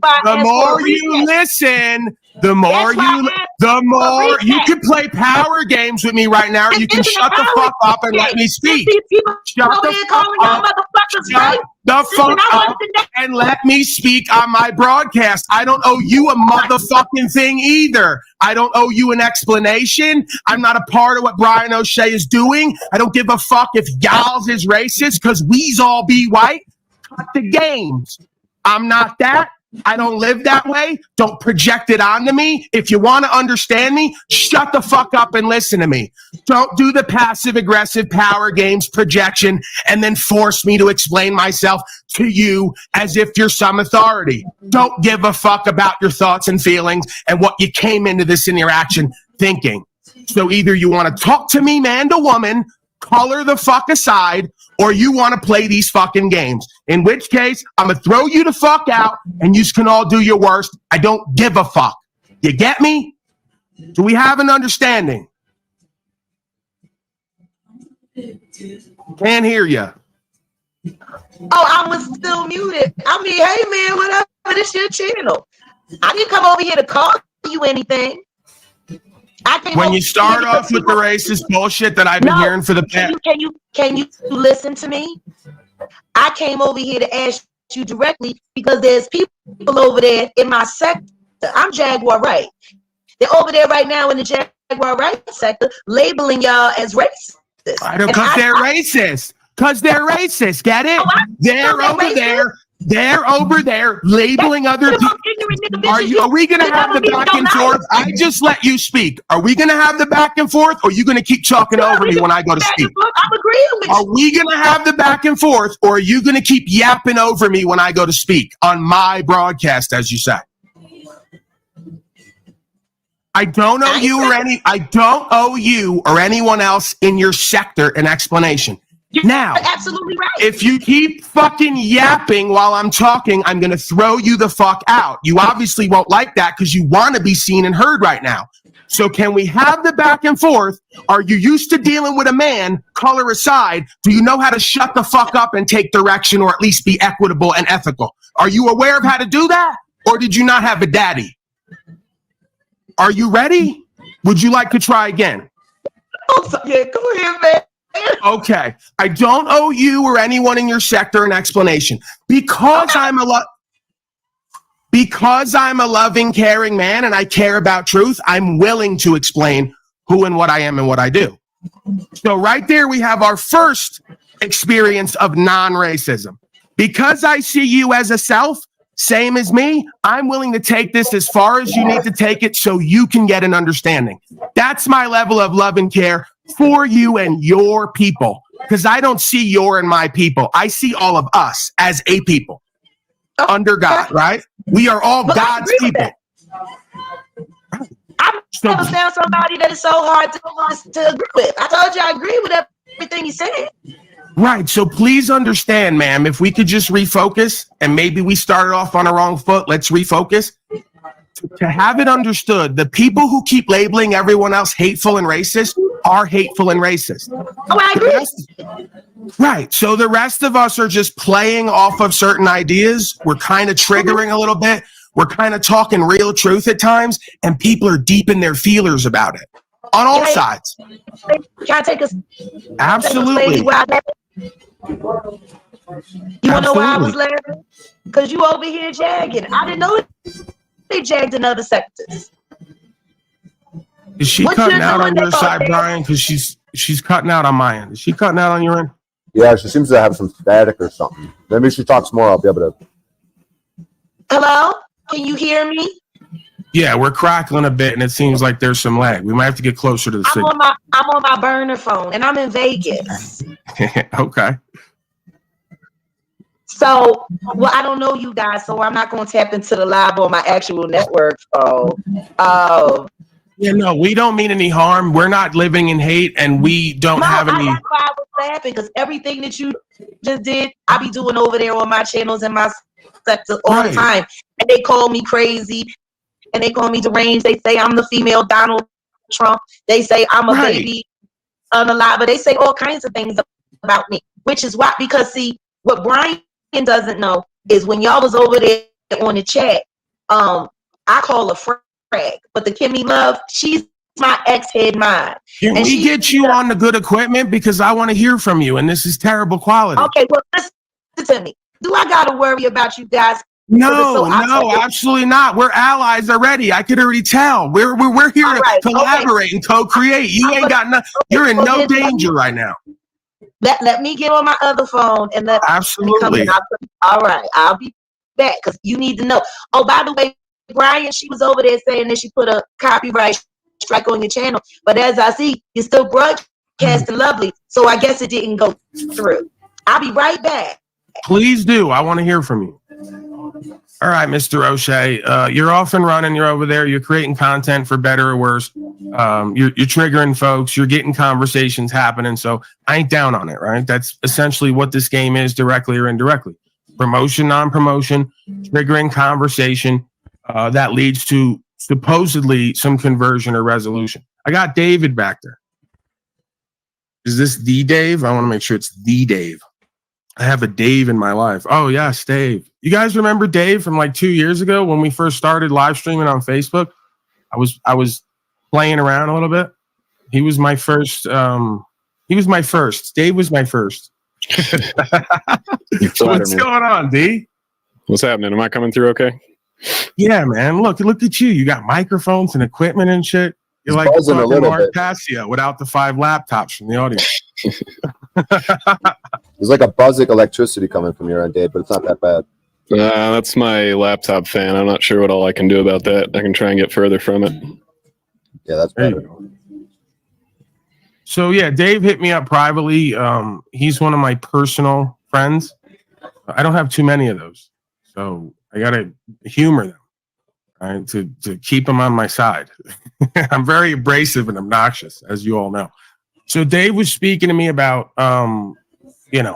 holding folks liable in or out of costume for wrongdoings, right? So at some point here, we can get into that. Dave, do you want to, what's your timeline like right now? Do you got some time? Do you want to hang out? Do you want to address what you were talking about first and then get on your way, or I'll work it around you?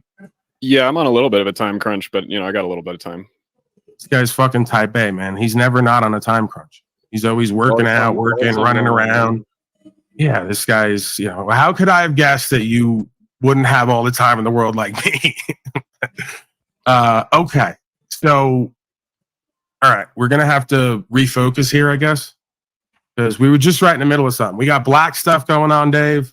We got racism stuff. We got Chile de Castro getting arrested for statute, policy, and code. I don't know if did you hear that? Have you seen that? I came out on the tail end of that. Okay. Do you want to watch some of that footage from Bryan from High Impact? Are you aware of Chile de Castro? No? Okay. So yeah, he's someone who, does the legal thing. We don't agree on how to approach it or what it all means or the understanding of it. And obviously we've gotten different results, at least thus far. I mean, I may get my 180 at some point. You never know. But he got 180 days. And I suspect it didn't help that he called the bailiff a pig. And, the judge set him up and said, you hate all policy enforcement. And he went like this. Probably didn't help the case, right? At all. But we're going to just completely ignore that apparently in this community, non-community, because, personal accountability and responsibility is frowned upon. So we're just going to go free Chile de Castro. The government's bad. Everything's bad and wrong. And it's like, okay, yes and no, because you can't approach this a certain way, have no understanding of it, inject yourself in intermetal and expect to not be written up as a dishonorable person or a belligerent combatant. So probably not the best option at court to say, I hate all police implicitly and establish your bias. Probably takes away credibility from your case and the facts of the matter. Probably not the best idea to call the bailiff a pig, regardless of what the fuck they did or didn't do. Right? Your whole point at court is to retain good faith and retain your honor. You're not there like you're on a panel or out in the street arguing and fighting, going back and forth. You're at court to establish good faith and honorability and honorable presentment. If you can't do that, I suggest you not show up at court, right? Come on the panels here with me and Jaguar and other folks, and we can hash it out, yell and scream, act out a little bit, and all the rest of it. You got to understand setting, and venue and what we're there to achieve versus not. So with that said, I'm just going to touch on this real quick, Dave. If not, me and you will talk privately if you have to go at some point. I got to follow some non-structured format that's pretty much in my head, hypothetically, that obviously I don't prepare. Because, again, you're the type A guy. I'm not. I can't prepare anything. This is how I roll. So we'll get to that. Watch a couple minutes of it at least. Because, again, Dave, I don't know if you've been keeping up with me on here. I pretty much made myself an enemy of everybody in YouTube. I know you could have expected this, but all the people who gave me a shot, all the people who put me on, all the people who gave me an audience, I've turned against them at some point, right? Is what the narrative is, because I don't agree with them. I don't think that they're understanding properly or applying this understanding properly. And I think they're making a lot of excuses and justifications. and I think it's embarrassing the legal lawful community. Your thoughts, Miss Jaguar? I I saw just the hand wanted up. to commend you on your outlook, because personally, I burn at least a good crop of CCs once every 6 months. You know, you get what you need out of them, and then you move on. I call it feeding the fish. Yeah, I mean, again, it's not about like the way you just said it, right? It's like, it's not that I come into these interactions looking to get stuff out of people or use them and then move on. It's I'm highly aware coming into interactions that most of the time in life, if you're going to be authentic to yourself, good, bad, or indifferent, you're probably going to offend. And one thing I've learned about people is when they're offended, they usually think something has to happen or has to be done after, right? There's usually Well, a why would consequence. you be offended? They're just words. Well, again, I mean, you know, we all have our own beliefs at times. We all have our own feelings at times. But words are still words. They're just words. They only mean something when you make them mean something. You could sit here and call me giraffe pussy all fucking day. I know I'm not giraffe pussy. Right. If Well, I I mean, choose to be offended, it's because there's something in that statement that bothers me. And that's what's called a personal problem, which is why my personal hashtag is Jag don't get no fucks. right. Well, again, it's interesting because the more that we come here, the more the same themes get brought up. The idea of romanticism versus stoicism, right? So it's kind of a practice for all of us at different times to observe ourselves and to then feel whatever it is, hold the feeling, and then see if we can interpret beyond the feeling and then the consequence, right? We feel something, we react. So I think that's kind of the practice for all of us in this realm, in a sense, is we're all going to have experiences. Girl. I'm old. I'm old. I'm about to turn 47. So most things that most of you people are dealing with, I'm just not dealing with. You know, I'm pushing 50. I don't give a fuck. I just don't. I have an objective. I have a goal. I believe in executing. I've been being gaslit on on here on the YouTube now for about almost 4 years straight. It started with the Tasha person that went after the Cardi B. And okay, I don't know about that. Yeah, well, I'm trying to tell you how the worlds are blending. There's a lot of people in this chat right now from the Black Tea sector and the Jaguar Right sector, especially that Meat Cruz and my former mod, Octavia. And I'm trying to figure what you're doing over here, child. You're pregnant. Is this a very stressful conversation? Why are you here, Octavia? Get your ass the fuck offline and go take care of your kids. Who were you talking to? Is that someone in my area or someone? She in the chat, the Octavia. Lying ass bitch. Here we go. Dave, can you help out here, Dave? No, what I'm trying to tell you is you have bad actors that come in your chat and they lie about y'all, and then they come over to the Black Tea sector and they call you all racist and they say this stuff. We got some bad, we got cross contamination. I came over here so we know exactly what kind of bear spray we need. Oh, right. Yeah. But again, well, now we got to practice the information we were just speaking because they don't bother me. Oh, I know they don't bother you, but these people are involved in my swatting because I got swatted last August.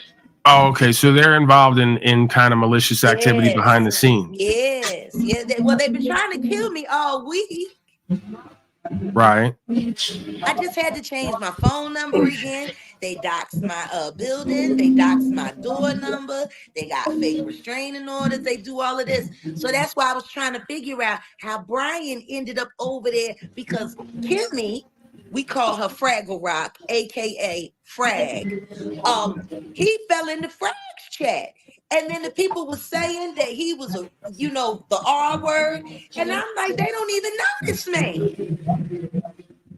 Well, yeah, I mean, that's part of the thing too, is if you're going to be a public figure, so to speak, and you're going to be on YouTube, it's probably best. I'm a public figure. I got over 1 billion views. Tank. Right. You got to let me finish though. You got to let me finish.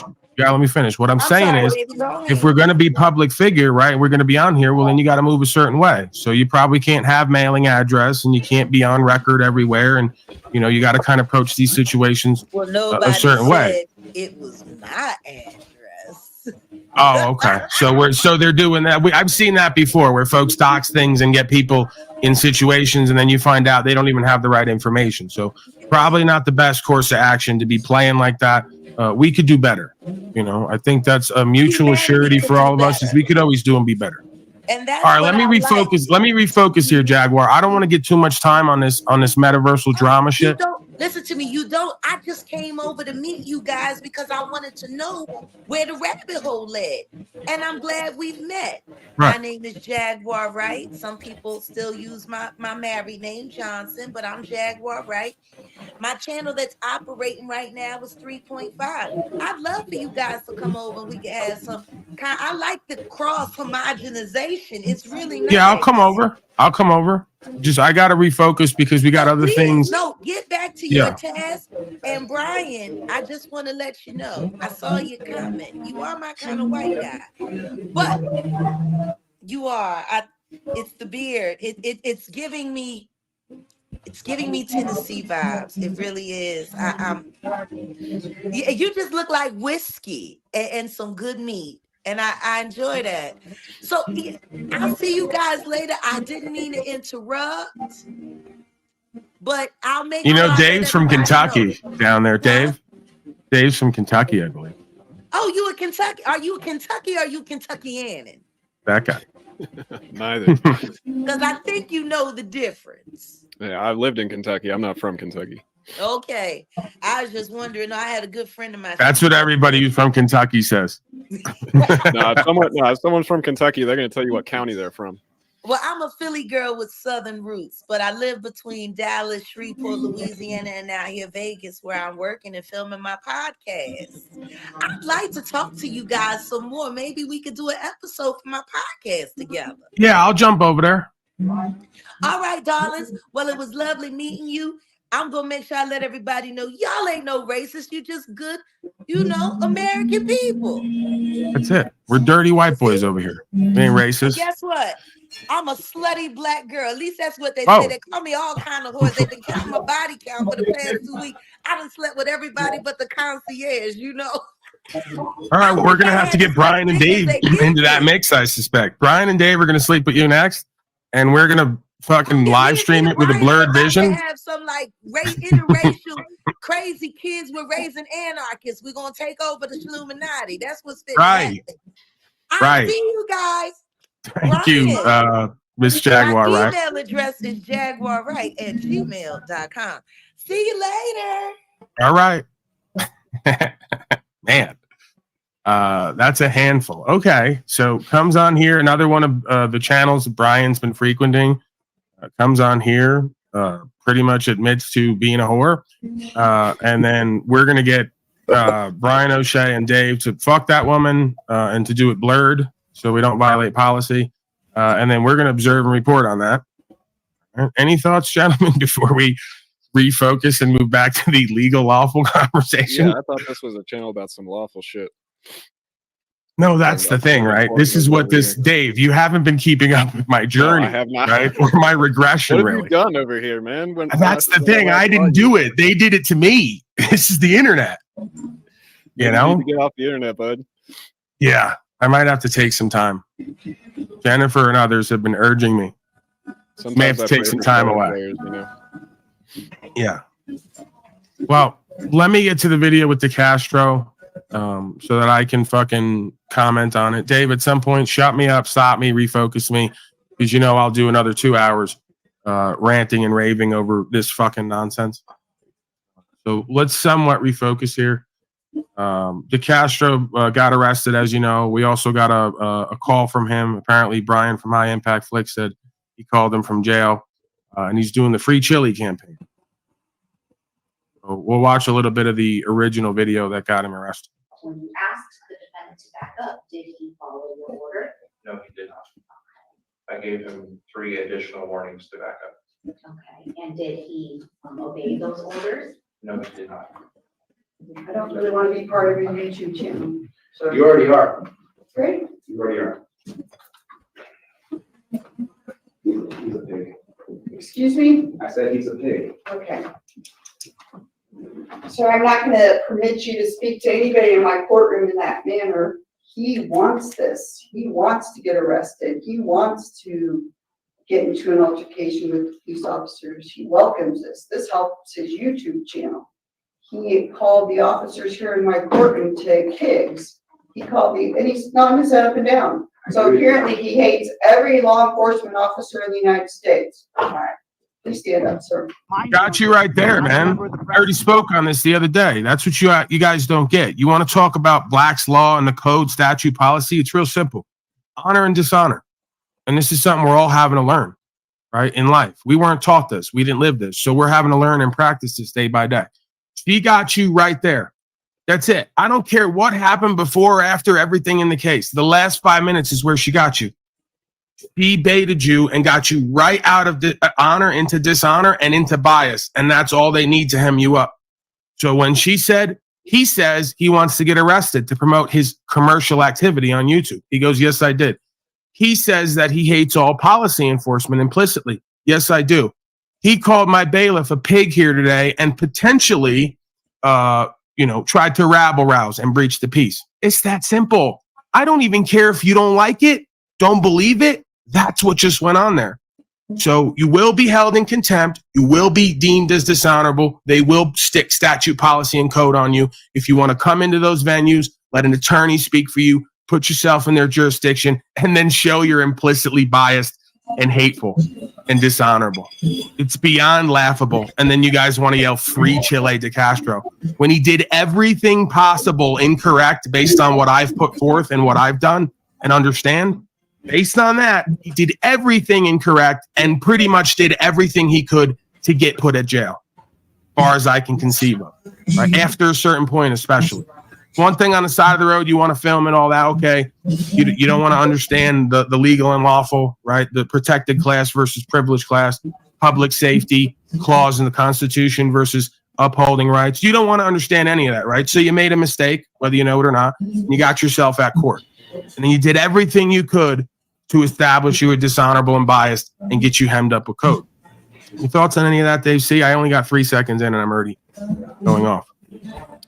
Yeah, I mean, we got to think about the place that we want to create, the world we want to live in, and we want to be respectful to each other. And when I go in court, I start off respectful to everybody because I don't know who I'm talking to, right? I don't know if the judge is someone that knows what I'm talking about or knows what I'm talking about and is going to try and sweep it under the rug. I don't know the clerks. I don't know any of these people. So I want to be respectful to them to begin with and then see how they treat me and go from there. And we got to, that's reputation, right? That's what we want to build. Yeah, we almost have to give the benefit of the doubt to others, knowing that we ourselves do wrong oftentimes and are not perfect. This is humbleness and humility, right? And we oftentimes miss the mark. So you want to go in there and play big Billy badass and I'm always right and I got all the answers and you don't want to observe humbleness and humility and give the benefit of the doubt. Well, at some point, then somebody's got to get checked. Somebody's got to find out that they ain't completely in charge. Right. Again, control over others is power. True power is self-mastery. So if you can't control your thoughts, emotions, actions, and responses and reactions, we got more work to do on self, right? Stop putting it on policy enforcement. Stop putting it on the court. Stop putting it. This is why I said I started legal and lawful spiritual faith, and then I became aware of what I know about me is true for others. This has to start with self-understanding, self-knowledge, and self-mastery. Then it goes to the legal and lawful venue and the courts and marriage and relationships and all the rest. So we're pretty much doing cart before the horse. What's up with all the number drop? We doing algorithmic games or what? Doing that again? I'm watching the number counter. Dave, there's been like dozens of fucking games they played with me and on me. You should see it all, right? And then they admitted to me behind the scenes they're doing it all, like to try to cover their ass. So yeah, we got counters going up to 150, back down to 100, back up. Yeah, whatever. Let me get back to the video. It's like that Marcus Aurelius that you had running at the beginning of the show. It's talking about waking up thinking about how you got people that are going to do you wrong basically all day, and you got to be prepared for that. And yeah, I mean, and it's hard too, right? Like it's one thing to say that we got to come respectable, but even when I'm talking to police and stuff, it's like be as respectful as I can, and then even if they're being respectful and it's like going pretty well as far as being courteous to each other, I still get frustrated because I know that they don't understand a lot of times what they're saying. They don't understand that the legal terms that they're using have very specific meanings. And so I get frustrated and like, that comes out of my tone of voice, you know, my mannerisms, whatever, no matter how hard I try, you know. So it's always a personal growth thing, always trying to learn and be better. You know, it's interesting that this person, I'd be interested to have this person come up and display themselves. It's interesting that you would say David is not the brightest crayon in the box.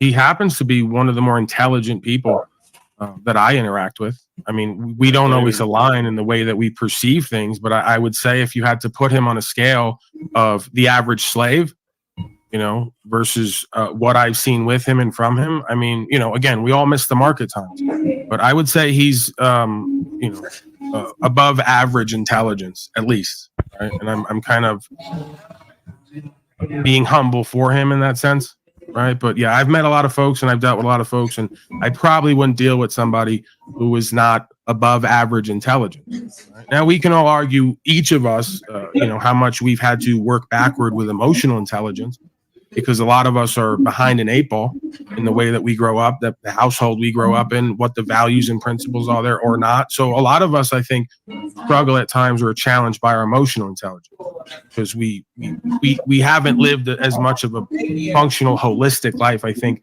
as we could have, especially in our formative years. So even that, though, you know, I've seen a fair bit of emotional intelligence with David, where he doesn't always have to get what he wants or like the outcome to observe what is being said or being shown in order to adapt to a process. So that is evidence to me, along with other things, of higher intellectual intelligence and emotional intelligence, or at least an ability to practice that, which again, to me, is the majority of the battle. It's really not about the scale of how smart everyone is. Everyone seems to have a lot of potential and opportunity. It's misused or misaligned, right? So to me, it's about the practice and the processing, not the presumption or evaluation of who's what, when, why, and how. Right? Usually we have and are all that we need. We're just not using it as effectively and productively as we could. Your thoughts on any of that, David, about this woman, Daddy's Black Princess, thinking that she's more intelligent than you, apparently? What are the odds that's going to happen? Yeah, I mean, come on up. I mean, you've known me for all of like one paragraph of me talking, so, you know, come let me know who I am. Right. You know, usually, like, at the risk of being presumptuous and assumptive, very oftentimes you're not going to have a case where Daddy's Black Little Princess is going to come up and outcompete myself or David when it comes to intelligence. I mean, I'm open to anything to, you know, present itself, but I don't see it happening here today. But again, feel free to surprise me and shock me. I mean, you know, just a suggestion. When you see something like that come across the screen, I wouldn't spend 60 seconds of your precious airtime even addressing someone like that. Oh, Dave, I do 7 days a week here, over 500 days straight. It's thousands of hours of broadcasting. I got time to kill. You know, seize my calamingus for the moment, right? I get at least a couple minutes to just kind of check her goofy ass, get her back in alignment. Like that's why I'm founder of Online Daddy Inc. Right, as you can see down there, right? Because I got a lot of metaversal stepchildren. Every once in a while, I got to just kind of, you know, give them a different perspective, put them back on course. All right, let's get back to the Castro. Go get in your car, do your job, little doggy. Go feed her. Okay, An American is locked away in a concrete and steel cage for the next 180 days. He damaged no property. He stole no property, and neither harmed nor threatened to harm any other man or woman on this earth. He's in jail on 2 charges: obstructing a public officer. Bryan from High Impact still chooses not to get it. He just won't get it. Incident that took place on March 15th, 2023, in this parking lot at this exact location in the parking lot at 4155 South Grand Canyon Drive in Las Vegas, Nevada. Thankfully, the incident was recorded on at least 2 cameras. And if you remain objective, you're going to see exactly what happened that day. And if you're honest, you'll conclude that a man is sitting in jail for absolutely no reason. The American sitting in the cage is Chili DeCastro from the YouTube channel Delete Laws. And it really doesn't matter what you think of him. It doesn't matter if you like and support him. It doesn't matter if you hate and deride him. The question is he guilty of breaking a law? If so, what law did he break? Did he commit a crime? Did he? Okay, this is the thing. They're not getting it. There's dual jurisdiction. You're on record as a United States citizen. That means you're a privileged class. That means you pay tax. That means that you agree that public safety is a necessity. So your rights are in conflict with public safety when you put yourself in one jurisdiction and out of another. That's what's going on here, partially. Right? So when you call yourself delete laws, it's foolish because you're talking statute, policy, and code, and you think that's law. It's only given the force of law by consent to the governed. If you consent to be governed under public safety statute, whether you know it or not, it will be enforced on you code-wise. You can't have it all ways. Either you're going to stand lawfully, correct your status and standing, you're going to present as such, or you're going to be caught up in their statute, policy, and code and public safety endeavor. You and everyone around you has supported it, contracted with it, and paid for it to happen. Then you don't want them to enforce it, to live it. You can't occupy and conflate two jurisdictions at the same time and think that it's going to be sensible. You guys need to do a little more work. You need to stop sensationalizing. You need to stop counting all that money and selling all them products for trying to be heroes and activists and really understand what it is you're fucking talking about and how it applies. Okay? So, you know, Chile de Castro's not on record as an American. He's on record as a United States citizen. Okay? And he told me way back, he's not going to travel lawfully. He's got the license, the registration, the insurance, all that, because he's got important things to do. So either you're going to stand on the law, uphold the law, deal with the consequences, and then ask nobody but God for forgiveness if you think you have to, right? And ask nobody for anything for recompense other than God and your fellow man if you're able to take him to court. But again, we can't have it all ways at all times. We need more understanding. We need more clarification. We need more delineation. So there is not equal conflation at this time. The dual jurisdiction, the aspects of self, how it all applies, and the results that we get or don't get. Create a victim. Does he really deserve to be in jail for a single hour, let alone 180 days? Did he get a fair trial? Was he well represented? Was the judge impartial? There you go again. You're doing it again, Bryan. We're not here to be represented. Told you guys this privately over the phone. You and Chile de Castro and all of you. Told you over and over again. You're not here to be adequately represented. You're here to present yourself honorably. So when you hire the bar attorney, you're already concluded that you're working within that purview and in that capacity. So when you do that, they're going to enforce code on you. The attorney has a duty to the court, no less than the duty to his client. That means he's going to play mediator. He's not going to defend you. He's not going to extricate you from that venue and those charges. He's going to attempt to make a deal between both parties. Okay, that's court of record definition. Attorney is someone who owes a duty to the court equal to no less than their client. So they're not really on your side. You can never be adequately presented or represented with a legal bar attorney. Fool. That's why we don't hire them. That's why we don't let them speak for us, because once they represent you, you've lost your original capacity, status, and jurisdiction. You've been represented as a ward of the court, as a defendant. Okay? So when you accept all these titles, status, and standing, and then you go hire someone to speak for you, this is what's going to happen 9 out of 10 times. Give a fuck what you think about it or how you understand it / don't understand it. Seems like you guys don't want to understand. Did the cop who was involved give a lawful command? What does lawful even mean? And just as importantly, and people who support he's not law Chile enforcement, he's code enforcement. Did Chile conduct himself in a way that would not psychologically disturb the people who already stagger under the drunkenness of their own unbridled power? Now, this is an 1.5-hour court proceeding, and I'm only going to comment on what I consider the highlights. The link to the entire video will be provided in the description. Here's the awkward initial clash between Chile and Judge Ann Zimmerman. Are you Mr. DeCastro? Can you turn off the phone, please? The one that's in your hand. Just meeting with my lawyer. He's on his way here now. I'm just waiting for him to get there. All right, I'm gonna wait for your attorney, okay? Okay. Thank you. All right, Jose DeCastro, 23 CR 013015. Good morning, Your Honor. Agnes Sotelo of the case for the record. Good morning, State. Good morning, Mike. Me on behalf of the defendant, President Beach this morning. So I had some.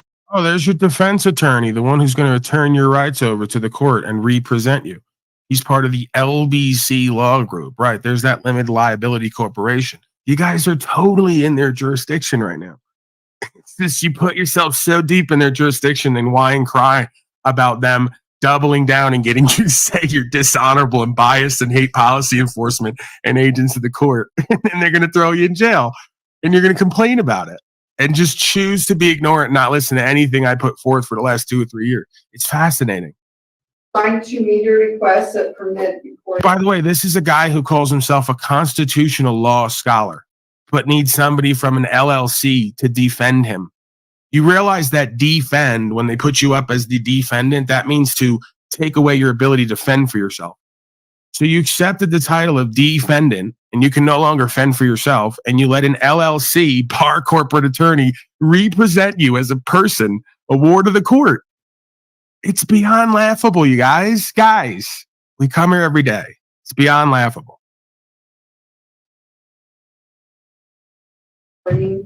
Or photographing these proceedings, but I have not granted any other requests to record or live stream these proceedings. So I need Mr. DeCastro and everybody else who wants to stay in the courtroom to surrender their phones, or you can leave. Americans have to know that nearly every courtroom across the land is a constitution-free zone. You have to disarm and you have to follow the court rules, which hardly ever line up with the Bill of Rights. Zimmerman demonstrates her disdain for Chili's rights and the rights of everybody else in the courtroom to personally record and act as press. She makes it clear that it's her courtroom, she's in control, and only allows certain people to record. Now here's the friction between Chili, the judge, and the court bailiff. I need Mr. DeCastro to empty all of his pockets. What's that? Yeah, Empty your pockets and give up your phones to the judge. I have to give you my phones? Yeah. My phones have to be completely off. Yep. I don't really want to be part of your YouTube channel. So You already are. great. You already are. Awesome. I'm not gonna give them to this guy though. I'll give him someone else. No, Touch myself. no, they're gonna go to my marshal. He's a pig. Excuse me? I said he's a pig. Okay. So I'm not gonna permit you to speak to anybody in my courtroom in that manner. And if you don't want to apologize, I'm gonna hold you in contempt. All right, Dave, I want to get to you because I know you said you're on a crunch time here. We'll get back to DeCastro at some point. It's beyond laughable and cringy, and it's more little boy pride and ego and dishonor and bad faith and just all the way down the line exactly what you don't do on the side of the road with these contracts, with the legal folks. And it's definitely what you don't say. And it's definitely what you don't do when it comes to hiring attorneys. We got that. So give me what you're going through, what you want to do, where you're at, and I'll get back to that at some point. Yeah, I mean, I've been kind of practicing this stuff for a few years. Only had a few interactions, only been in court a couple times, but just learning as I go. And you get any dismissals yet? Did you get any favorable outcomes? What's up with that? Yeah, I mean, so if you add the whole thing up, so the last time I went to court, it was just dismissed. Oh, another dismissal, Dave. You got to stop after you say that. Because you don't know that, but here they say Paulie doesn't get dismissals. It never happens. Everyone goes to jail. It stops at mumbo jumbo. Dave's another person who got dismissals, practicing what it is here we talk. Go ahead, continue. Yeah, and that's kind of a whole story. It's kind of actually there was a second dismissal right after me.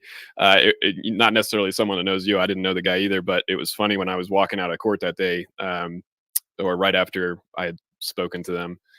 Judge called up the next case, and this guy just stood up in the back and he said, "I'm the executor for the estate." And I sat right back down. I was like, "Oh, it's one of our people," and she just dismissed it immediately because the cop didn't show up. But that was interesting. There's only 7 of us in court that morning, and 2 of them were dismissed as for basically just for showing Yeah, up. Dave, they don't understand how powerful and influential I am that am is, right? And how it could literally turn this whole fucking game on its head and back to proper perspective, which is going on at this time. So yeah, I put all the state of Colorado on notice. I contacted the feds on them, right? You call me a rat if you want. I never ratted on any man or woman, but I will call the feds on the state and locals and tell them, watch me and watch everybody. Let's get everybody in line, right? I ain't doing no wrong. I'm well within my rights. I'm a lawful man. Give a fuck what you think or feel about it or what your code says. So I've already put them on notice. Everyone's been notified. We've all gone to court. We've all stood the position. The dismissals are numerous at this point, proving they don't have the grounds to stand on. We're already in the power position with the truth. We're already on the right side of history. They're already back on their heels conceptually, right? None of this is physical. I'm talking metaphorical, metaphysical. Okay, so this is the testimony to how powerful the truth and the original law is versus their statute policies and codes of the corporation. It's already happening. It's already being turned backward. This is where the game is going to be won or lost at court with the individual men and women, with the presumption of honor versus the declaration of dishonor, right? So, innocent until proven guilty. If I'm not guilty, I haven't caused loss, injury, and harm, then I can only be my worst enemy or my best friend. They're going to get you on good faith, bad faith, honor, or dishonor every fucking time because they know the rest of their game is bullshit and fraud. So long as you don't dishonor yourself and be a belligerent combative, long as you ask the right questions, long as you define your words and terms and express your law and the law, it's going to make it a lot harder for them to steamroll you like they do the rest of the slaves who don't know themselves and their position. Go on, continue, please. Yeah, I mean, like the princess said, I'm not the sharpest crayon in a box or whatever, the sharpest bolt in the. You don't have to be. You just got to be the most colorful, Dave. You don't have to be the sharpest crayon, just the most colorful. Right. But point being, like, if you have some common sense and, if you're on the fence about practicing law, if you have some common sense and you know that you're standing in the truth and you're respectful to people, that's all you need to start. Like, you don't need to memorize Black's Law Dictionary or memorize, USC and UCC and all that stuff. Just, kind of just get started, like play with it. It's not, what are they going to do? They're going to make an example of you and look shitty in front of their public, So, just get started. Just start talking to these people. They're public servants. They work for you. Up until you actually cause some loss, injury, or harm, then what are they going to do? Right. See, where they get a lot of us is on paper, psychologically. If certain folks were to do the assessment, a lot of us are criminal minded. And what do I mean by that? I mean, a lot of us are willing to take what the fuck we want in life. Now, that could be used positively. That could be used negatively. Right. If you're somebody who has that propensity and you use it for street activity, it's going to cause you to lie, cheat, steal, and harm others. If you take that character defect, seemingly character defect, what they would tell you it is on paper, a lot of these clinical folks, and you apply it toward rights, freedom, and principles, spiritual faith, well, then you become a formidable, not opponent, but component to this land, right? Because again, the founders of this land, you could argue, were criminally minded people in the sense I just described. They were willing to take what the fuck they wanted and needed in life, and nobody was going to tell them any different. And then there's everybody else. The good little boys and girls who do what the fuck they're told, oftentimes do wrong because they believe it's right. So, this is kind of one of the dynamics that I like to play with and look at times, is how they've set a lot of us up, salt of the earth men who may have a checkered past, to feel doubting and hateful of ourselves because they've already established us as subconsciously, if not consciously, people who present a threat to their monopoly. See, they're the ultimate criminal-minded folks because they want to try to lie, cheat, and steal and trick you out of your rights and freedom and principles, your destiny. Okay, so when they recognize another motherfucker who's just like them, who can see what they see and is willing to take what they want in life, but not do it the way they do it, oh, they're already fucked. See how that works? So I'm just speaking what I know about me that I see the reflections of in other selves, the one self. A lot of us folks have a checkered past. We did do wrong in the past. We have reformed ourselves on some level and are repenting, and we're directing that nature towards something good and true now. And it's a problem for the evil ones who want to direct that same thing toward tricking everybody and enslaving everybody. So that is the redemption story. Right? That is a spiritual story of faith. That is the biblical story of all beings who had done wrong and practice in life some kind of process to bring themselves back and direct themselves towards something good and true. Go ahead, Dave. Continue. Yeah, I mean, it's like a candle in the dark, right? You can light up a huge room with just one little tiny flame, whereas the darkness can't creep up on that, But yeah, the thing I wanted to talk about today was I choose to go to court because I want to go in there and I want to ask questions, especially the judge, and get on the record their answers to those questions. Like, what kind of court is this? What venue am I in? Like, why do you guys think you have jurisdiction over me as a man? Things of that nature. And I want to get their responses and understand where they're coming from and see what they have to say about it. But at the same time, I value my time. And so, like, I was having this conversation on the side of the road with the traffic police. I was like, look, I understand that you guys don't, I don't remember exactly what I said, but something along the lines of like, you guys don't really understand the legal terms that you're using. And while I'm happy to go to court and like, for my own educational purposes, I'm kind of tired of getting bothered by you guys on the side of the road. And I have to start charging for my time for you to do that. And of course they don't know what that means. And threw the ticket in the window and ran away. They didn't really want to have a conversation about it, which is the other thing. You'll start to notice the more that you stand up for yourself, the more that these people will cower away from you, which is kind of an interesting dynamic. Because theoretically, they bring 6, 8 cars every time this happens. So there's 8, 10, 12 of them with guns standing around. Like, why are they afraid of me? It doesn't make any sense. They're afraid of the truth that's going to undo their lie. Exactly, because they know when they hear you talking, they don't know what you're saying. But it's like when you watch, say you're to watch like a quantum physicist or like a mathematician explaining something on a board that you don't know anything about. Like, if you speak it with authority and like you do know what you're talking about and it's coming from the heart or from some conviction that you have or what have you, it comes across. And so I think they realize when they get told, look, you don't understand the thing that you're saying right now, that they know that's true on some level. Right. And so that causes them to kind of stand down a little bit. Yeah, they're weak in their position and they know it. They present false strength to get you off your position. When it doesn't work, it reveals their weak foundation and position. Mm-hmm. So the question that I want to kind of put to you and your audience is that I want to start making some kind of a statement in regards to how they're wasting my time and ask for some, nominal fee for doing so.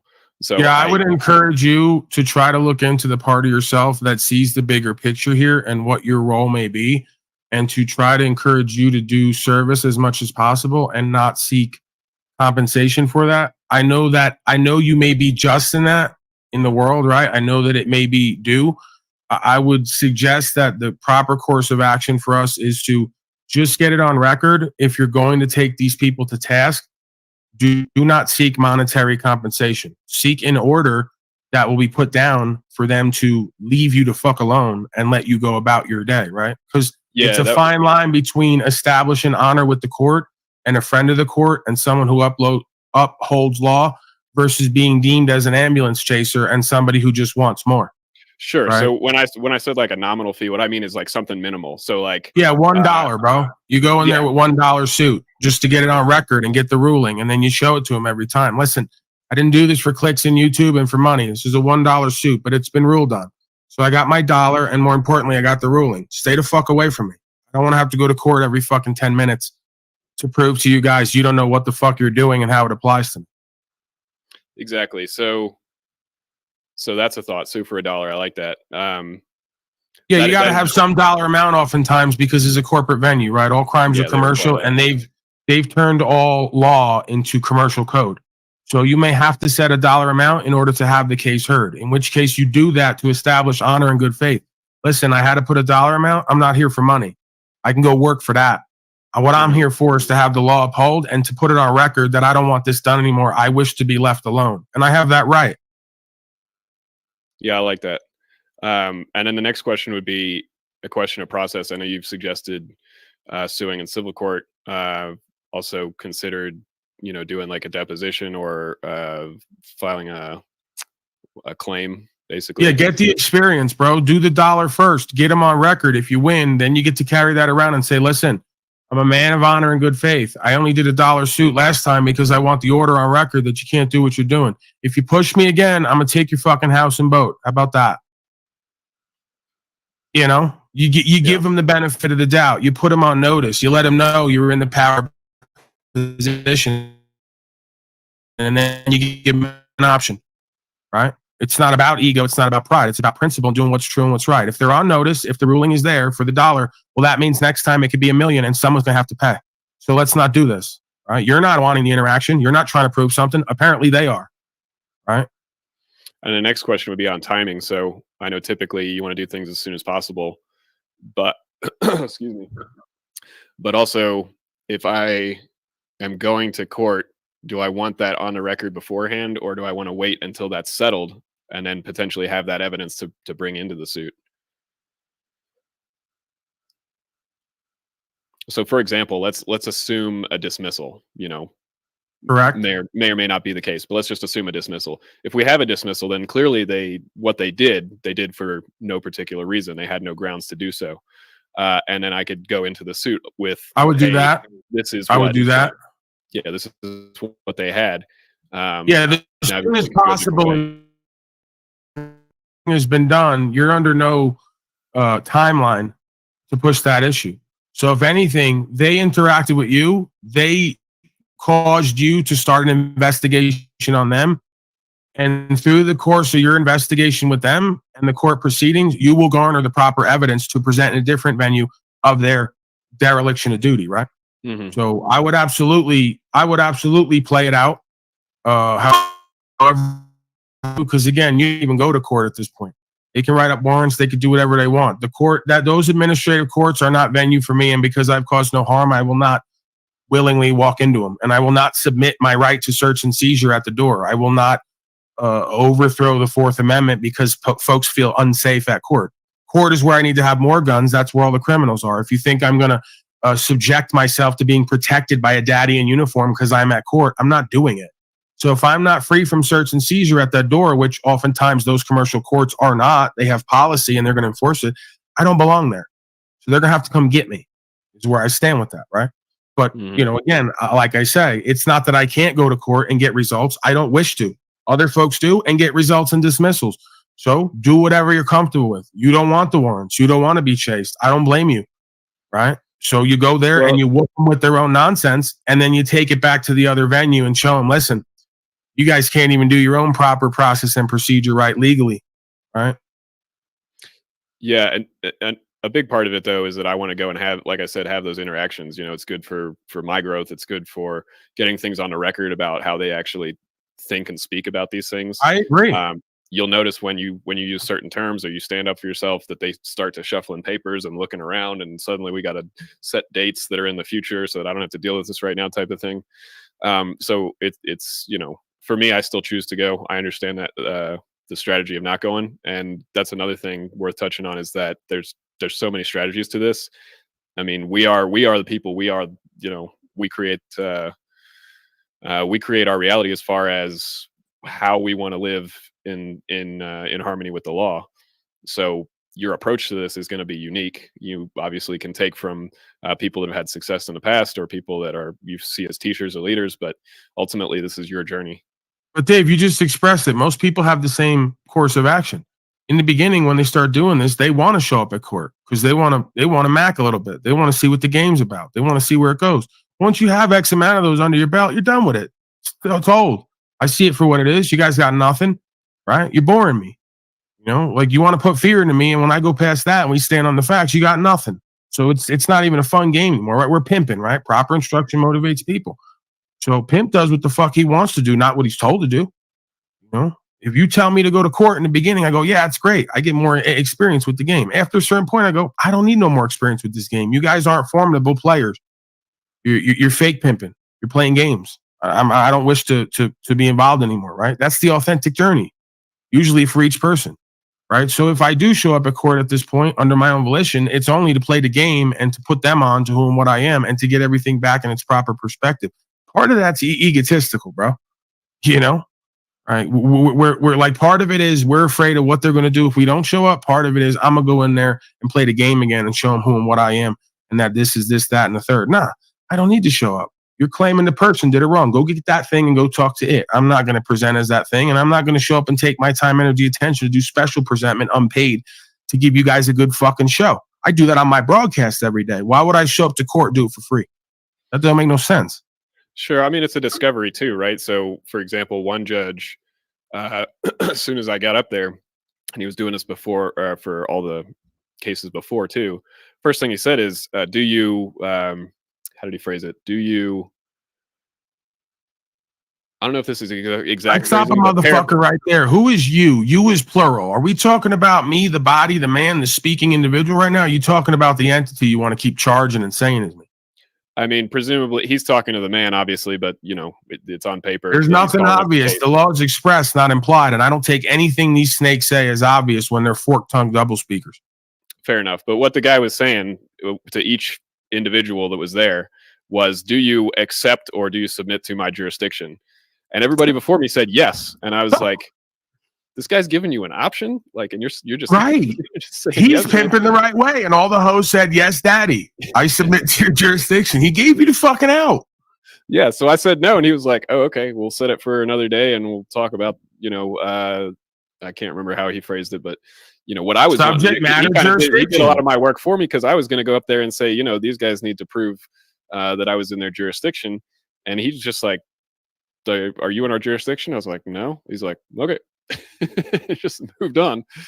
It was a really interesting experience. So, I mean, I would encourage people to go just to get some experiences and to get some discovery. You know, understand, like, are your local judges, do they know what you're saying and they're still trying to like impose slavery, or do they not understand what you're saying, in which case they're ignorantly imposing slavery, which is, you know, just as bad. But at least understand the roles these people play. And maybe there's even, you know, I'm sure there's some good people out there too in that system, but probably few and far between. If I yeah, but Dave, it doesn't even matter good, bad, or indifferent. It's what I just spoke to you is true about me is also true about them because we're oneself. They're tired of the game. They're tired of the slaves coming in and just being racked the fuck up. They want some pushback. They want some action, bro. You think administrator come to work every day and don't want a little bit of action? He's dying for somebody to get in there and give him some fucking good game or put everything back in the proper perspective or just do something, bro. They're dying for it, half of them. They're like, please make the white gorilla come in here and give us a good show today. We're so sick of these fucking slaves and doing the same job over and over every day with no difference. That's a human element, bro. You can't argue that. I don't care who you are and what venue. Everybody wants to see a player play a little bit. Everybody wants to see somebody dance from time to time. Doing the same shit over and over day after day is boring for everybody, right? So if you just look at it that way, that if you're going to show up at court, they're looking for you to really put on and stand in your position and show them and tell them something they haven't heard and seen before today or this week. If you can get that done, you might have an option. And calling the bailiffs pigs and saying, I hate policy enforcement and acting like a broken bitch little boy is not the answer. Not a great move, yeah. Yeah, you got to be God King, Philosopher King, Marco Aurelio, like the AI says. You got to be Marco Aurelio at the court. You know, you got to be Philosopher God King. You really got to touch their spirit, and you got to compel the court to serve you or God. Pick one. Doing that is not going to get it done. It's quite the opposite. They're bored by that. They say, get this motherfucker out of here. He bored us. This is the constitutional law scholar. They go get the gorilla in the trailer smoking 10 blunts. He put on a better performance than this. He could make us feel something more than this. You're supposed to be the constitutional law scholar. You got this bitch boy talking for you. Boring. That's what Mama on the bench was saying inside of herself, whether you want to cop to it or not. She's bored by you. Bored by the beta males and their fucking constant, lukewarm, lacking presentment, lifestyle, and ways. You're going to have to step it up a bit, slugger. It is what it is. It's common fucking sense I'm talking. Common sense oftentimes is overlooked and is not common, it seems. They're looking for everything else but that. What the fuck makes sense? Yeah, it's kind of wild. I don't even know what to say about that, man. I don't understand why common sense is so uncommon. It didn't used to be that way, presumably. And it's been like what's the word? Trained out of us, especially through public education. Yeah, with formality and style. The substance is lacking, uniformity. Right? Yeah. There's been such an attention to style and formality and a neglecting of the substance. Through substantialism comes an adequate style, form, and function, right? So this is just doing cart before the horse because we're not living foundationally objective logic, morals, and ethics. We're doing everything by some style we've seen or heard somewhere, an institution, and some formality they gave us. It's just completely absent of the human element, right? That's all you have here. You have a whole bunch of folks who are losing their humanity decade by decade and being forced into a machine-like state of consciousness and world run by code. The words and terms and the sense is all there, right? So someone like me, someone who practices the substance, develops the style and the formality, right? That is a adequate competition, right? If I have the substance on my side and I've developed my own style and formality, you can't compete with that. Your shit's empty. It's bankrupt. It's lukewarm. It's half-assed. Even the administrators who want to see you play have to concede at some point that they don't have it. Judge can't do what the fuck I do every day on this platform. They can't. Without the court and all the rest of it, they can't get up there, speak from the mind, heart, spirit, and experience and compel an audience to stick with them and feel something. They can't do it. How are you going to judge me? Only God can judge me if I'm made in the image of the Most High. You ain't even come up to my level yet. Let's be clear about the co-creation and the art of living, because that's what this is, an art of living. Doesn't begin or end or start and end on a broadcast or at court, right? That's what courting is about. You know, whether you're courting with God or you're courting with a woman or you're courting with agents of the state. This is the art of living, you know, and we are all characters on the world stage. This is all a performance that is life. Where do you fit in that equation? Right? Are you just another all caps name, another number, another mediocre, lukewarm presentment they've all heard and seen before? Bag them and tag them. The unbegun living dead, right? That's what we got. Yeah, it seems like the species is splitting in two, both, you know, like you're talking about, self-imposed, essentially, unwillingness to break free of where they're at, combined with the, you know, genetic engineering as well through the food, medicine, all that bullshit. So it's rough, man. It's rough to see, but it's nice to hang out with people that get it, have common sense, can build communities. You know, that's where it's at. I want to hear from Bryan O'Shea, man. Have you gotten enough from me, David, or from this Yeah, spirit? man, for sure. I appreciate the opportunity you having me on. Yeah, I think no, please, Dave. You're a friend. You're a friend of ours. You're part of the outfit back west or back east. You know, one thing I would. I lost my train of thought. Go ahead to Bryan. I'll think about it. All right, Bryan, you got something?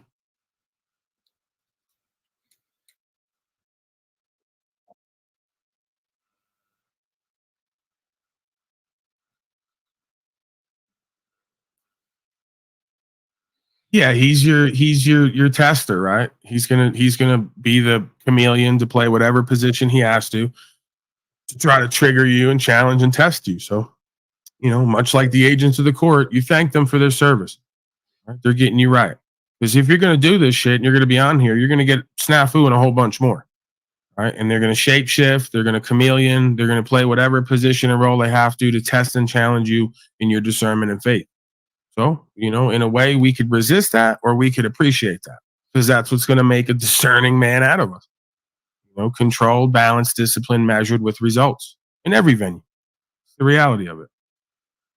Yeah, the thing I was going to say is, you know, one thing I ask a lot of people is how is it that these dim crayons like us, you know, come to figure out common sense and so many people don't? And how do we? Well, Dave, that's you. Don't bring us into it, right? I'm on record 130 IQ. I'm pretty much a super genius, right? That's right. What the paperwork even said, right? You are the dim crayon in the box. I have you here to create a juxtaposition between extreme brightness and extreme dullness. But yeah, man. I don't know what it is. I don't know how some of us come to get it and some of us just choose to stay willfully ignorant. Like it seems pretty straightforward. I mean, it's common sense, right? It seems straightforward. Oh, I've already deduced what it is. Some people are cowards and some people aren't. But we're all the same, right? That's what you like to Right, say. but there's a coward in every one of us, and then you have to make a willful choice to go past that and not be Right. defined And by that. why do some of we do that and some of we don't do that? Because we have a conscience or an ego, a sense of self, and we don't like being characterized as a fucking coward. If we have to play the duality game of reality, I think we'd rather be characterized as somewhat brave than a complete coward. Isn't that what leads to all greatness in this realm on some level? Is that quality or the absence of it that leads to all demonic fallen activity and behavior? It would seem so.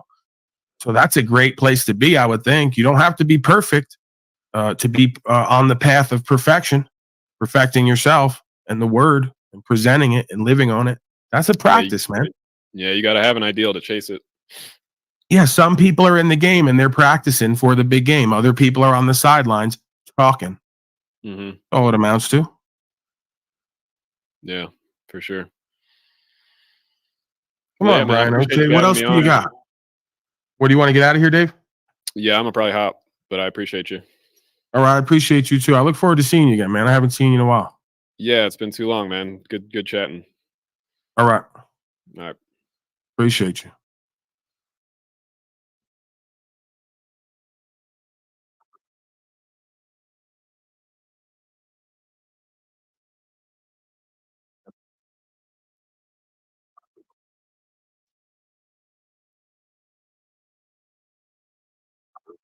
Yeah, it's happening, bro. I told you about a couple of years ago that I don't give a fuck if you're 50 years old. I'll tease you and talk shit to push your buttons because I know you're going to have to accept that critique to go past it. But I already told you you're on a movement. I already told you it's going to come together. I already told you the more you get in alignment with your faith and the truth and you really work it, right? Like live it and breathe it, that you're going to start to get results. Once you get your first paid gig, you're going to get your second and your third and your fifth.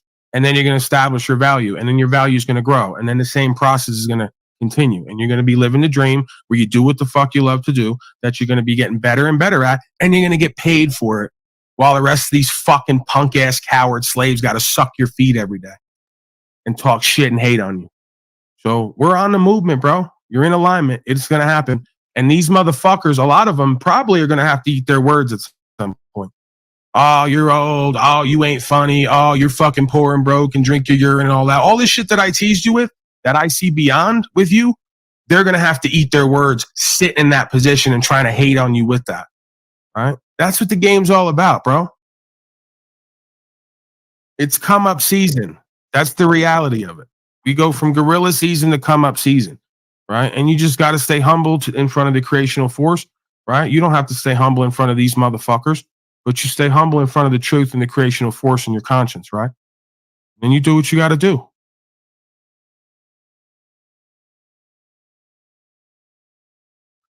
Absolutely, it does. They won't understand how. I don't completely understand how, but it's all tied in, bro. You had to test your faith. You had to test your conviction and your ideals. You had to be forged in the fire like we all do. It's a coming of age story. Somehow, some way, this shit works if you let it be. If you listen to Slow State and the rest of the worldly infidels who walk by sight, not by faith, you'll never get anywhere but where they've gotten to, which is nowhere.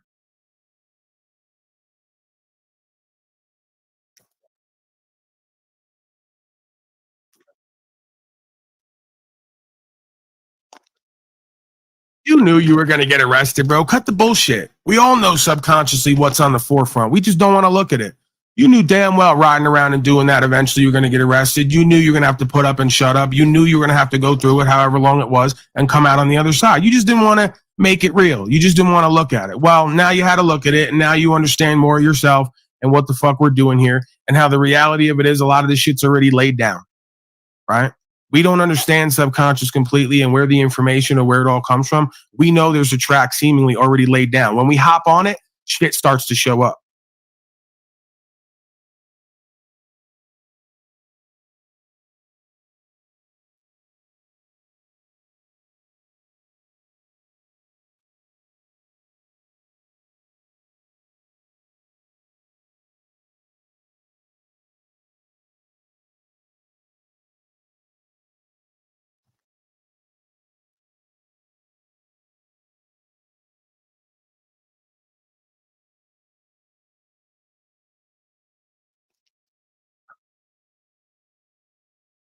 Right. It's part of a walk in faith, right? It's a walk I've done on the job in many places in my life, right?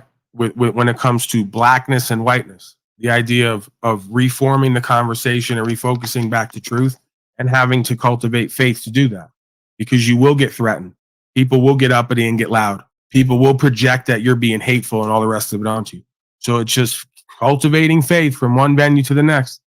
This is what they don't understand. They think that when you get 14 years old and you become a man puberty wise and you fuck bitches, that's what makes you truly a man, right? You have to have a coming of age story. There's many men who fucked a ton of women, made a whole bunch of money, but have never truly come of age of reason and faith. They've never gone through the process. So a lot of them are 30, 40, 50 years old, think they're a man because they fucked X amount of women or made X amount of money. You're not a man yet, because you haven't gone past your fear and your comfort zone into faith and truth. That is what defines a man. A man is judged by his principles and value systems and results, not by what he thinks and feels and creates in and of the world. Know it like you know your fucking name. So you can make fun of me for only being with 4 women and not having sex with a woman until I was 26 and all the rest of it. I'm infinitely been more of a man than you, with the women or without, because I force myself to look at truth, uncomfortable truth at times, that has to humble me and refocus me to be who I'm meant to be, not what the world wants me to be and not what my ego wants me to be. That's the difference, okay?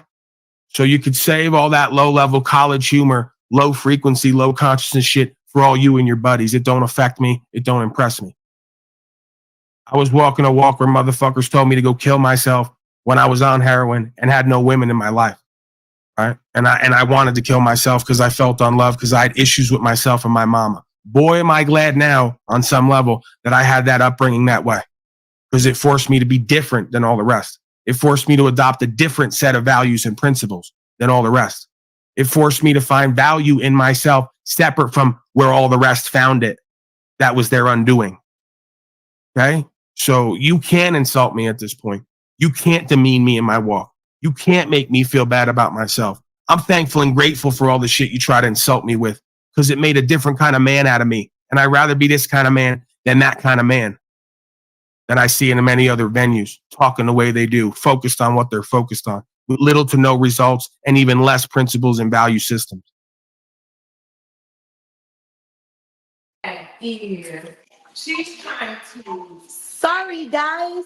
Hi. What's going on, Jaguar, right?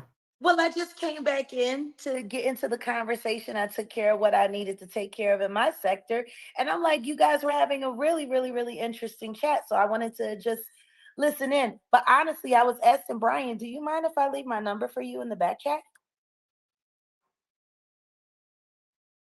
I can't hear you.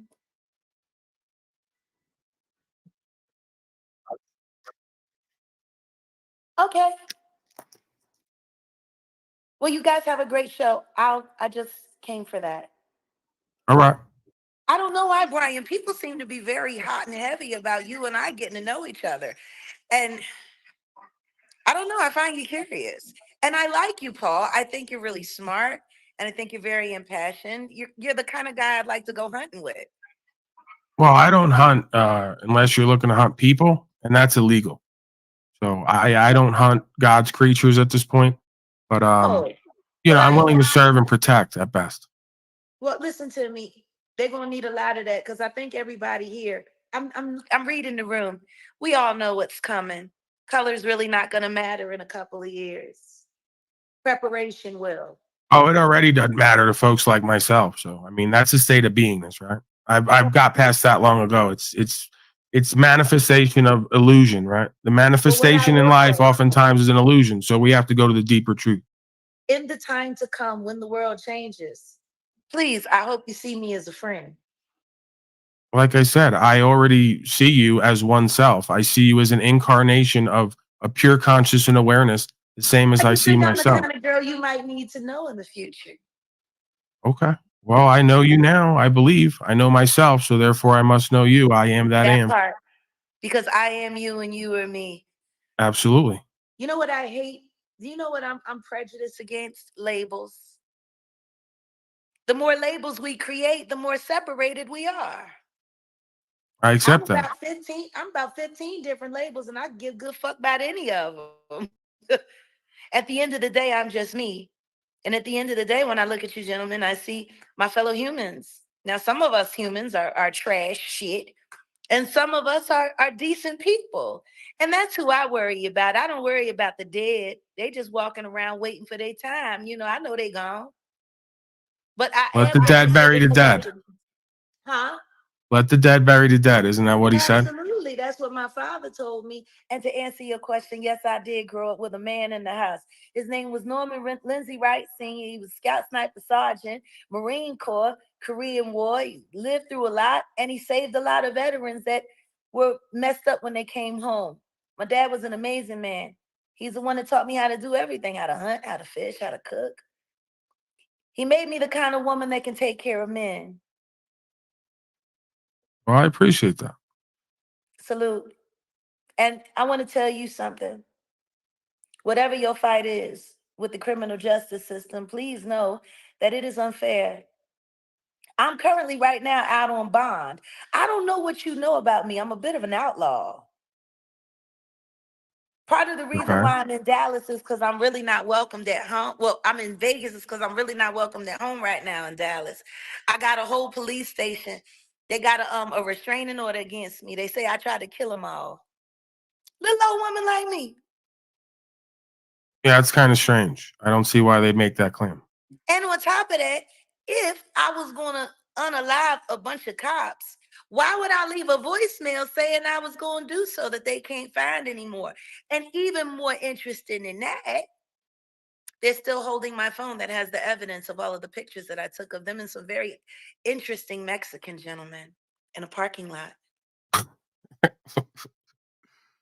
I feel like she's alluding to something, but I'm not in on the whole story. But I'll just let the air of mystery kind of What I will seep say out is there. I'm not going to do anything to revoke my bond. Currently, they've been trying to prove that I'm insane. But after, I don't know, being double stuck with Haldol about 15 times and all kinds of poisonous psych meds and about 20 different doctors, the only thing they could come up with was the fact that I got bipolar and PTSD, which basically means I'm an angry Black woman. And people already know that. Well, right. I could tell that as soon as I saw you. It's kind of insulting for them to double down on that and make a clinical determination. But see, they wanted me to be schizophrenic. And then they started harassing my psych doctor because they were mad that he let me out of the hospital and didn't diagnose me as schizophrenic. Now I'm seeing why she was brought into my existence, because this is the polar inverse mirror of angry white man who's also a terrorist. And I was laughing because I'm like, he's jagging. That's what the kids over there in the Black T sector and the Jaguar right sector, when you do what you was doing, that impassioned speak, they call it jagging. And I say, ain't this a bitch? I come to a whole nother sector and they over here jagging. I love it. yeah, you start to realize that the same people who make fun of you are actually only there to see you do what they complain about. So, honey, listen to me. We need them. If we didn't have them and they didn't oppose and they didn't talk, people wouldn't understand what we're going through. See, it's the test that makes the testimony valid. Absolutely. But y'all got to be careful because y'all going to test some people that like taking tests and know how to pass them. Right, that's the thing. I take all my tests high, so I always get high scores. Me too. That's the part of being brilliant. And then you got to sit there and argue with a bunch of idiots about you being brilliant. But see, a good friend of mine back in Philly before I moved south about a little over a decade ago said to me, a fool and a wise man got into an argument one day. Who's the real fool? Well, that's why I'm characterized as the biggest fool on the metaverse, because I'm supposed to be a wise man who's always trying to correct fools when I have my own self-correction to engage in. You got to think. I'm going to jump down. I done screenshotted the information I needed in the back chat. Thank you, Bryan. Are you in Vegas? They said you in Vegas. You shoot pool? You shoot pool? I'm going to send you a phone number. I'll meet you on a table. I prefer to meet you that way. You got any place you like to play? Is there a place where you reserve a table? Well then, How about we shoot a few racks, maybe some 9-ball, get to know each other. I like where your head is at. Bye, guys. Now, Have a good now, one. Miss Jaguar, right before you leave, how do we know that you aren't, in fact, somebody who occupies a different sector potentially, or has I allegiance with?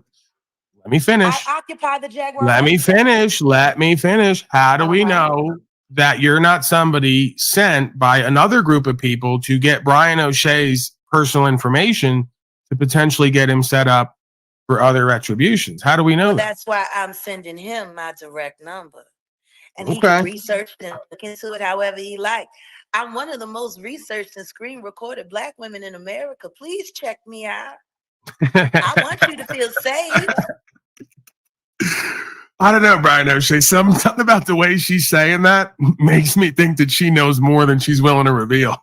Oh, I do. But me and Bryan, that's why I think we should have a little shot of whiskey, maybe a cigar. Right. Shoot And some then maybe balls around. the CEO's cousin comes in from the back room when you're just as drunk as you need to be, so that they can really kind of teach you a The truth lesson. is, I'm gonna be very honest with you. I'm marked for death. I got a $1.5 million tag on my head from some man that I don't want to be in business with or in any kind of thing with anymore. His name is Sean Carter. You might know him as Jay-Z. Okay, so now we have more to the story. So you have dealings with Sean Carter, as you say, Jay-Z, Yeah, and fuck he's that got bitch. money on your head now. Yeah, fuck him. He's had money, but he keeps upping it. He just keeps missing. You know, I'm more like the Road Runner. He's more like Wile E. Coyote these days. Poor thing. I guess he's mad at all of those witnesses I'm about to convince to come forward and testify against him. Yeah, I'd say that's probably the point of contention.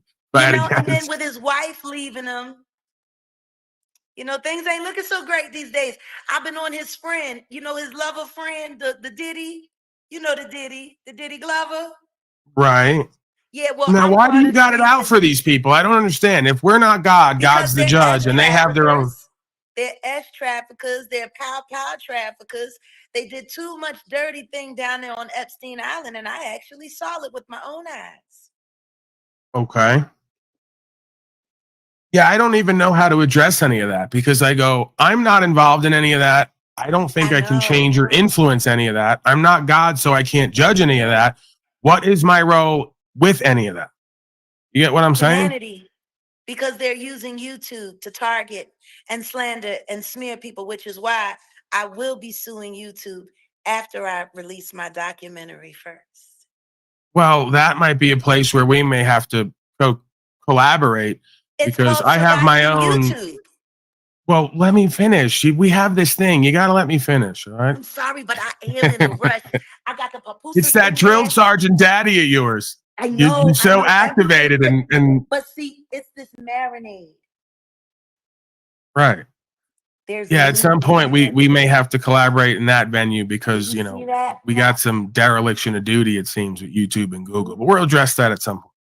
Listen to me. I would love to talk to you about it. I think the documentary is going to be great. I'm pitching it to Netflix. They hate YouTube, so this should go over well. Okay. Well, I'm interested to see what you create or what you bring forth. Hopefully me and Bryan will be able to meet up and we can call you and we can talk about it. Right. I really hope that you're not going to become some sacrifice for some fucking cabal or some group. It seems really, I've got myself out of so many of these situations because I just get a vibe and I go, something's up. Darling, I'm an anarchist at heart. If anything, I'm your fairy godmother. If I want anything, you get a collect call. I want to see Bryan O'Shea is on the table right now and he's got a bandsaw to his neck. Thank you for listening. Do you remember The Dark Knight when they asked the Joker why he burned up all the money and why he was doing everything if he didn't want control and power? He said, I just want to see it all burn. Okay. Bryan, you got anything? When it comes to YouTube. I'm going to go hit the reefer. You got anything? Take over.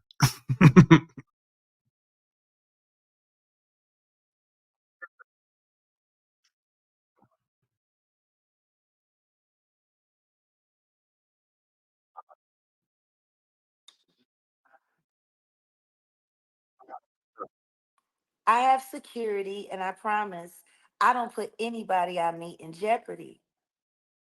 That's why I said you choose the place. I'll go to wherever you like. I'm not afraid to go anywhere. I prefer there be a lot of rednecks around and a lot of metal.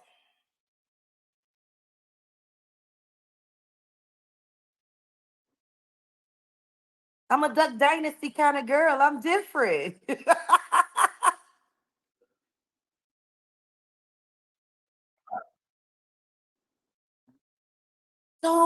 Please don't be afraid of me.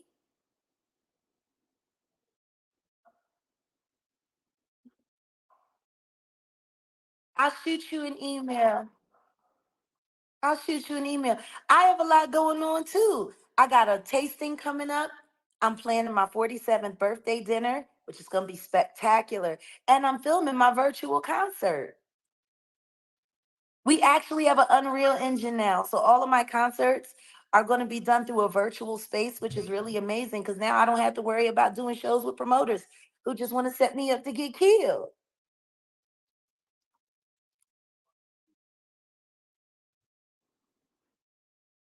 No, I promise you, I'm safe.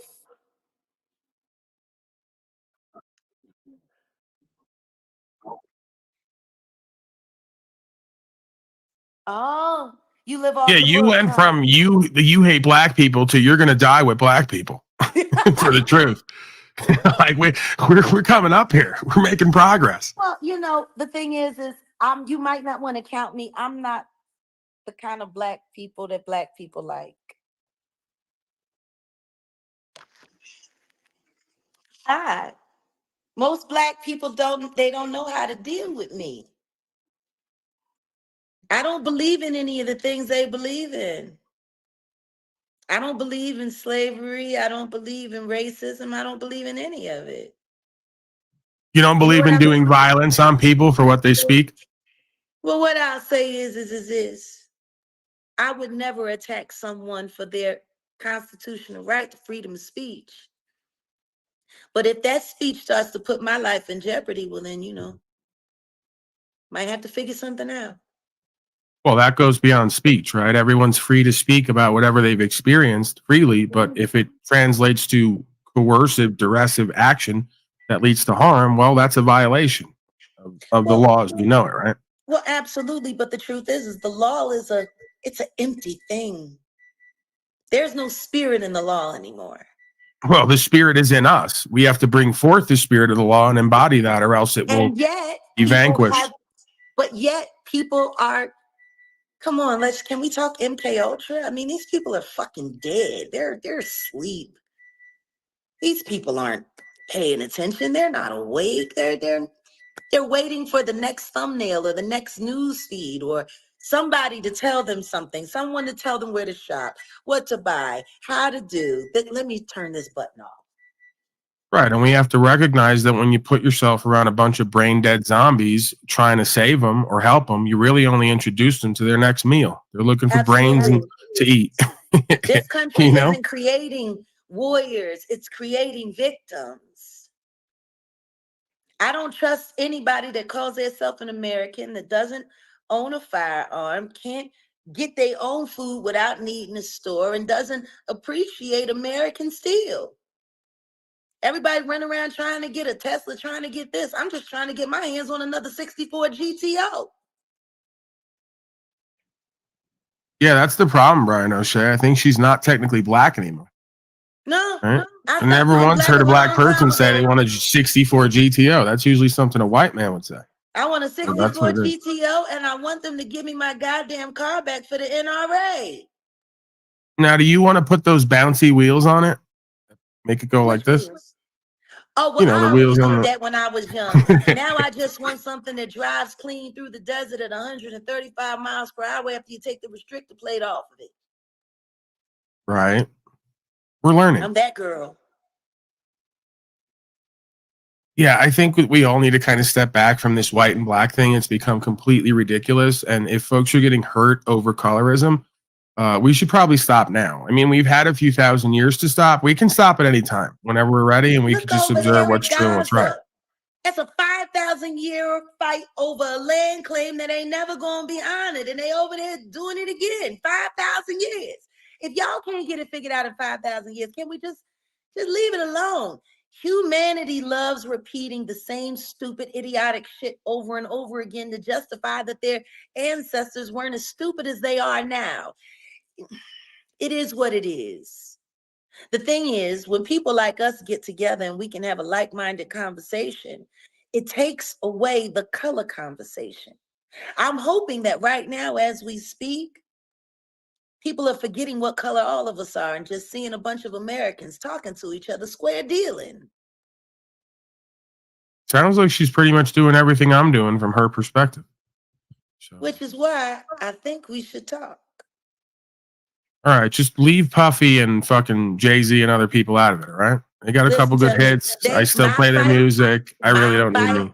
My fight is my fight. I would never drag you into it. Matter of fact, I don't ask anybody to follow me. I fight best alone. See, I don't have to worry about who's fucking up, and I don't have to worry about who's slowing me down. I mean, listen, I still listen to Big Pimpin' once in a while. I can't have Sean Carter like, bro. That's so you on the early you broadcast. Can listen to the motherfucker, just don't leave your daughter around him. True play. Oh, wow, that's a different conversation. I don't, ma'am, at the risk of now being deemed a double racist again, I won't leave my daughter around any black men, okay? They have very large genitalia, and my daughter may want to suck it. And that might affect my ego and pride, okay? Exactly. So I'm only racist when I have to be, and it's really not even racist. Hey, listen, I still listen to R. Kelly records, and I was one of the biggest people advocating for him to go to jail. Right, it's for her safety. If my daughter was to get fucked by a black man, it might destroy her vagina forever. So I'm really doing it out of love, not out of hate. Listen to me. After I seen that Pinky girl, I didn't even. Do you know anything about the porn world? I know a little bit, just what people have told me. I have no direct experience with. What? The Pinky. Here we go. Bryan O'Shea, take over.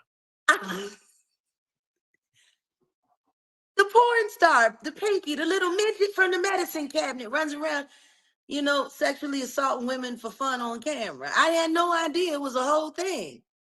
There's a lot that I miss.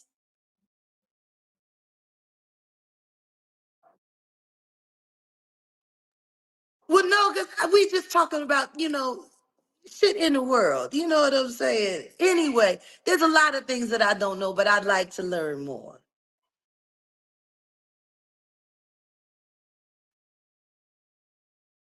Well, how old are you? Oh, I'll be 47 in May.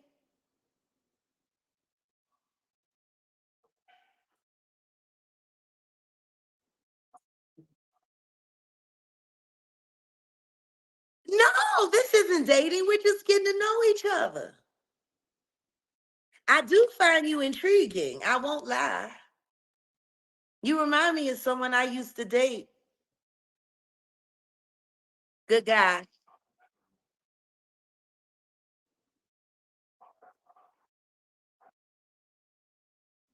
Oh, I'm not exclusive anymore. I just got out of a thing with my YouTube boyfriend that they put on me. He got a restraining order against me. I don't know what for. I think he's mad that I released his sex tape.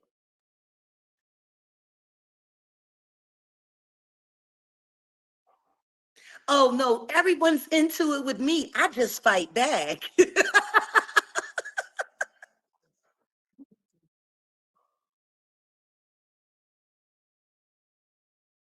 That's my life. That's my future. Homestead. Oh, listen to me. That's just colored bubbles. And like I said, I will not include you gentlemen in any of those things.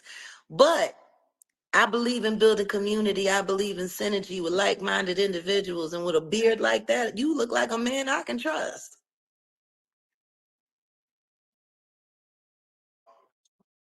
All right.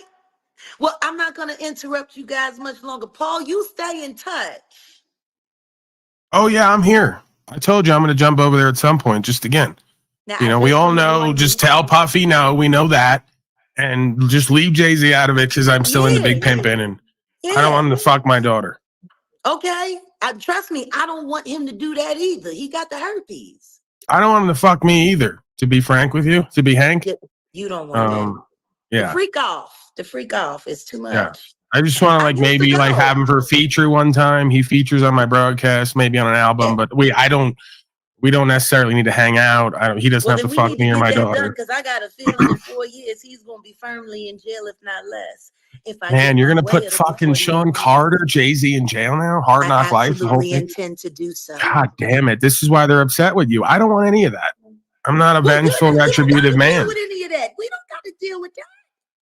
Yeah, but if I'm hanging out with you and I'm playing Big Pimp and you're like, yeah, get it in, Paulie boy, because this guy's gonna be in jail in 4 years. They're just not gonna look kindly on me. You want to know why you can play Big Pimpin' in front of me? Why? Because Pimp C was on it, and he was the real MC. Well, there you go. You better play. You realize he's also dead, right? The same thing they want to do to you. I know. That's the thing. I got a background with drugs. They're going to kill me, and then they're going to dump lean on me and say I died like Pimp C. I know what you're up to. All right, get out of here. You're getting me in trouble. I'm not trying to set. I would never. I got enough problems. I got the whole internet against me. I got gangs coming for me. I got feds coming for me. I got the whole thing. I got a whole FBI file that they just busted open, and I was a minor when it happened. When you heard of the FBI busting open sealed files from minors who were victims, I get it. I think you might want a little help. I think I might be able to give you some. All right, well, I'm open. I'm open-minded. I'm open-hearted, and I'm willing to collaborate and co-create. Look, one of my dearest friends calls me Thanos' daughter.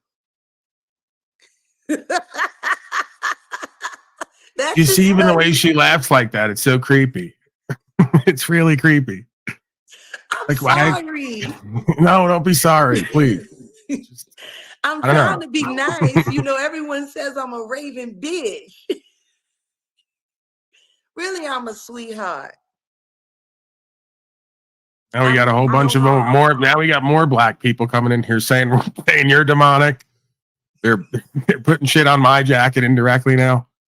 Damn it, Bryan O'Shea. You wanted to be famous, huh? You wanted to be on YouTube. You thought you were going to be like Theo Von, you know, doing coke. I am a channel builder. Oh, yeah. The other side of that polarity is the destroyer, right? That's the other side of that polarity. Yeah, you know, you need more haters, though. At the end of the day, you ain't doing shit unless you got a fuck ton of them. That's true. I have said that. She's pretty much repeating everything back to me I've said to other people. This is where I can't really disagree. I totally agree with you. I just don't want to hang out with you. Now I'm getting why people don't hang out with me. Fuck. It's all becoming clear. It's all becoming clear right here, right now. This is why Z, my audiologist, left and did his own broke. He said, I want nothing to do with you. I agree with you. I respect you, but I want nothing to do with you and these black women you're going to bring who are creating and destroying. No, is it Z? It's the guy who's scared of even eating pussy, let alone being around someone like you. You don't know. You don't know who I'm talking. Z is. Z comes into my chat. Oh, you do know. Okay. It's a small world again. And Z has always been. Is there a way? There is no way, right? Z? Oh, I don't know. There's so many. You know, they do all of this 18 different names and stuff. I can't keep up, but there is someone named Z that sits in my chat. Very, very, very great critical thinker. I enjoy them. Does it have like, is it spelled different? Like, it's not like regular, like it's symbols? Is the Z? Yeah, no, it's not the same person, but there is somebody else with the Z. They just do, it's different. But hey, if you're watching, I like you too. But yeah, don't be afraid of me, Paul. I promise. I'm not going to bring you no trouble. No, I'm not really afraid of you. I'm potentially wary of the folks who don't like you.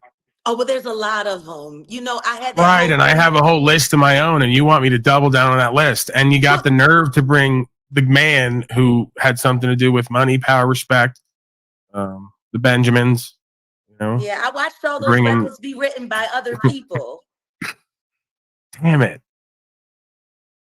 All right, but they were probably just really good businessmen. Why are you upset with them? them? They were really they were assholes, but it's okay because they made a lot of money and fucked everybody that they knew over, you know. So it's all right. I guess that's the American way.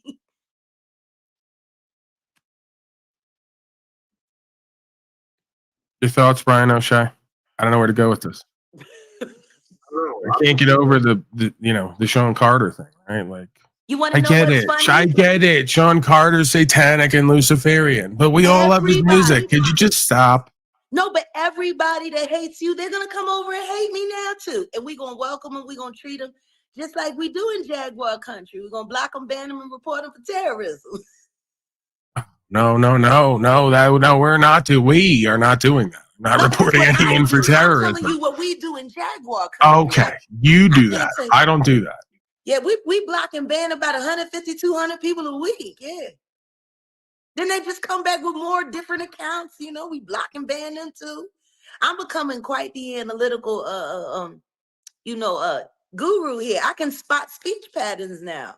Now, you don't have any issues with Joe Rogan, do you? Because I'm hoping to be his co-host. I have no problem with Joe Rogan. I think Joe Rogan is a very, very, very necessary force, just like I think Kanye West is a very necessary force, just like I think Donald Trump is a very necessary force.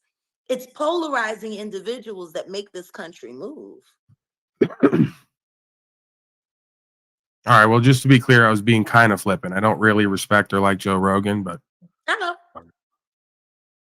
Right. I got you. She already knows. She's got it all figured out, Bryan O'Shea. I don't know what to do. I don't know what to say. I'm very not oftentimes speechless. She's almost got me there. You should check out one of my interviews. There's these guys called Real Life Productions here on YouTube, and everyone calls them the Blue Couch people. But you should check out my video that I did with them a little over a year ago. Wait a second. You got Black Panthers after you? Oh, yeah, I'm totally out of this. Bryan O'Shea. No. I am a part of the Black Panther Party. Oh. Okay. Chairman of the board is a very good friend of mine, Fred Hampton Jr. Which is, I'm pretty sure, also connected to the mother of Tupac, and we know what happened to him. Yeah. Okay, I'm seeing the same theme over and over again here. I had a feeling this is where my life was going. It couldn't actually be Joe Rogan's co-host. It's going to be killed, potentially by someone who shall not be named. Maybe some drug addict, someone just really unsuspected. Well, we had some definitely not the police. Into the studio and steal all my equipment on Christmas. Right. Yeah. Am I gonna have to change my name to like Tupac's mom did, Asada Shakur? Oh, no, I gotta go like Gorilla Shakur. This is a lot of obligation. It feels like a lot of commitment. Dope. I like that. Gorilla Shakur, that's awesome. Larry King Jr. Is that the guy who started the Gangster Disciples? Larry King Jr. On Larry? I'm talking about Larry King, the commentator. Oh, that guy. I thought that guy was dead already. He is. He's still around? No, he's what are they propping him up and like you got strings on him or something? Him and Jerry Springer gave it a run. Now they both gone. And TV is no better for it. Oh my God. Listen to me, guys. I gotta go. This meat intensified. Marinade is on point. Yeah, I think Bryan O'Shea's meat is intensifying as well. I've been known to have that effect on people. All right. Well, I think we'll let you go again. I'm sorry. Yeah, you got to deactivate that. Deactivate the cleave. All right. Are we good? Are we good for now? We're great. I just wanted to stop back in and just tell you guys how much I enjoyed you. They're talking big shit about us, but don't pay any attention to them. And I'm not the devil. I just know how to dance with them. All right. That'll work. See you later, Bryan. Bye, Paul. Bye. Man, that woman's creepy.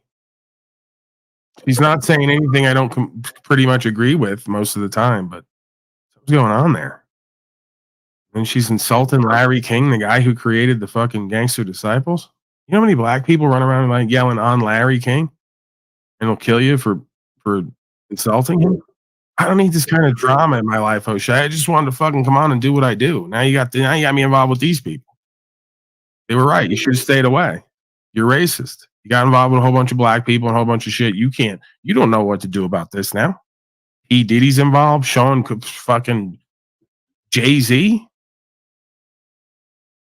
Well, I hope you're happy with yourself, Bryan O'Shea. Here's where we like kind of depart. I wanted to walk this walk with you, but you went and did all this, and now I got to distance myself from you. And that lady, I mean, you saw the look in her eye. It's not going to go well.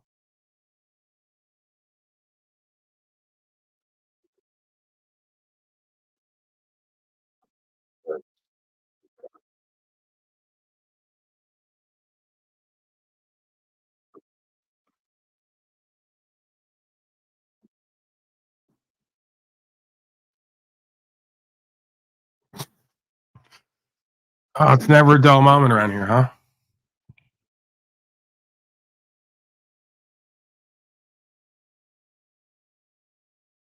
What song is that in the background right now? What's the last song you're ever going to hear before they, have a conversation with you?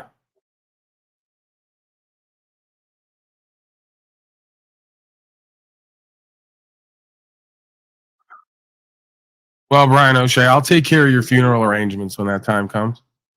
I'll show my honor and respect that way. We're probably never going to talk again after today, but I will take care of your arrangements when the time comes.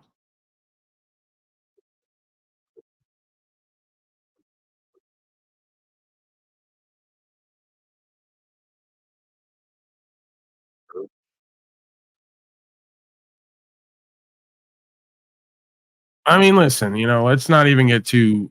I'm sorry. That was me. I did that. Let's not get too rash here because I know you and you're most likely willing to fuck Puffy Combs or Jay-Z to get out of this.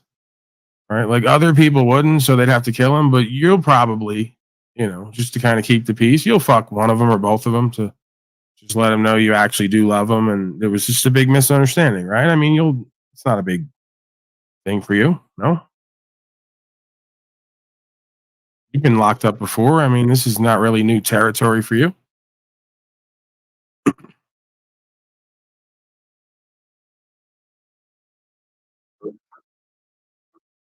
You really are going to be world famous, Bryan O'Shea. Now, the guy who fucked Jay-Z and P. Diddy to get out of trouble. Everyone's going to know you now.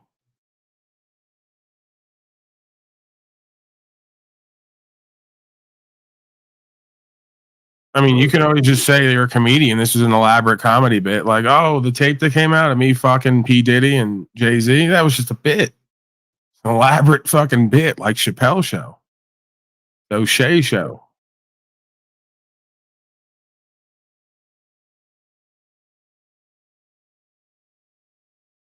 No, I mean actually doing it. Like the AIDS you're going to get's not going to be part of the bit. That's the consequences of doing the bit.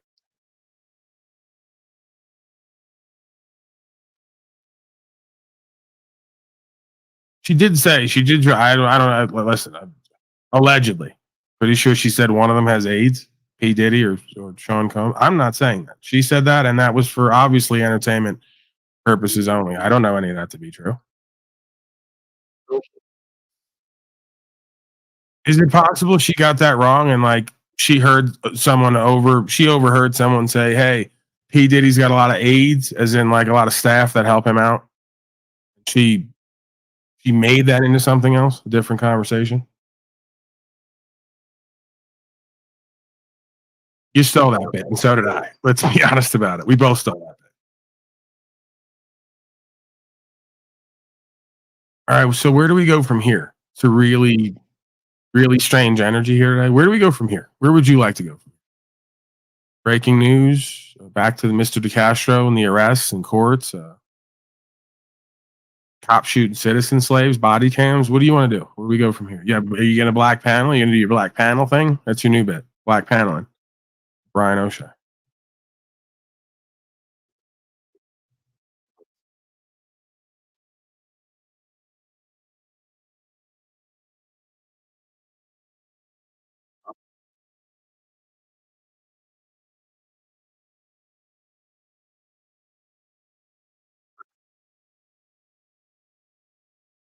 Well, step one is don't say fuck all pigs and you hate them all. Step two is don't call the bailiff a pig. And step three, you might argue, is not agreeing to be appearing as a person, which we know is a corporate entity at administrative court.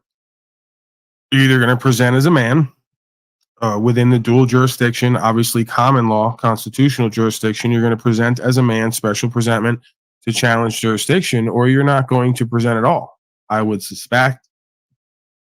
So I don't know why you would equate yourself with Mr. DeCastro, scholar, non-scholar, who hired an attorney, overturned his rights for public safety, and then tried to argue defending statute, policy, and code, which there is no defense. It's their system. It's their belief. You got a dual jurisdiction. You hopped into it. You accepted the terms and conditions, and then you made yourself dishonorable and non-credible. Showed your bias. So long as you don't do any of the crap that he did, you probably won't end up the way that he did.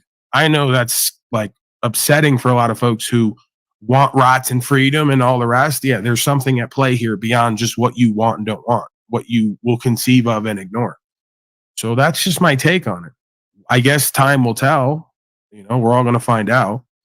But I suspect if you don't do what he did on any level and you make the facts clear and presently known, and you don't trick yourself out of your true power and position, you'll probably have somewhat of a favorable result because you really haven't caused any loss, injury, and harm. You didn't interfere with anybody doing their job and procedure as they see it. You got it all on record and on tape to prove it. And you got, more importantly, the guy lying and double talking. So I'd say the facts are in your favor. I'd say the energy and history is on your side. I'd say the common law and the Constitution's on your side. The only issue you're going to have is that you wanted to sport an unregistered expired plate, giving them the presumption that you are in fact adhering to their jurisdiction and their corporate codes and that you were engaged in some form of commerce at the time. So that is where I would address the bone of contention first and foremost. I would make it clear to them while I was quote unquote displaying that property, that plate and that lack of registration. I was not in that capacity. So I do understand the confusion, right? That's where our equitability and honorability comes in. Oh, well, I understand why I was contacted. I understand why there was a miscommunication or misunderstanding. I don't have those things.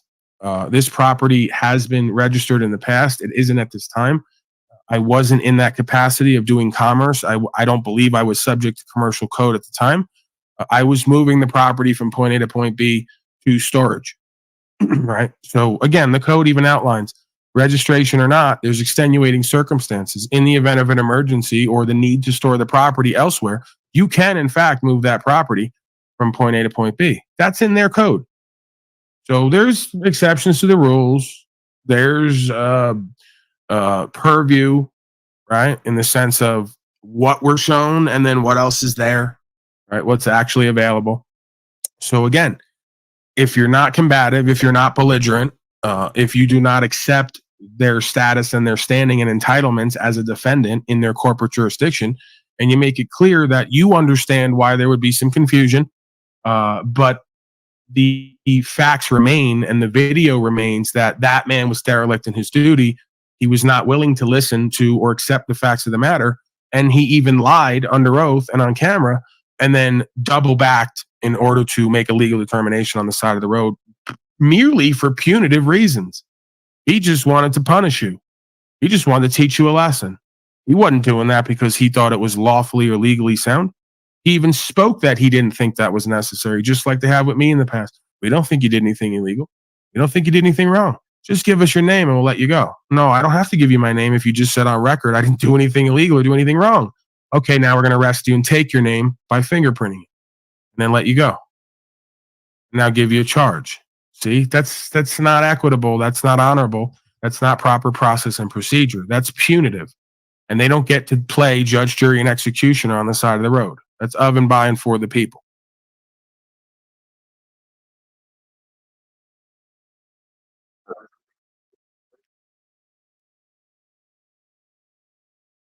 Right. You're not there to argue their beliefs and to defend yourself. You're there to clarify the difference of what's happening, what they believe and what they did versus what was actually going on and what your understanding and conviction is and how the two meet. This is what they also don't understand. You're not there to be in combatants or belligerents or defend yourself. If you didn't do it wrong, there's nothing to have to defend. If you did do it wrong, it's indefensible because you have to reconcile. You're not there to accept the entitlement of defendant. You're not there to argue their beliefs and against their code. You're there to delineate and create the difference in the understanding between their code and policy and jurisdiction, how it applies and who it applies to or what it applies to, versus who and what you are, how you live your conviction, and how the two meet but do not become overlaid or conflated, right? That doesn't take argument. That doesn't take defense. That doesn't take offense. That takes you putting an affidavit on the record and surrendering the outcome in faith.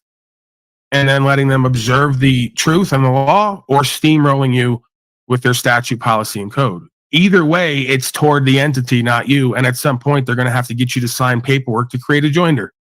I don't sign paperwork. I won't create the legal joinder between my body and that entity. So, this is how you navigate it. Your boy DeCastro signed 10 papers before he ever walked in. He's a dunce. He doesn't get it. You got corporate takeover. They corporately pimped you. You got corporate pimps with corporate takeover who corporately pimped you. And then you want to yell rights and freedom after you double down in dishonor. You completely gave up your ground, man. This is a chess game and war, metaphorically, not physically. You gave up the ground. You gave up the high ground and then laid down and doubled down on your dishonor and tried to act out and do a death spiral roll. What'd you think was going to happen?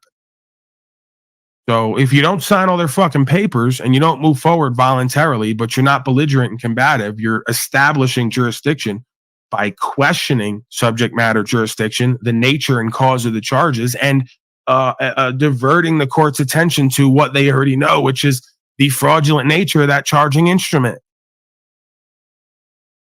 He didn't do any of that. He didn't challenge jurisdiction. He complied with their jurisdiction, their policy and code at the door. He signed the paperwork, waived his rights. He then tried to be belligerent and combative. He showed his bias and intent, okay? And he did not once challenge the charging instrument, the nature and cause of the charges, nor did he challenge subject matter jurisdiction. He couldn't because he had a bar slave who just accepted all the terms and conditions and started arguing from their pimp game. The dumbest thing you can do. Dumbest thing you can do. And they did it. And they claimed it was lawful, legal, lawful, offset, rights, code, democracy, republic. They don't know what the fuck they're doing and talking about and how to effectuate it. They have no idea what the fuck an honorable, presentable, lawful man looks like, sounds like, presents like, has on record and paper. But they're going to project onto me? You should have shut the fuck up and listened to me for the last 3 years. You should have got your debt in order and prepared to go to jail or die. I got a list of things you motherfuckers should have done that you could have done that would have got better results for you now that you didn't. And then now it's my obligation to solicit funds for you and your legal team. Suck my dick. Same motherfuckers that don't want to listen to me and take the obvious understanding and work it to the proper process and procedure and presentment, then on the back end think I owe them some responsibility and obligation when they didn't fucking listen to me and do what the fuck I've done. Got horrible results and embarrassed everybody once again. All you did by doing this, every time you do this, is embarrass the quote-unquote legal, lawful, quote-unquote sovsit, quote-unquote whatever the fuck you want to call it, community, non-munity online. That's all you do. You shit all over your own self, reputation, credibility, and then get it projected onto the rest of us.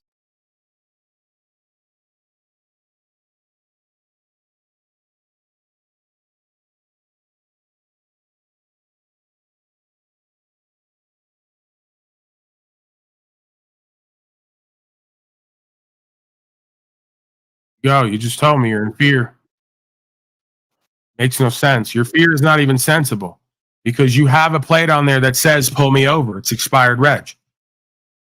You know, there's 10 other things you could do that might create a different way of being perceived. What cop's going to see their plate with expired reg and not look at it as a big bullseye? Did I tell you to go get a Sobsit in quotes plate like I was riding around with that said U.S. Nationals? No, nothing needed, not necessarily. You know, you could go get a USDOT number. You could go file as a sole proprietor, right? Business, non-business, ministry, nonprofit. You go get a USDOT number assigned. You can fly that USDOT number, but you better not say it's USDOT property because they'll charge you with fraud. So you better put it on a piece of paper and say, this is a USDOT number if you do that. Right? And then it just becomes, hey, I'm federally parked. I can go interstate because I'm a traveler. Okay. And it's non-commercial usage is what it's labeled in that system. It's private use, non-commercial. They're going to ask you how many licensed drivers. You can put 0. Nothing stopping you from putting 0. You never did fraud. You never lied. You never misrepresented. You just parked yourself in a certain jurisdiction that applies interstate, but does not limit you to localized state rules, codes, and policies, because the federal system is superior to state and local in a sense. All state and local ordinances have to be in compliance with the federal unless it's an issue of constitutionality. Well, the great part about that is, I'll give you an example. Colorado can sell weed to its people. People can sell weed to other people. Why? Because federal says it's illegal. Constitutionally, it's sound. Checks and balances. The only time the inferior can come in to check the superior is when the logic is sound, when it's fundamental based. That's in any interaction.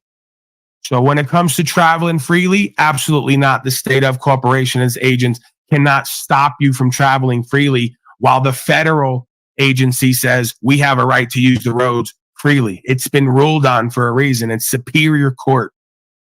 So the inferiors can only buck the superior if it's foundationally correct on a job site. Anywhere you go in a relationship, women and children, the inferior can only buck the superior form if the foundation is correct. So when it's an issue of constitutionality, feds can buck state, state can buck feds. You cannot buck the Constitution to enforce state code that is not adherent to federal code and process. This is absurd. This is an overthrow. It's treason. It's tyranny. So, again, this is the point of jurisdiction. This is the point of entitlement, status, and standing. This is the point of presumption and assumption being rebutted out hand. So when I park myself in federal jurisdiction for reasons of the fact that the state and locals have become corrupt, and the federal jurisdiction outlines a motor vehicle as a commercial instrument and an automobile as a means of transport, free travel, I will park myself in a jurisdiction where my rights and freedom are upheld. And if the states and locals want to intercede in that jurisdiction, and that USDOT number that I have been given in order to identify who and what I am for safety, because that's their rap. Well, we don't know who and what you are and what's in this car and what you're up to. Well, now you do, so you got no reason to stop me. Because this number is connected to that record in their jurisdiction, and you don't have jurisdiction to interfere, but you can look that number up to find out who or what I am and what the fuck I'm doing if you're so nosy and want to keep everyone safe. See how that works? But when you go and get yourself a state of plate and you put a registration sticker on it that expires, you just parked yourself state and local jurisdiction. You just told them you believe you have an obligation to uphold their garbage. You're not protected federally at that point. You're not protected constitutionally at that point. You're in commercial venue. You're in local state venue, status and capacity. This is the whole point of starting a system that's triple tiered. So you can park yourself in different jurisdictions and have your rights and freedom upheld, and the corrupt scum can't overwrite that. Now, what they'll do with that, how they'll approach that, and how they'll ignore that is a different conversation. But the logic is sound. This is middle school American history and study of government and the idea of checks and balances. And the Constitution being the foundational law of the land, that all statute, policy, and code is given the force of the law of the land as long as it's commensurate with the superior law. So if inferior law is commensurate with superior law and the spirit of the law, then we have no conflict of interest. When that ceases to be the case, we got a big fucking problem. It's called treason and traitorous behavior. It's called punishable by death and imprisonment. That's their words, not mine. I'm not calling for that.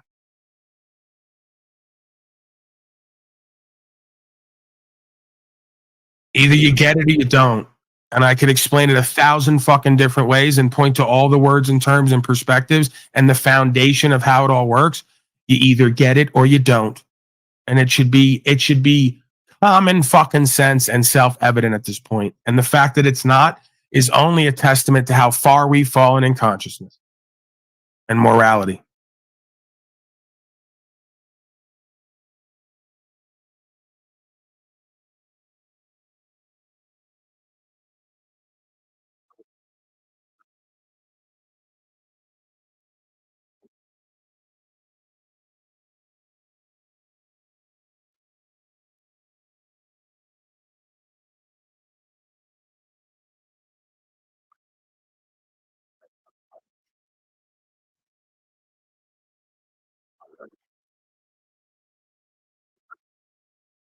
Right. This is why folks go and correct their passport and they change the jurisdiction to federal and become an American national because they don't want to park themselves in a United States corporate capacity as a citizen. Because we know United States is incorporated in DC on Maryland. It's a false construct. It's a commercial entity. So you become a privileged, fraudulent, you could argue, class at that point. So you have a protected class and a privileged class.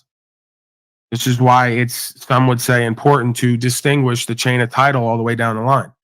I'm a protected class under the federal law and code, and that carries down state and locally. You can't put hands on me and deprive me of my natural rights. I'm not a legal person. I'm a natural person, if any person at all. Again, these words and terms have been so bastardized and remixed and conflated. It's absurd. But there's an idea here that's present all the way up the line, and it makes sense.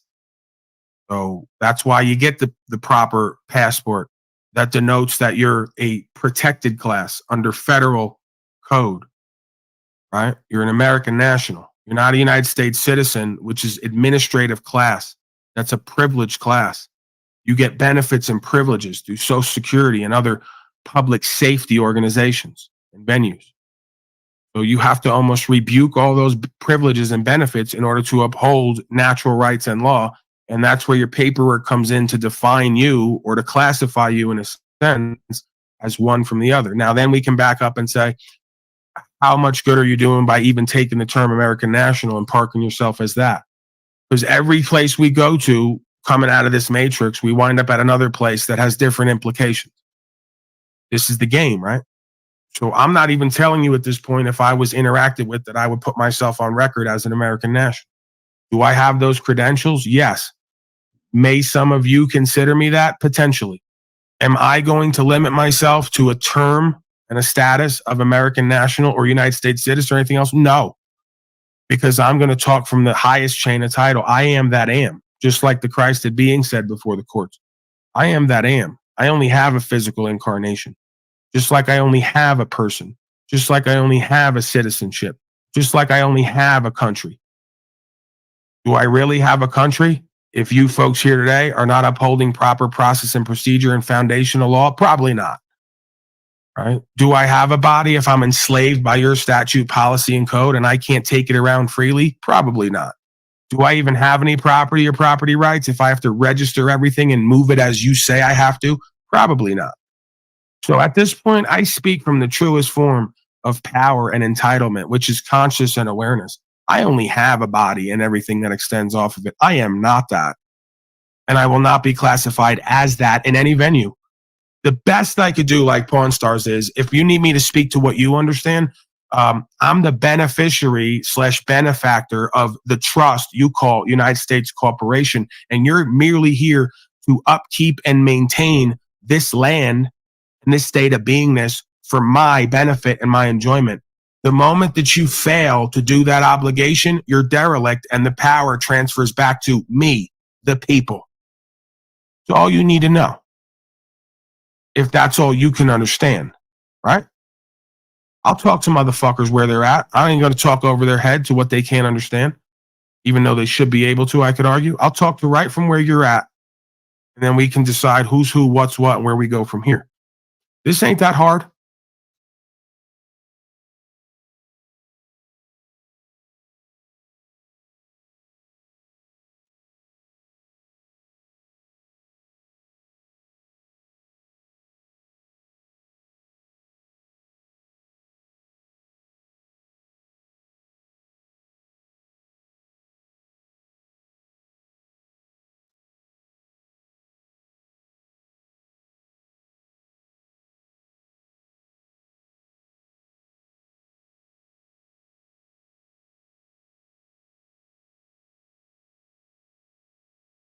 Yeah, I'm either the creator of government or I'm the one they serve. Pick one.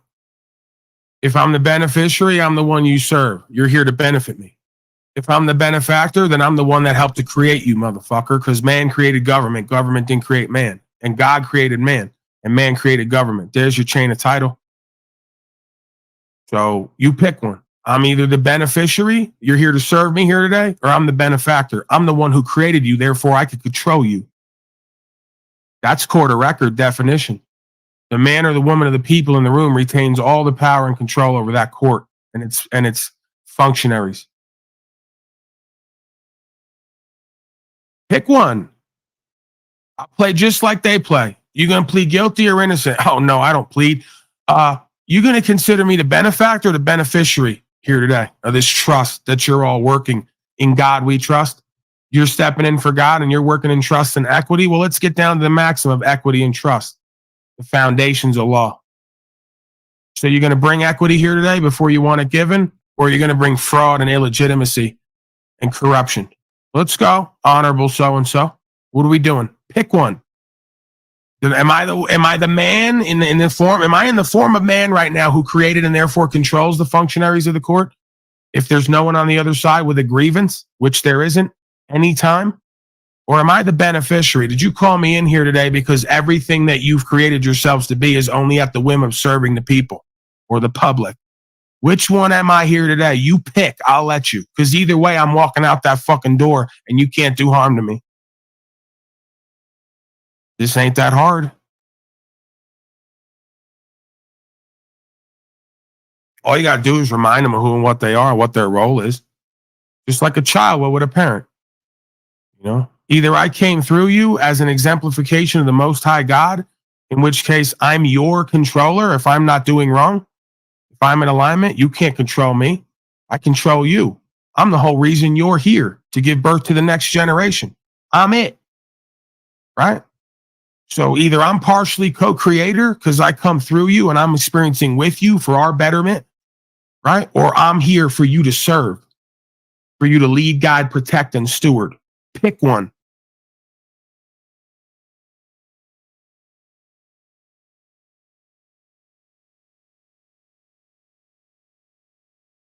Now that's presuming you ain't doing wrong, right? If you're doing wrong, you got no claim, you got no chain of title. Hey, son, that's all fine and good, but you know you did wrong because I told you XYZ what it's going to be and you agreed and you went and took the cookies out the jar anyway. So great speech, feels good. Don't apply here in this venue. Well, how are we going to get the cookies back? How are we going to not do this the next time? Where are we going from here? That's the thing. Wrongdoing don't have to mean loss, injury, and harm. Wrongdoing can mean you already made an agreement whether you want to cop to it or not, and you didn't follow the terms of that agreement. Taking cookies from the jar ain't wrong. At some point, when my daddy dies, that cookie jar becomes mine. I have all the fucking cookies I want. But right now, it's his motherfucking house. And he made the terms and conditions. And I agreed. So when I take cookies after a certain point, I'm in trouble. I did wrong, even though I didn't do wrong. So how do we resolve it? This ain't that hard.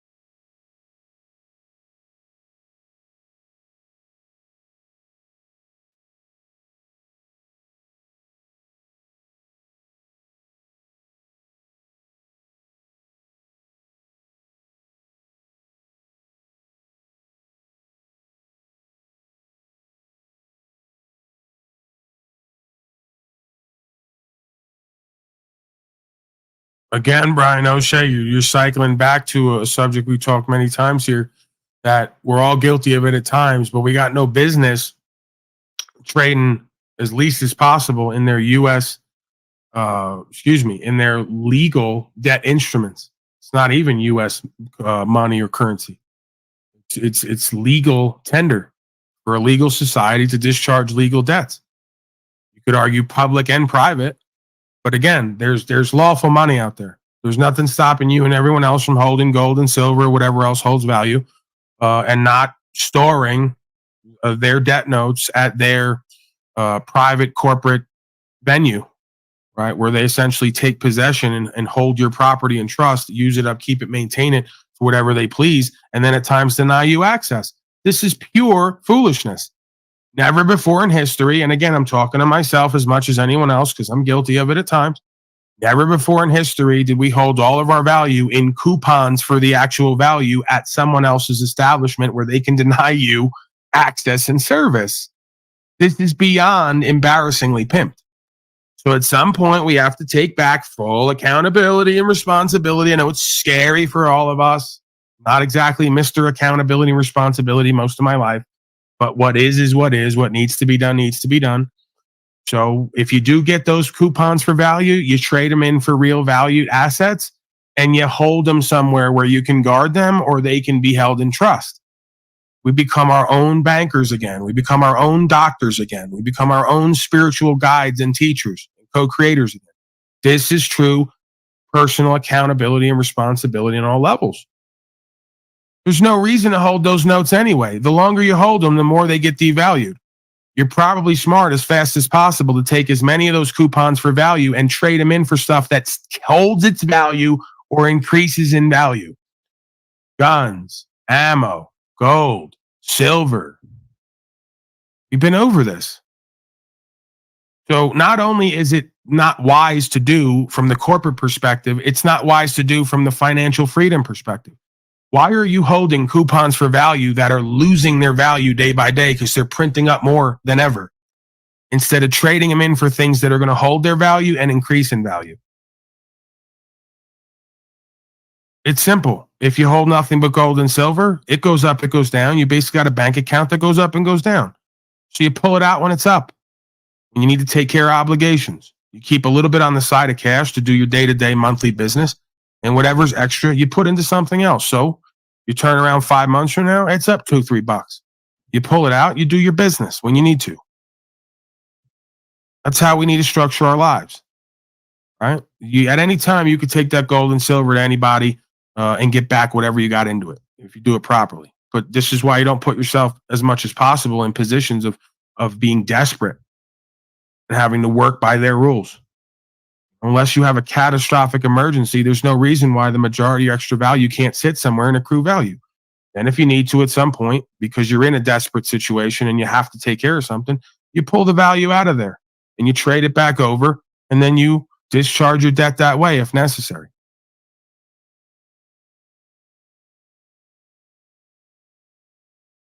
How do you think the last Great Depression happened? Everyone holding non-value at banks that they created a bank run and no one could get their money, and then everyone lost their shit overnight. You don't think that's going to happen again at some point, Mr. O'Shea and others? Let's really get real with ourselves and each other. Not only is it probably going to happen, it looks like they're setting up for it right now. You got like 3 to 5 years, as far as I can tell, before they just move everyone over to digital currency. And if you think they're not going to make you go crazy in between, I don't think that's how history works. I don't think that's how pimping works.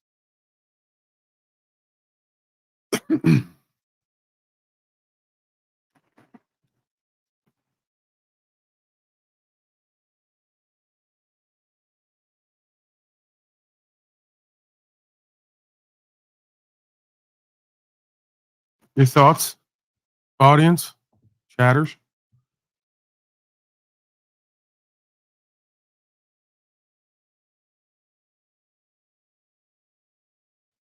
I don't know what any of this means. Paul, are you aware of your trans daughter? I don't have a daughter.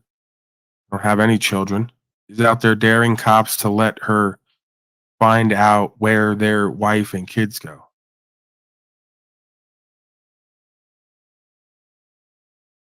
I don't know what that means, sir. Pretty sure that's Tommy. Did it again with narratives. So, Tom, if you want to address that, whatever that is, you can come on up and you can inform me of whatever that is. But I have really no idea what the fuck you're talking about. Thoughts? Apps creature? Daddy, was that you blocking me or O'Shea? I didn't block you. Oh, okay, it's O'Shea. He's in his field. O'Shea, you're gonna crumble. You're gonna sign the first plea deal they'll give you, and yeah, that's my prediction because you're a bitch.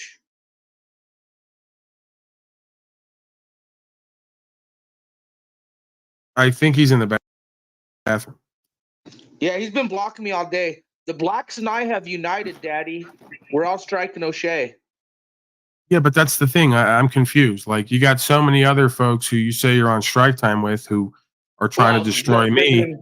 They're being handled too, but I was trying to be an ally, and O'Shea wanted to flip script today, like he does. But this is the deal, O'Shea. If you're shitting, pissing, drinking, listen to me.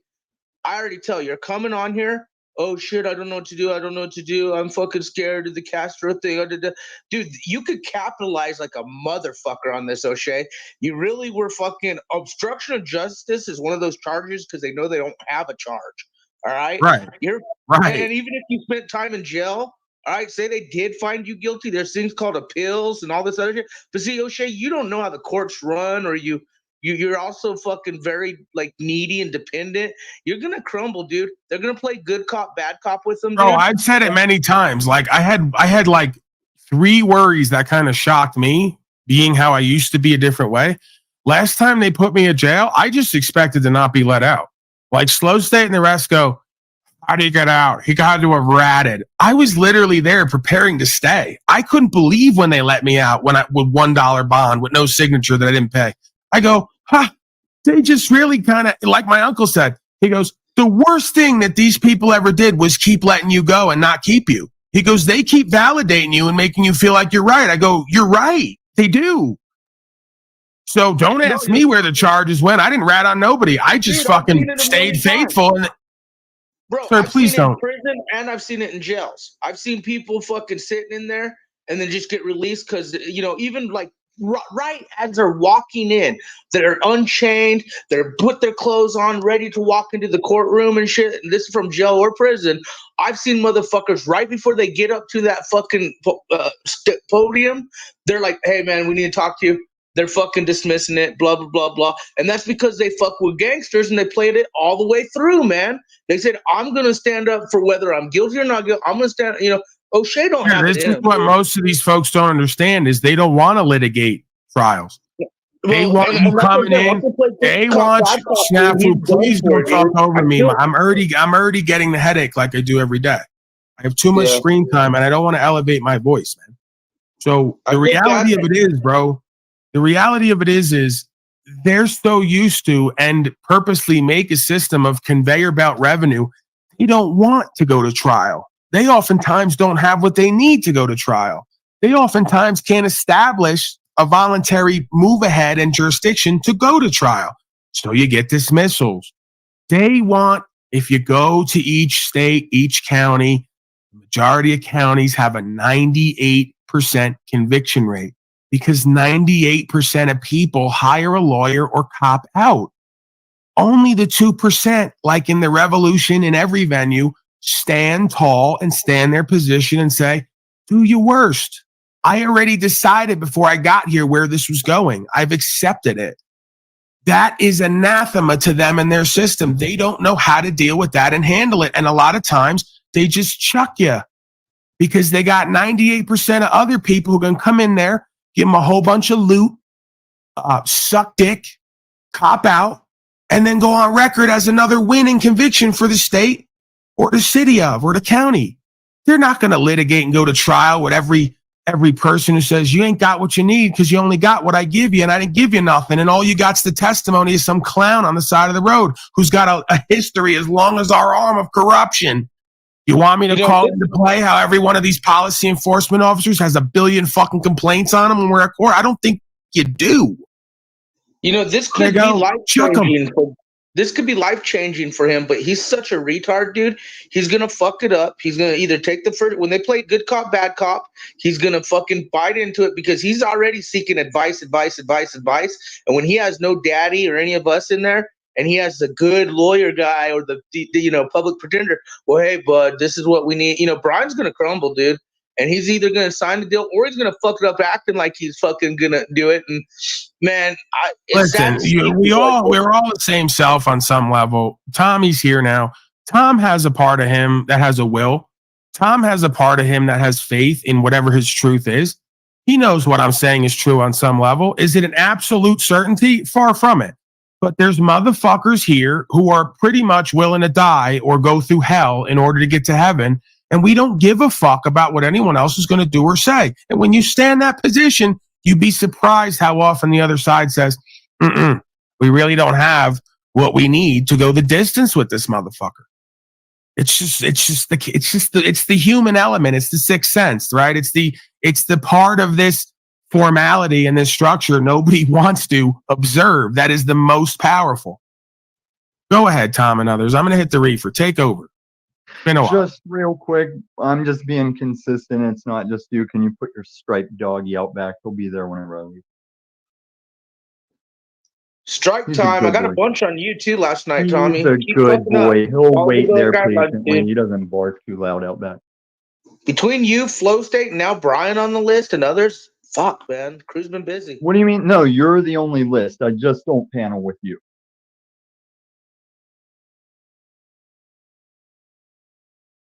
Just have him wait, Paul, because I'm going to talk a little Bryan, but the thing I'm going to tell you that I was chatting about, he won't be able to resist. He's going to. All right, yeah, but I don't want I don't want to be forced to one side or the other, right? I want to remain neutral. You're not being controlled. I tell Z this. I tell everyone I go. Yeah, right, but I don't do what I'm told to do. You know that. That's partially why you kind of hate me / like me / respect. I'm saying it's not so I'll just ask him to remain quiet for the duration of your speaking, and if he violates my wishes, then I will throw him out. How about that? That's close enough. Now, just to get the Bryan thing over with, if you guys really want some outside looking in, we have to be honest. Like, I can tell you guys what I do in court and how I go free. I know that Paul knows what's up. Like, as far as my critique of Bryan's pullover, I just saw Paul like dropping the ball like anybody can do. But we have to be honest that Bryan is what we call a sob sit. Like, the level Bryan is functioning on, he might, if we didn't know him, we'd be like, there's one of those guys that make them call us subsit. Like, that's all. That's what I can see in a nutshell. Right. He's on record in papers as a United States citizen, but also thinks he's going to retain his sovereignty in commercial and public venues. And that's not how it rolls. That's not how it works. But also is like moves in the pocket are like mostly pleading, desperate, emotional. They don't really go to the core fundamentals. Like, I like to keep looping the no damage, no victim until somebody acknowledges it. And I mean, you have to know your moves to make as they make their responses that aren't acknowledging damage and victim. Again, but Tom, you know the game. The game is pimping, and when you speak something that you already know you're playing that game of, that's how they get you. When you say you hate all policy enforcement, they go, thank you. You just gave us what we needed to establish some I don't doubt that you're a threat to yourself or others and the public safety system. That's all their game is. But also, it's like the traffic court is the maritime court. This is where, if you know your shit, you are the strongest. As long as you do it right, maritime court is the thing you should always be winning. But you agree, Tom, that the way to do it is not walk in there as a U.S. citizen, hire a bar attorney, and then say fuck all pigs and call the bailiff a pig and say I hate policy enforcement. Probably not the best way to effectuate an honorable result and favorable result. Chile? But even with Chile, it's still like we can all be like pulling your collar out at those moves. But Bryan Impact Flix is still right. It shouldn't get you 180 days, like no true court trial, like just a dude. I got news for you, bro. we've all at some point been put behind bars for some shit that didn't cause anyone else loss, injury, or harm. We might have been harming ourselves. Raise your hand if you haven't been behind bars for drugs at some point when you were fucked up, suicidal, depressed, and were basically killing yourself vicariously through the drug. How much are we going to argue that wasn't for our own good? Whether we liked it or not, whether it was jurisdictionally sound or not, as far as, and it was, because at the time I was on papers as that. I had no other claim or understanding of myself. I was doing behavior that was harming me and potentially others. How could I argue it? You want to know the honest truth? All the times I've been behind bars was either a situation like Bryan's with a vehicle, or the time I got a misdemeanor assault for dumping eggs on my boss after they fired me. I've never gone for substance or anything like major, but if you want your fucking world turned upside down right now, I only saw the first couple seconds and I was like, I'm just gonna go straight to Paul and see what the fuck this is. I'm giving a break to the cult thing by referencing some of your regulars as your children. Go to Flow State's last live stream. Go to the beginning where you see first person cam on a cop, and watch your Pantene haired daughter tell I'm not sure if he's in Denver or what. Where the fuck is Mitchell at? And I'm not sure if this is the chick that got him a hotel room and steaks, but all I saw was he's throwing his phone up at a cop, telling the cop, let him find out where his family and his kids and his That daughter shit go. was funny. Mitch was going way over Funny? with that shit. What the I fuck thought do he you was mean? gonna get How shot. is your doggy speaking? I thought Mitch was This gonna is get not shot, to be fucking honest. funny. I don't see. Is he trying to get himself shot? Is that not the most chillest cop you've ever seen? Just letting him say that shit? Tom, we have to be really critical of ourselves and then see how we wind up with all these people who reflect self. We have a penchant, I'm doing the we now, for self-sabotage at times, and for a lack of self-care and self-love completely. So if you think that I haven't seen for the longest time that Mitchell, potentially myself, you, and others here are lacking a truer and better form of self-love and self-care that it oftentimes looks like and leads to self-sabotaging / suicidal almost like behavior, that's kind of in the fucking mix, it seems, right? Clinically, if we were to like diagnose here and look at the past histories and you know what certain behaviors indicate at times. I'll acknowledge that my area to fuck up like that is with like closest people in my life. But with this thing that we've talked about for 2 years, the same way that I'm a polite professional motherfucker every time I leave this house with a gun on me, I know when I'm dealing with a badge that has a gun.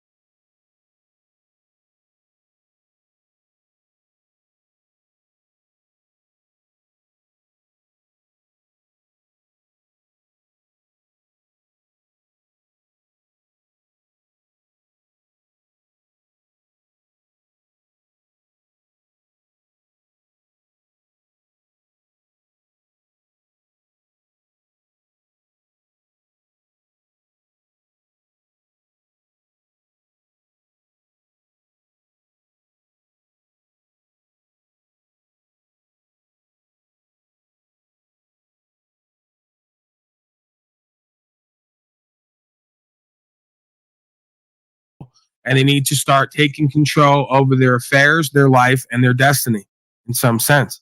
Applies to all of us. That sounds like my system of think, hold that thought, complete. And then there's the next system of learn, start, doing. But no, a month ago, I came across Mitchell, I think it was on Machine Live. And this was a chance for Jack to try and do his Jack thing. But Mitchell was like calling me out to Colfax. And you know what Colfax is in Denver. I'm like, Mitchell, there's no reason to call me to Colfax and think I'm not going to show up in either have your jaw or trade. Yeah, but lead that's with the me. thing, Tom. He's No, hold doing on, let with me finish, you let me finish. what you've done Let to me me in finish. the past. I saw that this dude's hurting, and I'm on Machine Lies. Like Jack's trying to make me the problem. I'm going, no, guys. I've lived in my car before. It gets to you. I see this dude living in his car. I think it's getting to him, and I'm saying, can we not like do something? It's not the living in the car, Tom. It's the not liking yourself. It's the not feeling good about your life every day. It's the not having a job but be able to pay for shit. It's the not having any women in your life.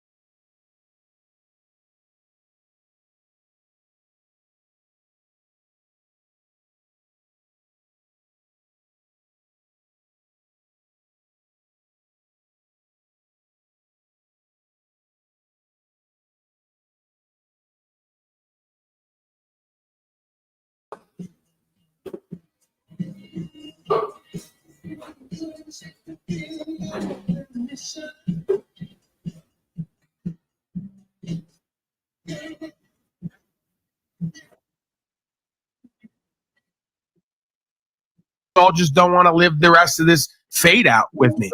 You don't want to have to live the rest of genocide and slavery fade out with me. You'd rather death by Pauly Boy, death by Tommy, death by Kyle. No, I've told What you did and Castro Mitchell. do? He did death by government for 180 days. He totally self-sabotaged on some level and made it almost impossible for them to view him as redeemable. What do you think that was? I think he It was a complete self-sabotaged. Phoenix crash to rise higher, Come like we on, do man. all the Let's have a back and forth. I'm sorry, Tom. Go ahead. I think he self-sabotaged with no idea she'd actually drop 180 days on him. Well, then he's a fucking clown, because anytime you go to court, they'll drop the whole house on you to show you ain't shit. So But I what guess he was wrong. But the way he handles cops on the street, I dig that shit. I like that. Yeah, But with you a dig that, female but he didn't do that at judge- court. That's the difference, I and that's know, what I've been talking about. Pauly Boy on the street is Pauly Boy at court, or it's Pauly Boy in a cell, and we don't cry then. See how that works? Right, but Pauly Boy that was gonna put something in me if he started to lose the fisticuffs is what I was giving you shit for. Like even Mitchell says, if he shows up here, I'm gonna shoot him. Because I ain't a boxer and I ain't a Mitchell, fighter. I'm in this for truth. This is a metaphysical fight. I It's not will come physical. down to my parking lot with no firearm for you, man. I'm not in this to beat up or be beat up by Tommy. And if you start fighting with me as a grown man on the street and it goes bad, I'm gonna stop you at some point. That's reality. Right. That's you need survival the instinct. Friday dad. You need the Friday daddy, Craig. You live to fight another day. You win some, you lose Listen, some, bro, Craig. I'm just saying that all I'm really telling you is I'm giving you and everyone everything they need. I'm a very fearful person in my got past. everything I need. He's Just my let me father finish, above. Tom. Just let me finish. I'll give you what you need. I'm not big tough guy, big ball, Pauly Boy, even though people say I am when they're not doing shit. I'm a very fearful person in my past and at times in my life. I try to transmute that as much as possible into faith and truth and something redeemable. If you put me in a position where I get a little bit too afraid, I'm going to do something that I'm not going to like, that other people aren't going to like. I thought that's everybody. No. So it looks like Mitch and Flow State are scrubbing the video and only putting out what they want to show, because both Flow State and Mitch privated the main video. You showed part of it, and Flow State looks like he scrubbed the whole interaction. We were looking for talking here and not before we could get to the video. So can't Damn it, find man, the that video. thing is fucking Can't find it unless serious. people. We know crew probably downloaded it. It got crazy. It did get crazy. What about is Flo's most recent live still posted? It looks scrubbed. That's what I'm saying. I went through flow. What do you mean it looks scrubbed? You need to look scrubbed. You might actually get somewhere with Tommy, go smoke some meth. Oh, is that all you got? Yeah, we're not going to do this. Yeah, I can pass a drug test. You can't look in a mirror confidently. You talking to me or him or both of us? Because that probably. Oh man, Paul, you shave. Come on, Paul, you shave. I believe that you sleep indoors, Paul. At least half the What year. does that mean? At least half the year. do you picture him like under a tree, like sipping on the honey? I picture you under a tree. Well, okay. Why do you do that? Why do you do that, Snafu? Why are you? I knew you pictured me in your dreams. Getting down to the bottom of Hold this. on, I got to thank Aaron because he's here. He says, Silver and Gold Tongue, thank you, Mr. Spiegel, for your contribution. And I got, Mr. Shively says, appreciate you and all you do, sir. Thank you, Mr. Shively. Okay, continue. I do not see it in Snafu, Flo's. Snafu, let's show your daddy an example that I won't shoot you. Like, come see me, and there's a thunderstorm. But that's the thing, bro. The point is why would we ever meet and fight when I have no hate for you or Slow State or anyone else? If you would meet me and fight me, it means that you're sick and twisted, in which case I deal with you like a rabid animal. Oh, right? and I don't know other people that aren't loving and caring at this point other than sick people, and I got no time and patience to play with sick people. I just deal with them. Almost every fight invite I do online, with the exception of Snafu and Mitch, is usually that layer of, hey, we know we're not going to meet up, so why are you still going down this verbal path where it's like that would be the only thing? If we're going to stand on some of these words, then what's left than like, folks at times hate me and want me or my livelihood destroyed, but they're not willing to physically come do it. So they try to do it through the internet and mischaracterizations. And I don't appreciate that. And it's really just evidence of sickness, right? Because I tell Tim before the storm, JG, various people, like, look, I'm not gonna talk. I'm not gonna let you come at me and do the traveling to you. Like, whenever JG's claiming he's outside my apartment complex, Tim before the storm was sending me pictures of that park I walk my dog at, saying, "I'll see you tomorrow. I'll see you in a couple days. I'll be in Denver." I'm like, right, you don't do that, bro. Again, I don't know. These guys think that they're in Roadhouse. You threaten me and put me in fear, I already pack anyway. And if I see something coming at me or you come up on me, I'm pulling a gun on you. And I'm giving you like 3 seconds or 3 feet to change your direction, or we're just going to, I guess, have to go to court.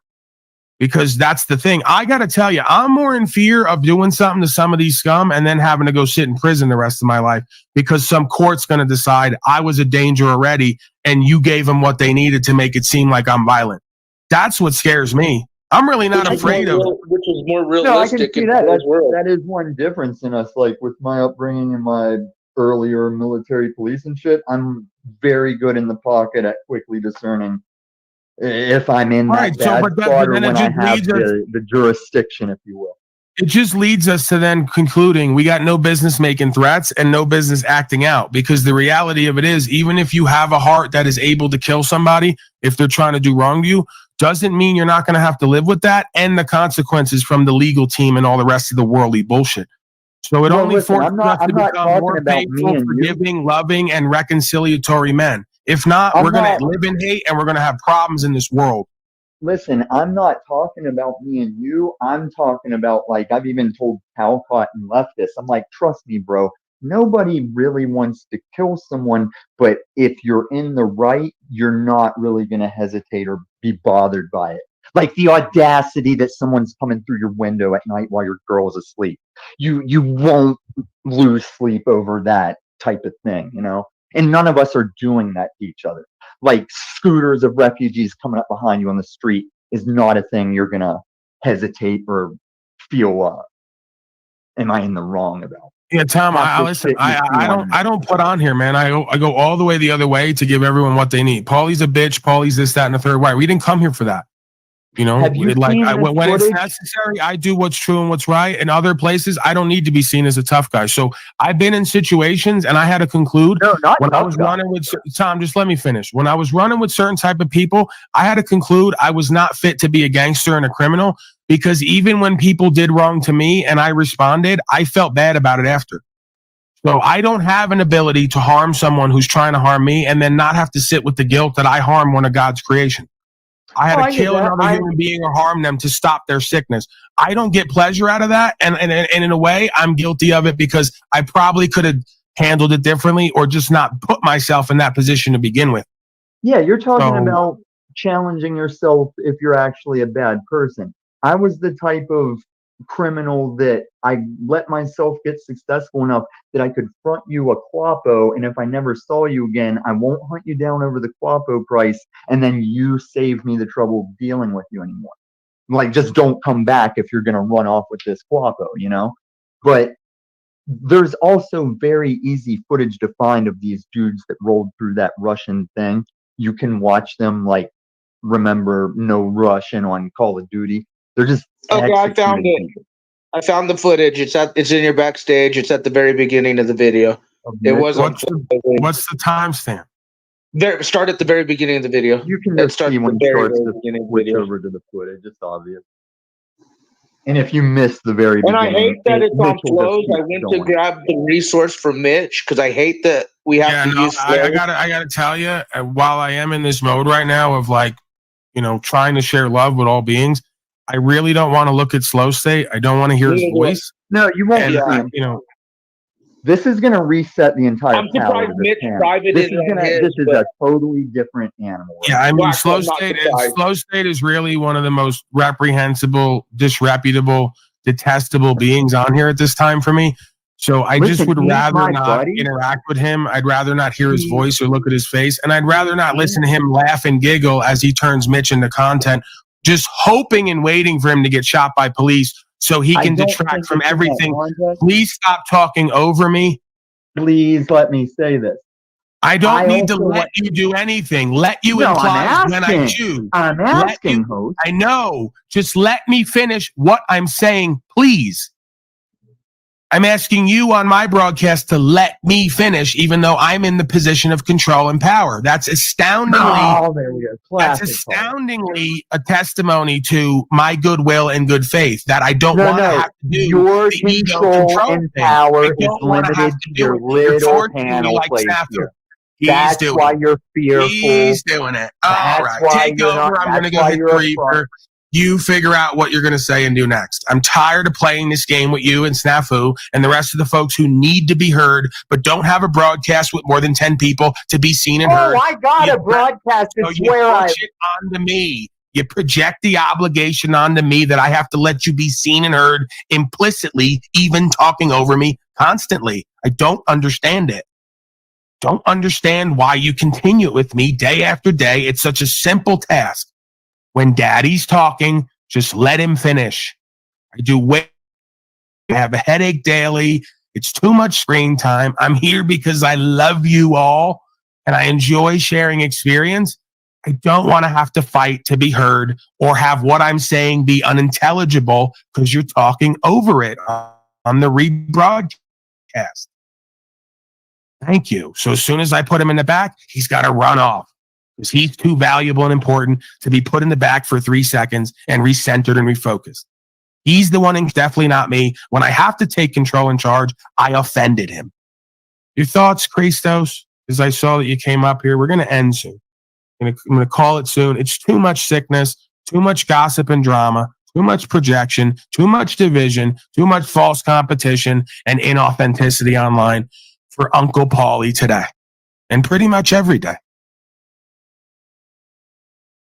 So if somebody wants to find the clip to Mitchell and his interaction, I'll watch it. I don't want to hear Slow State pausing it every 3 seconds with his disgusting mucus-filled laugh. I don't want to watch him and look at him. I don't want to hear his horrible commentary from a place of ignorance, acting like he's a law professor or like he has any real-world experience beyond being a junkie, getting locked up, copping out, and then calling everyone else a rat. Not interested in looking at him or listening to him. Don't watch his broadcast. Don't go over there.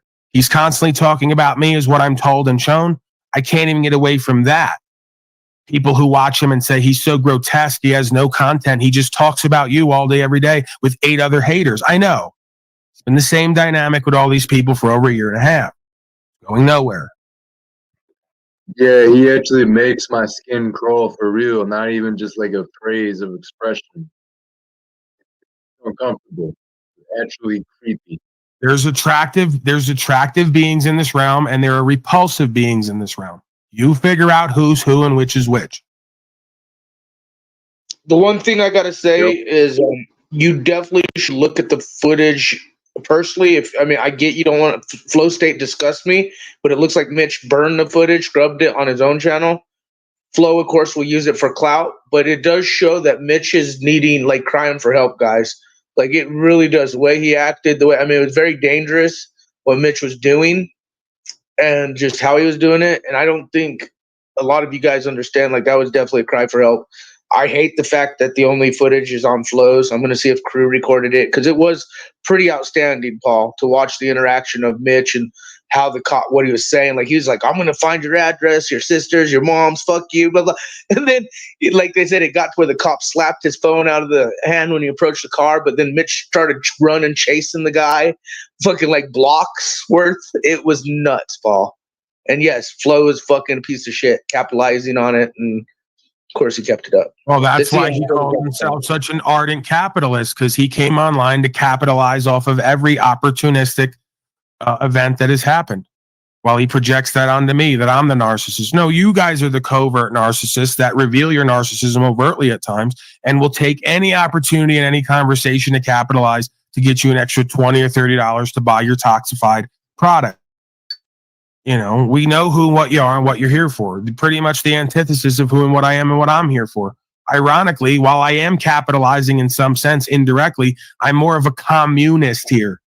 I'm here to commune, not in the sense of what you know it as, right? The communist on record, on file, like Mr. Slavecott and others. No. When I say communist, I mean commune with higher sense of self, some sense of objective truth, and then co-create in conversation with that experience for us to do and be better, or just to validate or verify on the path to actualization and realization. So I'm in this for me from a selfless perspective, if that makes sense. You know, these folks are selfish and they're capitalistic, and they'll capitalize off any opportunity that's given to them to make themselves look good and other people look bad. And all it does is make everyone look bad, really. This is kind of the undoing in it. You're really capitalizing off the lowest common denominator. Human scum online who have no purpose and no value, no meaning in their life, who just want to gossip and do drama all day, every day, and will give you 20 fucking bucks to keep the train going. Your whole movement is fueled by hate. My whole movement is fueled by truth and love. That's the difference. I could say this. It is the only footage that we have that I just double checked right now. We're going to see if we have it other. If you do decide to play it, you could always remind the audience how Flow State is capitalizing using a broken person here, because it is insane footage. Why wouldn't he? He is a broken person, so it's fair game. He's come online to capitalize off his own brokenness with other low frequency, lowest common denominator people. So why wouldn't he do to others what he's already done to himself and his wife and everyone else in his life? It was disgusting to watch, but this was pretty insane. He's disgusting to watch. His whole facial expressions are disgusting to watch. That voice is disgusting to listen to. Everyone who hangs out with him is a disgusting, repulsive, grotesque person. Like attracts like. Water seeks its own level. I left in your backstage. It's at the start of the video. You know, you Name can do it. One person who comes to Slow State's panel who's not a complete broken charity case, effective individual. Just constantly. I don't even mean here and there. I mean, just constantly getting it wrong, constantly skewed perspective, lacking any kind of emotional intelligence or resolve in their life. Just name one. You can't, because it doesn't exist. While I have a myriad of folks who've come here who've experienced success in many venues, who are loving, caring, passionate people who get some results, they're co-creative, they're communing with higher order thought and beingness on some level. That's the difference. And we need everything in this realm. That's when I reconcile. We need the light and the dark within us, without us. We need folks who are on a path, on a direction to truth and righteousness if they're not there already. And we need folks who detract from that and try to do on that and then characterize themselves as the haters that they're projecting onto everyone else. You live in hate and dissolution. You have little to no results, and you're not attractive in your beingness. This isn't that difficult to figure out. It's usually only the people doing it who can't figure out where they sit in the hierarchy, in the power.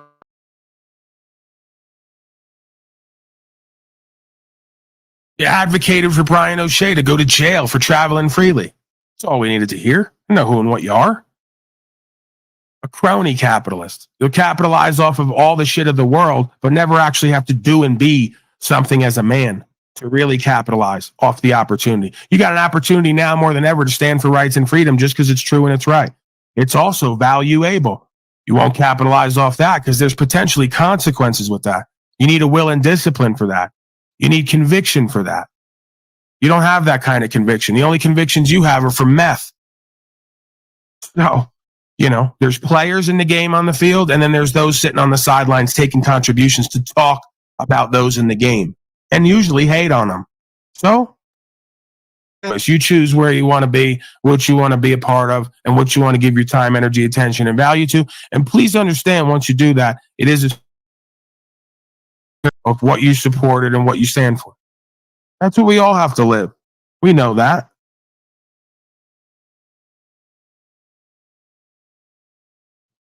Go ahead, Christos, and I'm gonna go hit some reefer. This is the people's broadcast, as we know. Go ahead and destroy it, please. It wouldn't be right if we didn't. Well, in that case, Lig, you better start hug a buddy, fuck a buddy, and start destroying it. How much you drinking today, Lig?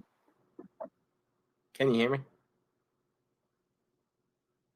Barely hear you. You can? Hey, Lig. Yeah. Barely hear you, bro. Turn that mic Can you up. hear me now? I'm having Yeah. technical difficulties here. Is that your new branding there for Life is Good? Or is that just some random shit you put up as your avatar? What is that? It's Game of Life training.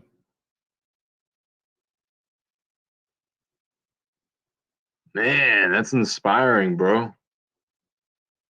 Just makes me want to get up and dance in my rainbow snuggie and love the whole world.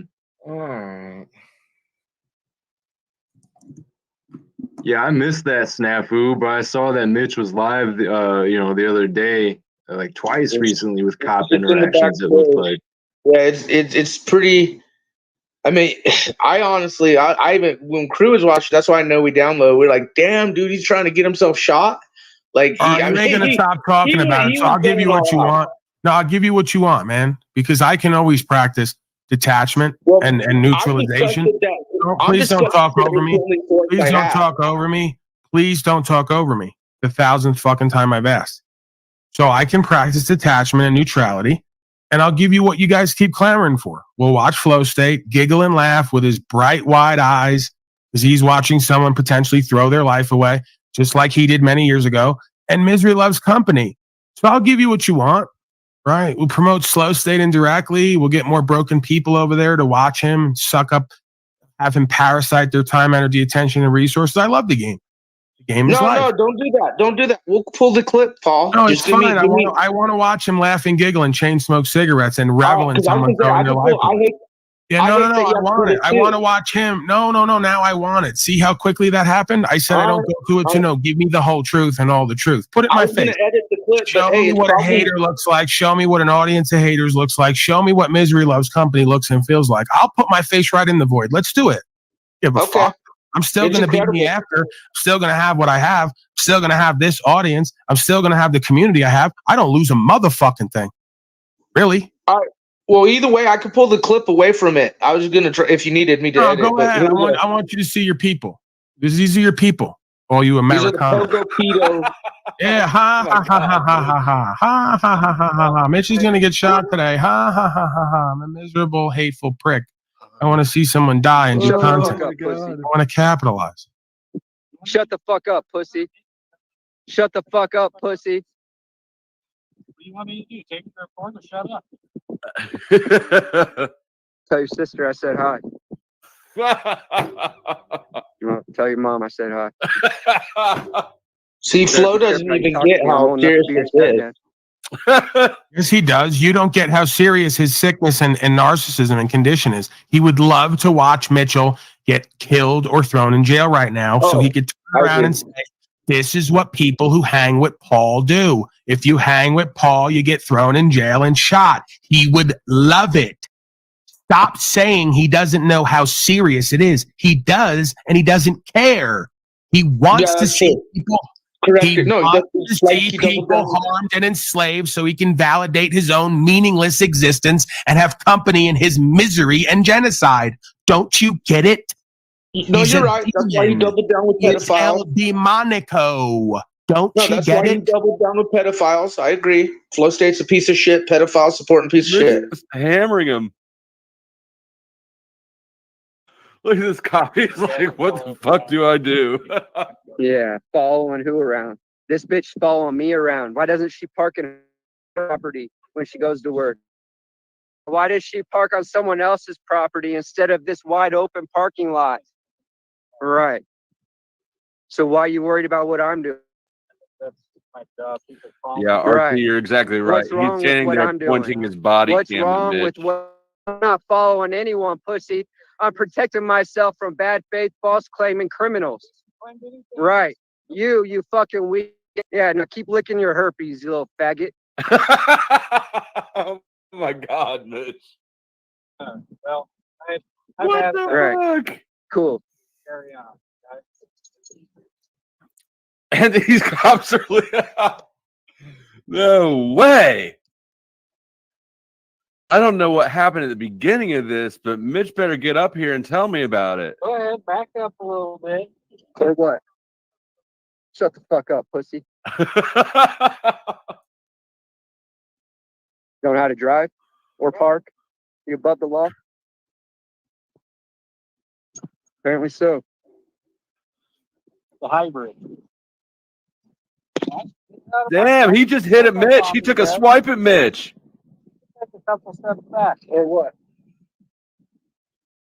He just took a fucking. Did you see that shit? He just swung.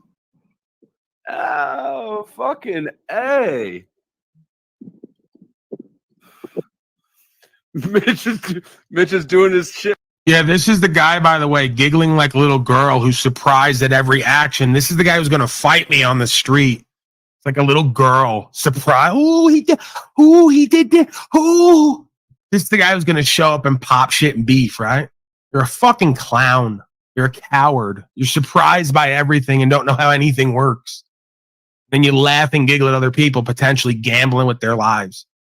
Wait till it gets worse when Mitch starts chasing this guy in parking lots. Fucking Flo's like, and when he started chasing the guy in parking lot, swing at him. Oh my God.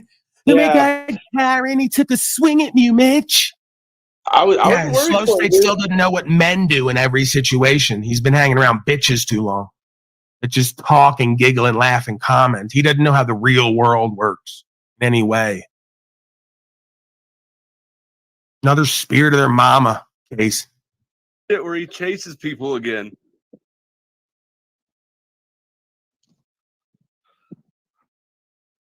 And again, guys, this is Mitch crying out. I don't believe Mitch needs to step back. They're in public. You're allowed to film cops in their line of duty. He did not breach. He did not stick his hand in the window. That cop's arm came out the window and smacked Mitch's It was camera. unwanted touching for sure. I don't do any think damage, Mitch but did it any- was unwanted touching. legally. I don't think Mitch did anything wrong. I think that cop just assaulted Mitch. If we're being technical about it.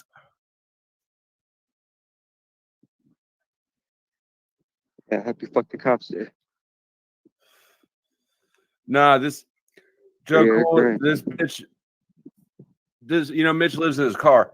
This bitch has been he parks a lot at a Whole Foods parking lot. Next to the Whole Foods, there's an animal hospital. And one of the women who works at the animal hospital has been calling. She door dinged Mitch one day, and ever since she door dinged Mitch's car, that this is a follow-up to that same dynamic.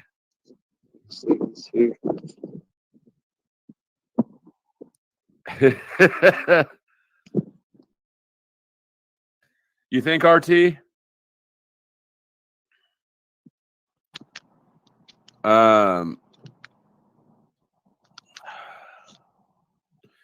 Yeah, because I mean, I sort of am tempted to agree because cops always ruin, or judges always rule in favor of cops if they can, right?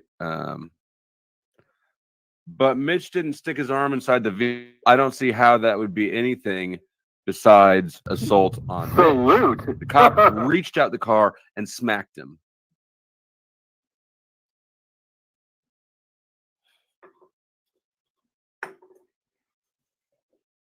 Were we frozen or were we just stationary?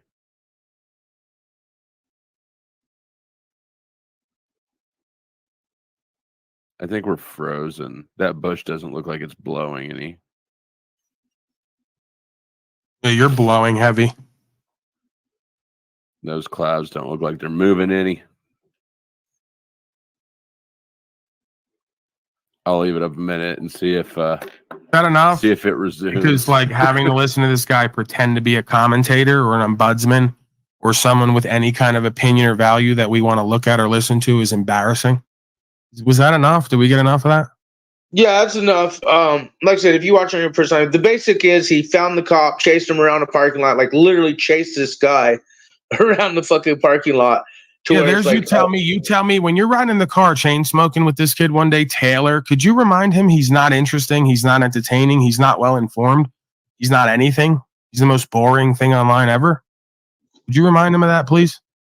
I say Mitch released the footage of his own, like not flow stage, but just the actual whole thing. It was pretty intense. Right, there goes Mitchell again, doing everything he's projecting onto everyone else, looking for attention, trying to get content, trying to use the content to grift, to act like he's doing something for rights and freedoms, yet he's not doing nothing but acting like an angry, resentful, bitter child and potentially gambling with his life.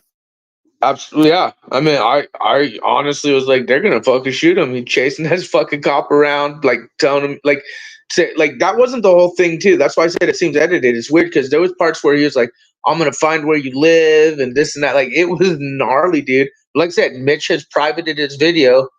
And the reason that people like Glow Snake can't smoke weed and handle weed is because once they smoke weed, their false persona evaporates and they're forced to look at how uncool they really are. Get it?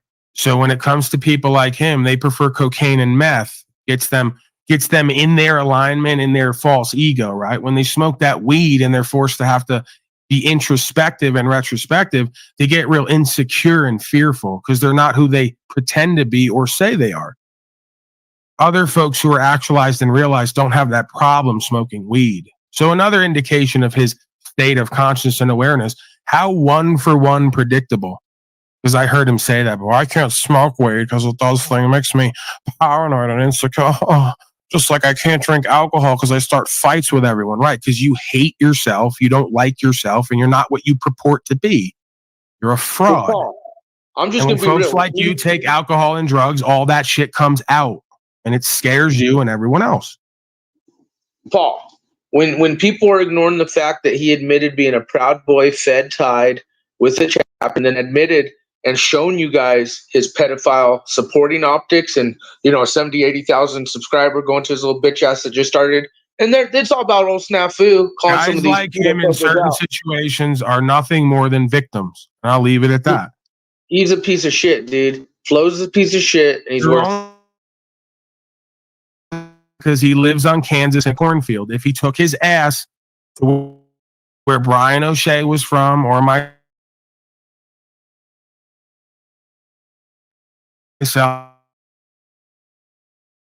or anyone else, he'd already got put in line. They'd already got him together and tuned him up. I sometimes forget that hick ass fuck shit that he does. He's never experienced life. You could tell. Yeah, it's all talk, bro. They hang in the cornfield, they drink their beer, they're legend in their own mind, and they've never been around anybody and had to deal with anything or put up or shut up, right? They fight bozos at a party and act like they're Slugger Boy.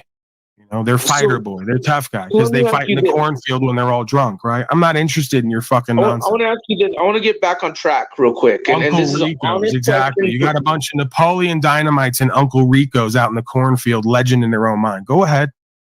All right, I want to get back on track real quick and ask you an honest to God question without you cupcaking, with just authentic Paul right here. What is your prediction with O'Shea? Because when he's listening to you, it still goes over his head. And I know you're smart enough to see that he is in a situation where he could capitalize with this, but I don't know if he's smart enough or understands how to, or what is your prediction? Because they're going to play good cop, bad cop with him, and he's not going to have you or any of the people. Yes. Yeah, I don't really have a prediction, man. I think that it's always kind of up in the air. And I think depending on how he finds faith and truth and how he communicates it will be some level of the result that he gets. I predict the same thing for him I would predict about me. I can't predict it. It's conditional, it's situational, and it's about the user and the wielder and the experiencer predominantly. This is something that I want to bring up to people. When people are tripping about Castro getting sentenced, here's the one thing you all fucktards forget. Yeah, he got sentenced. He's playing the game with the system. Sometimes they're sacrificed with benefit in the end. So, Mitchell, is that you? Hold on, Snafu. Mitchell, is that you?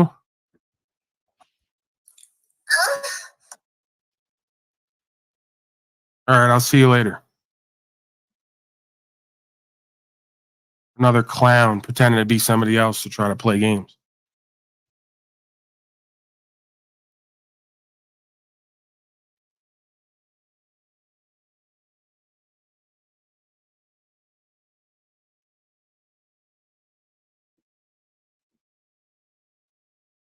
Go ahead, Lig. That's why I'm not talking. And Daddy's not talking.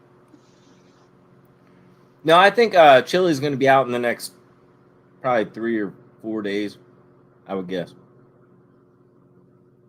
What makes you guess that? Because he's appealing it, and you know they have nothing to really hold him on, so he'll get out. Well, Lig, they can hold you for 30 to 60 days period, always on bullshit. That's what I'm trying to tell people. I think he's going to do that 180 or 3/4 of it. I don't know. Yeah, I think so too, Paul. I agree. And I think that they're going to, because of the media shit, you saw that attorney, which will benefit for them. She was like, get rid of all the phones. Honestly, his public pretender was a dumb shit too, like pulling out his phone, like going to give it to the court. Obviously, no one, even he kind of is handling it in his own stupid way. And I mean, that's what I tell people is even appeals are a big thing, because say he gets out, appeals and dismissed, then he could come back and say, fuck y'all. See, that's what you guys don't realize, even though he's doing it a weird fuck way. But he's fucking up. His public pretender, she was demanding fucking all devices to fucking be put up, even though the cameras are. They're going to fucking elongate this, dude. So he might sit and do some time. He might do some time. I don't think so. But his public defenders sucked ass, for sure. It was like objection, Your Honor. Right. It's the other person's fault that the scholar couldn't come in and stand on his own word and put it on record. Regardless, I mean, he was there, so he was supposed to be doing he was supposed to have a position, but regardless. Yeah, I could totally see the next administrator coming in impartial and unbiased and going, we're going to let Chile de Castro out and go against the original ruling when he said, I hate all cops and policy enforcement, and called the bailiff a pig and established himself as biased and partial and hateful. I totally see an administrator ruling against that administrator's ruling, which she totally got him to play himself. And this is what you dumb fucks forget. Even on the other side of the fence, they all play golf with each other. They all work the same caseloads, whether you're on this side or that side. And sometimes promotions are fucking winnings on whichever side. You know, it's pogos. You don't even understand that woman gave him every way out from the opposite side, and you'll never see it that way.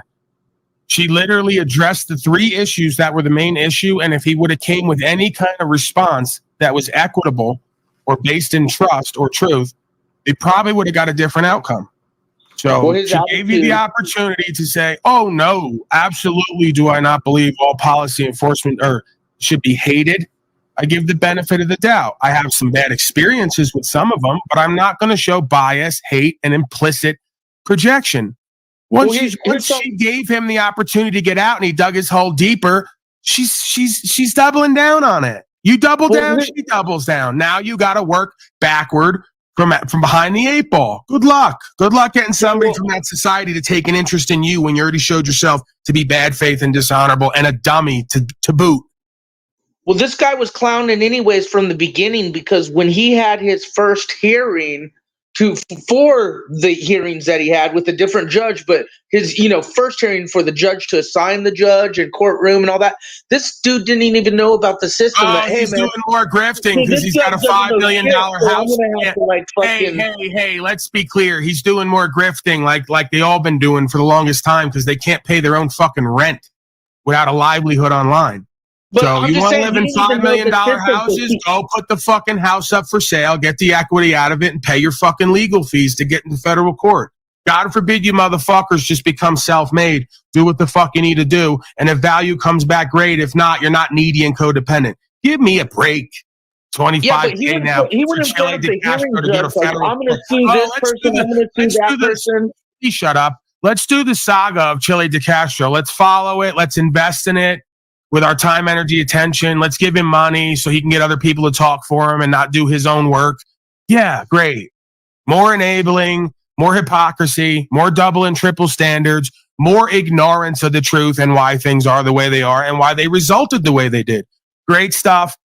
Woof community, bunch of liars to yourselves and each other, and you're dishonorable and bad faith at court. And that's why you get horrible results.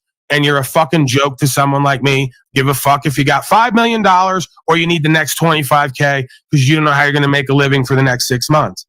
You can only hope that your 50 to 100,000 power base of tards just like you who don't know how to act at court pay your fucking way. You can only hope, right? Well, like I said, he doesn't know the system. He went in front of the hearing judge saying, I'm going to sue this person, the cops. And this is a fucking judge that tells you what judge and courtroom you're in. Like, this motherfucker, like, they don't do shit other than assign you where to go and what you're doing.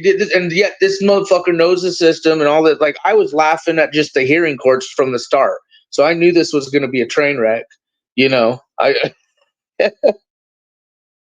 Bro, listen, I can only go so far with the sensationalism beyond what's like real to me. He's the same dude who wanted to like he comes to me one day, he goes, would you post your story of being in torture cuffs on my website that I'm going to promote? I go, no, because I didn't see it as torture. If you want to make me, I'm not making a victim out of myself and admitting that I suffered. Suffering's a choice. I'm not a victim. I don't need sympathy. You called it torture cuffs? For real? Yeah, they're torture cuffs, and they left marks on us and all that. Dude, give me a break. You're like so deep into fascism, slavery, and genocide, and you want to promote and market off torture cuffs and get sympathy and be the victim. That's not going to change shit. They're embarrassed by that. I'm embarrassed for you. You think the court gives a fuck about that? You're like appealing to like ancient executioner consciousnesses for sympathy and to play victim. They laugh at you and they think you're an embarrassment. And quite frankly, so do I. And if you think I'm going to admit or go on record as someone who's going to choose to suffer, I don't. I don't choose any of this as suffering. There's pain involved, but suffering's a choice. They didn't cause suffering to me. They destroyed their lineage and put themselves into bad karma and cursed their generations. They're the ones that are going to suffer. They chose that. I chose to live in the truth, and I know that comes with pain and resistance.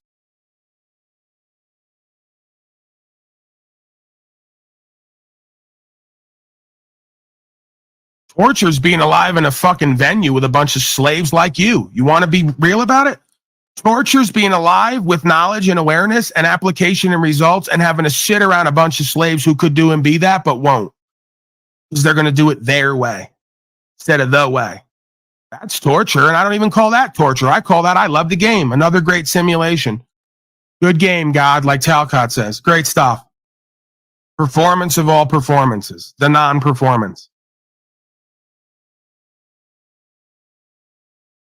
Did you guys forget we're all dying? We're all out of here? You want to tell me about your suffering and your pain and how you're a victim? You're out of here at any time. Give me a break. Give God a break.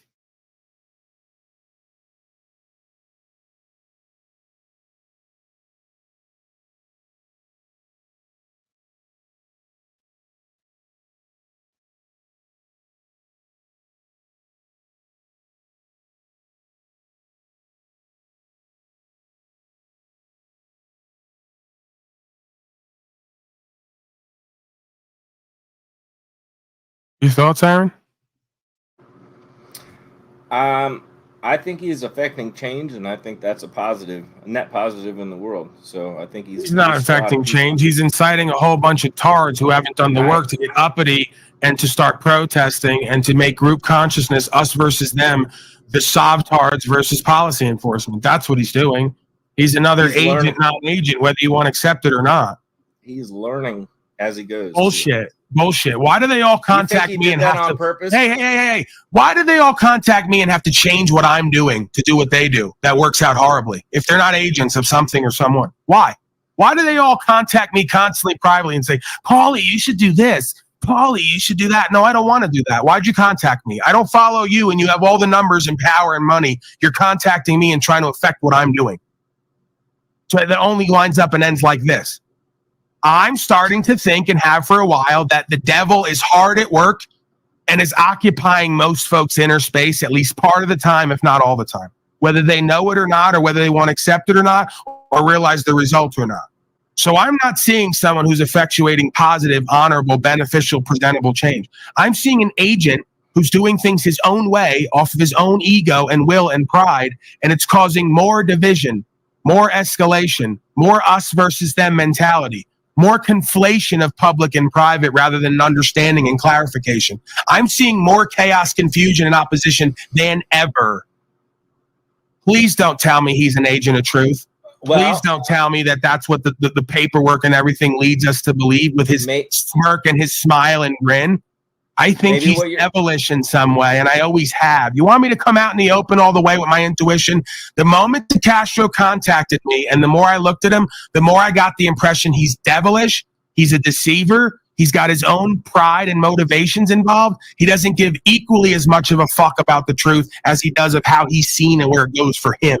That's been my impression of him since day one. I didn't want to speak it. I held back on it. I've worked with him. I've supported him in certain ways. I've tried to align him in certain ways with my perspective and what I see. Maybe he's done the same for me. Maybe he has the same report about me.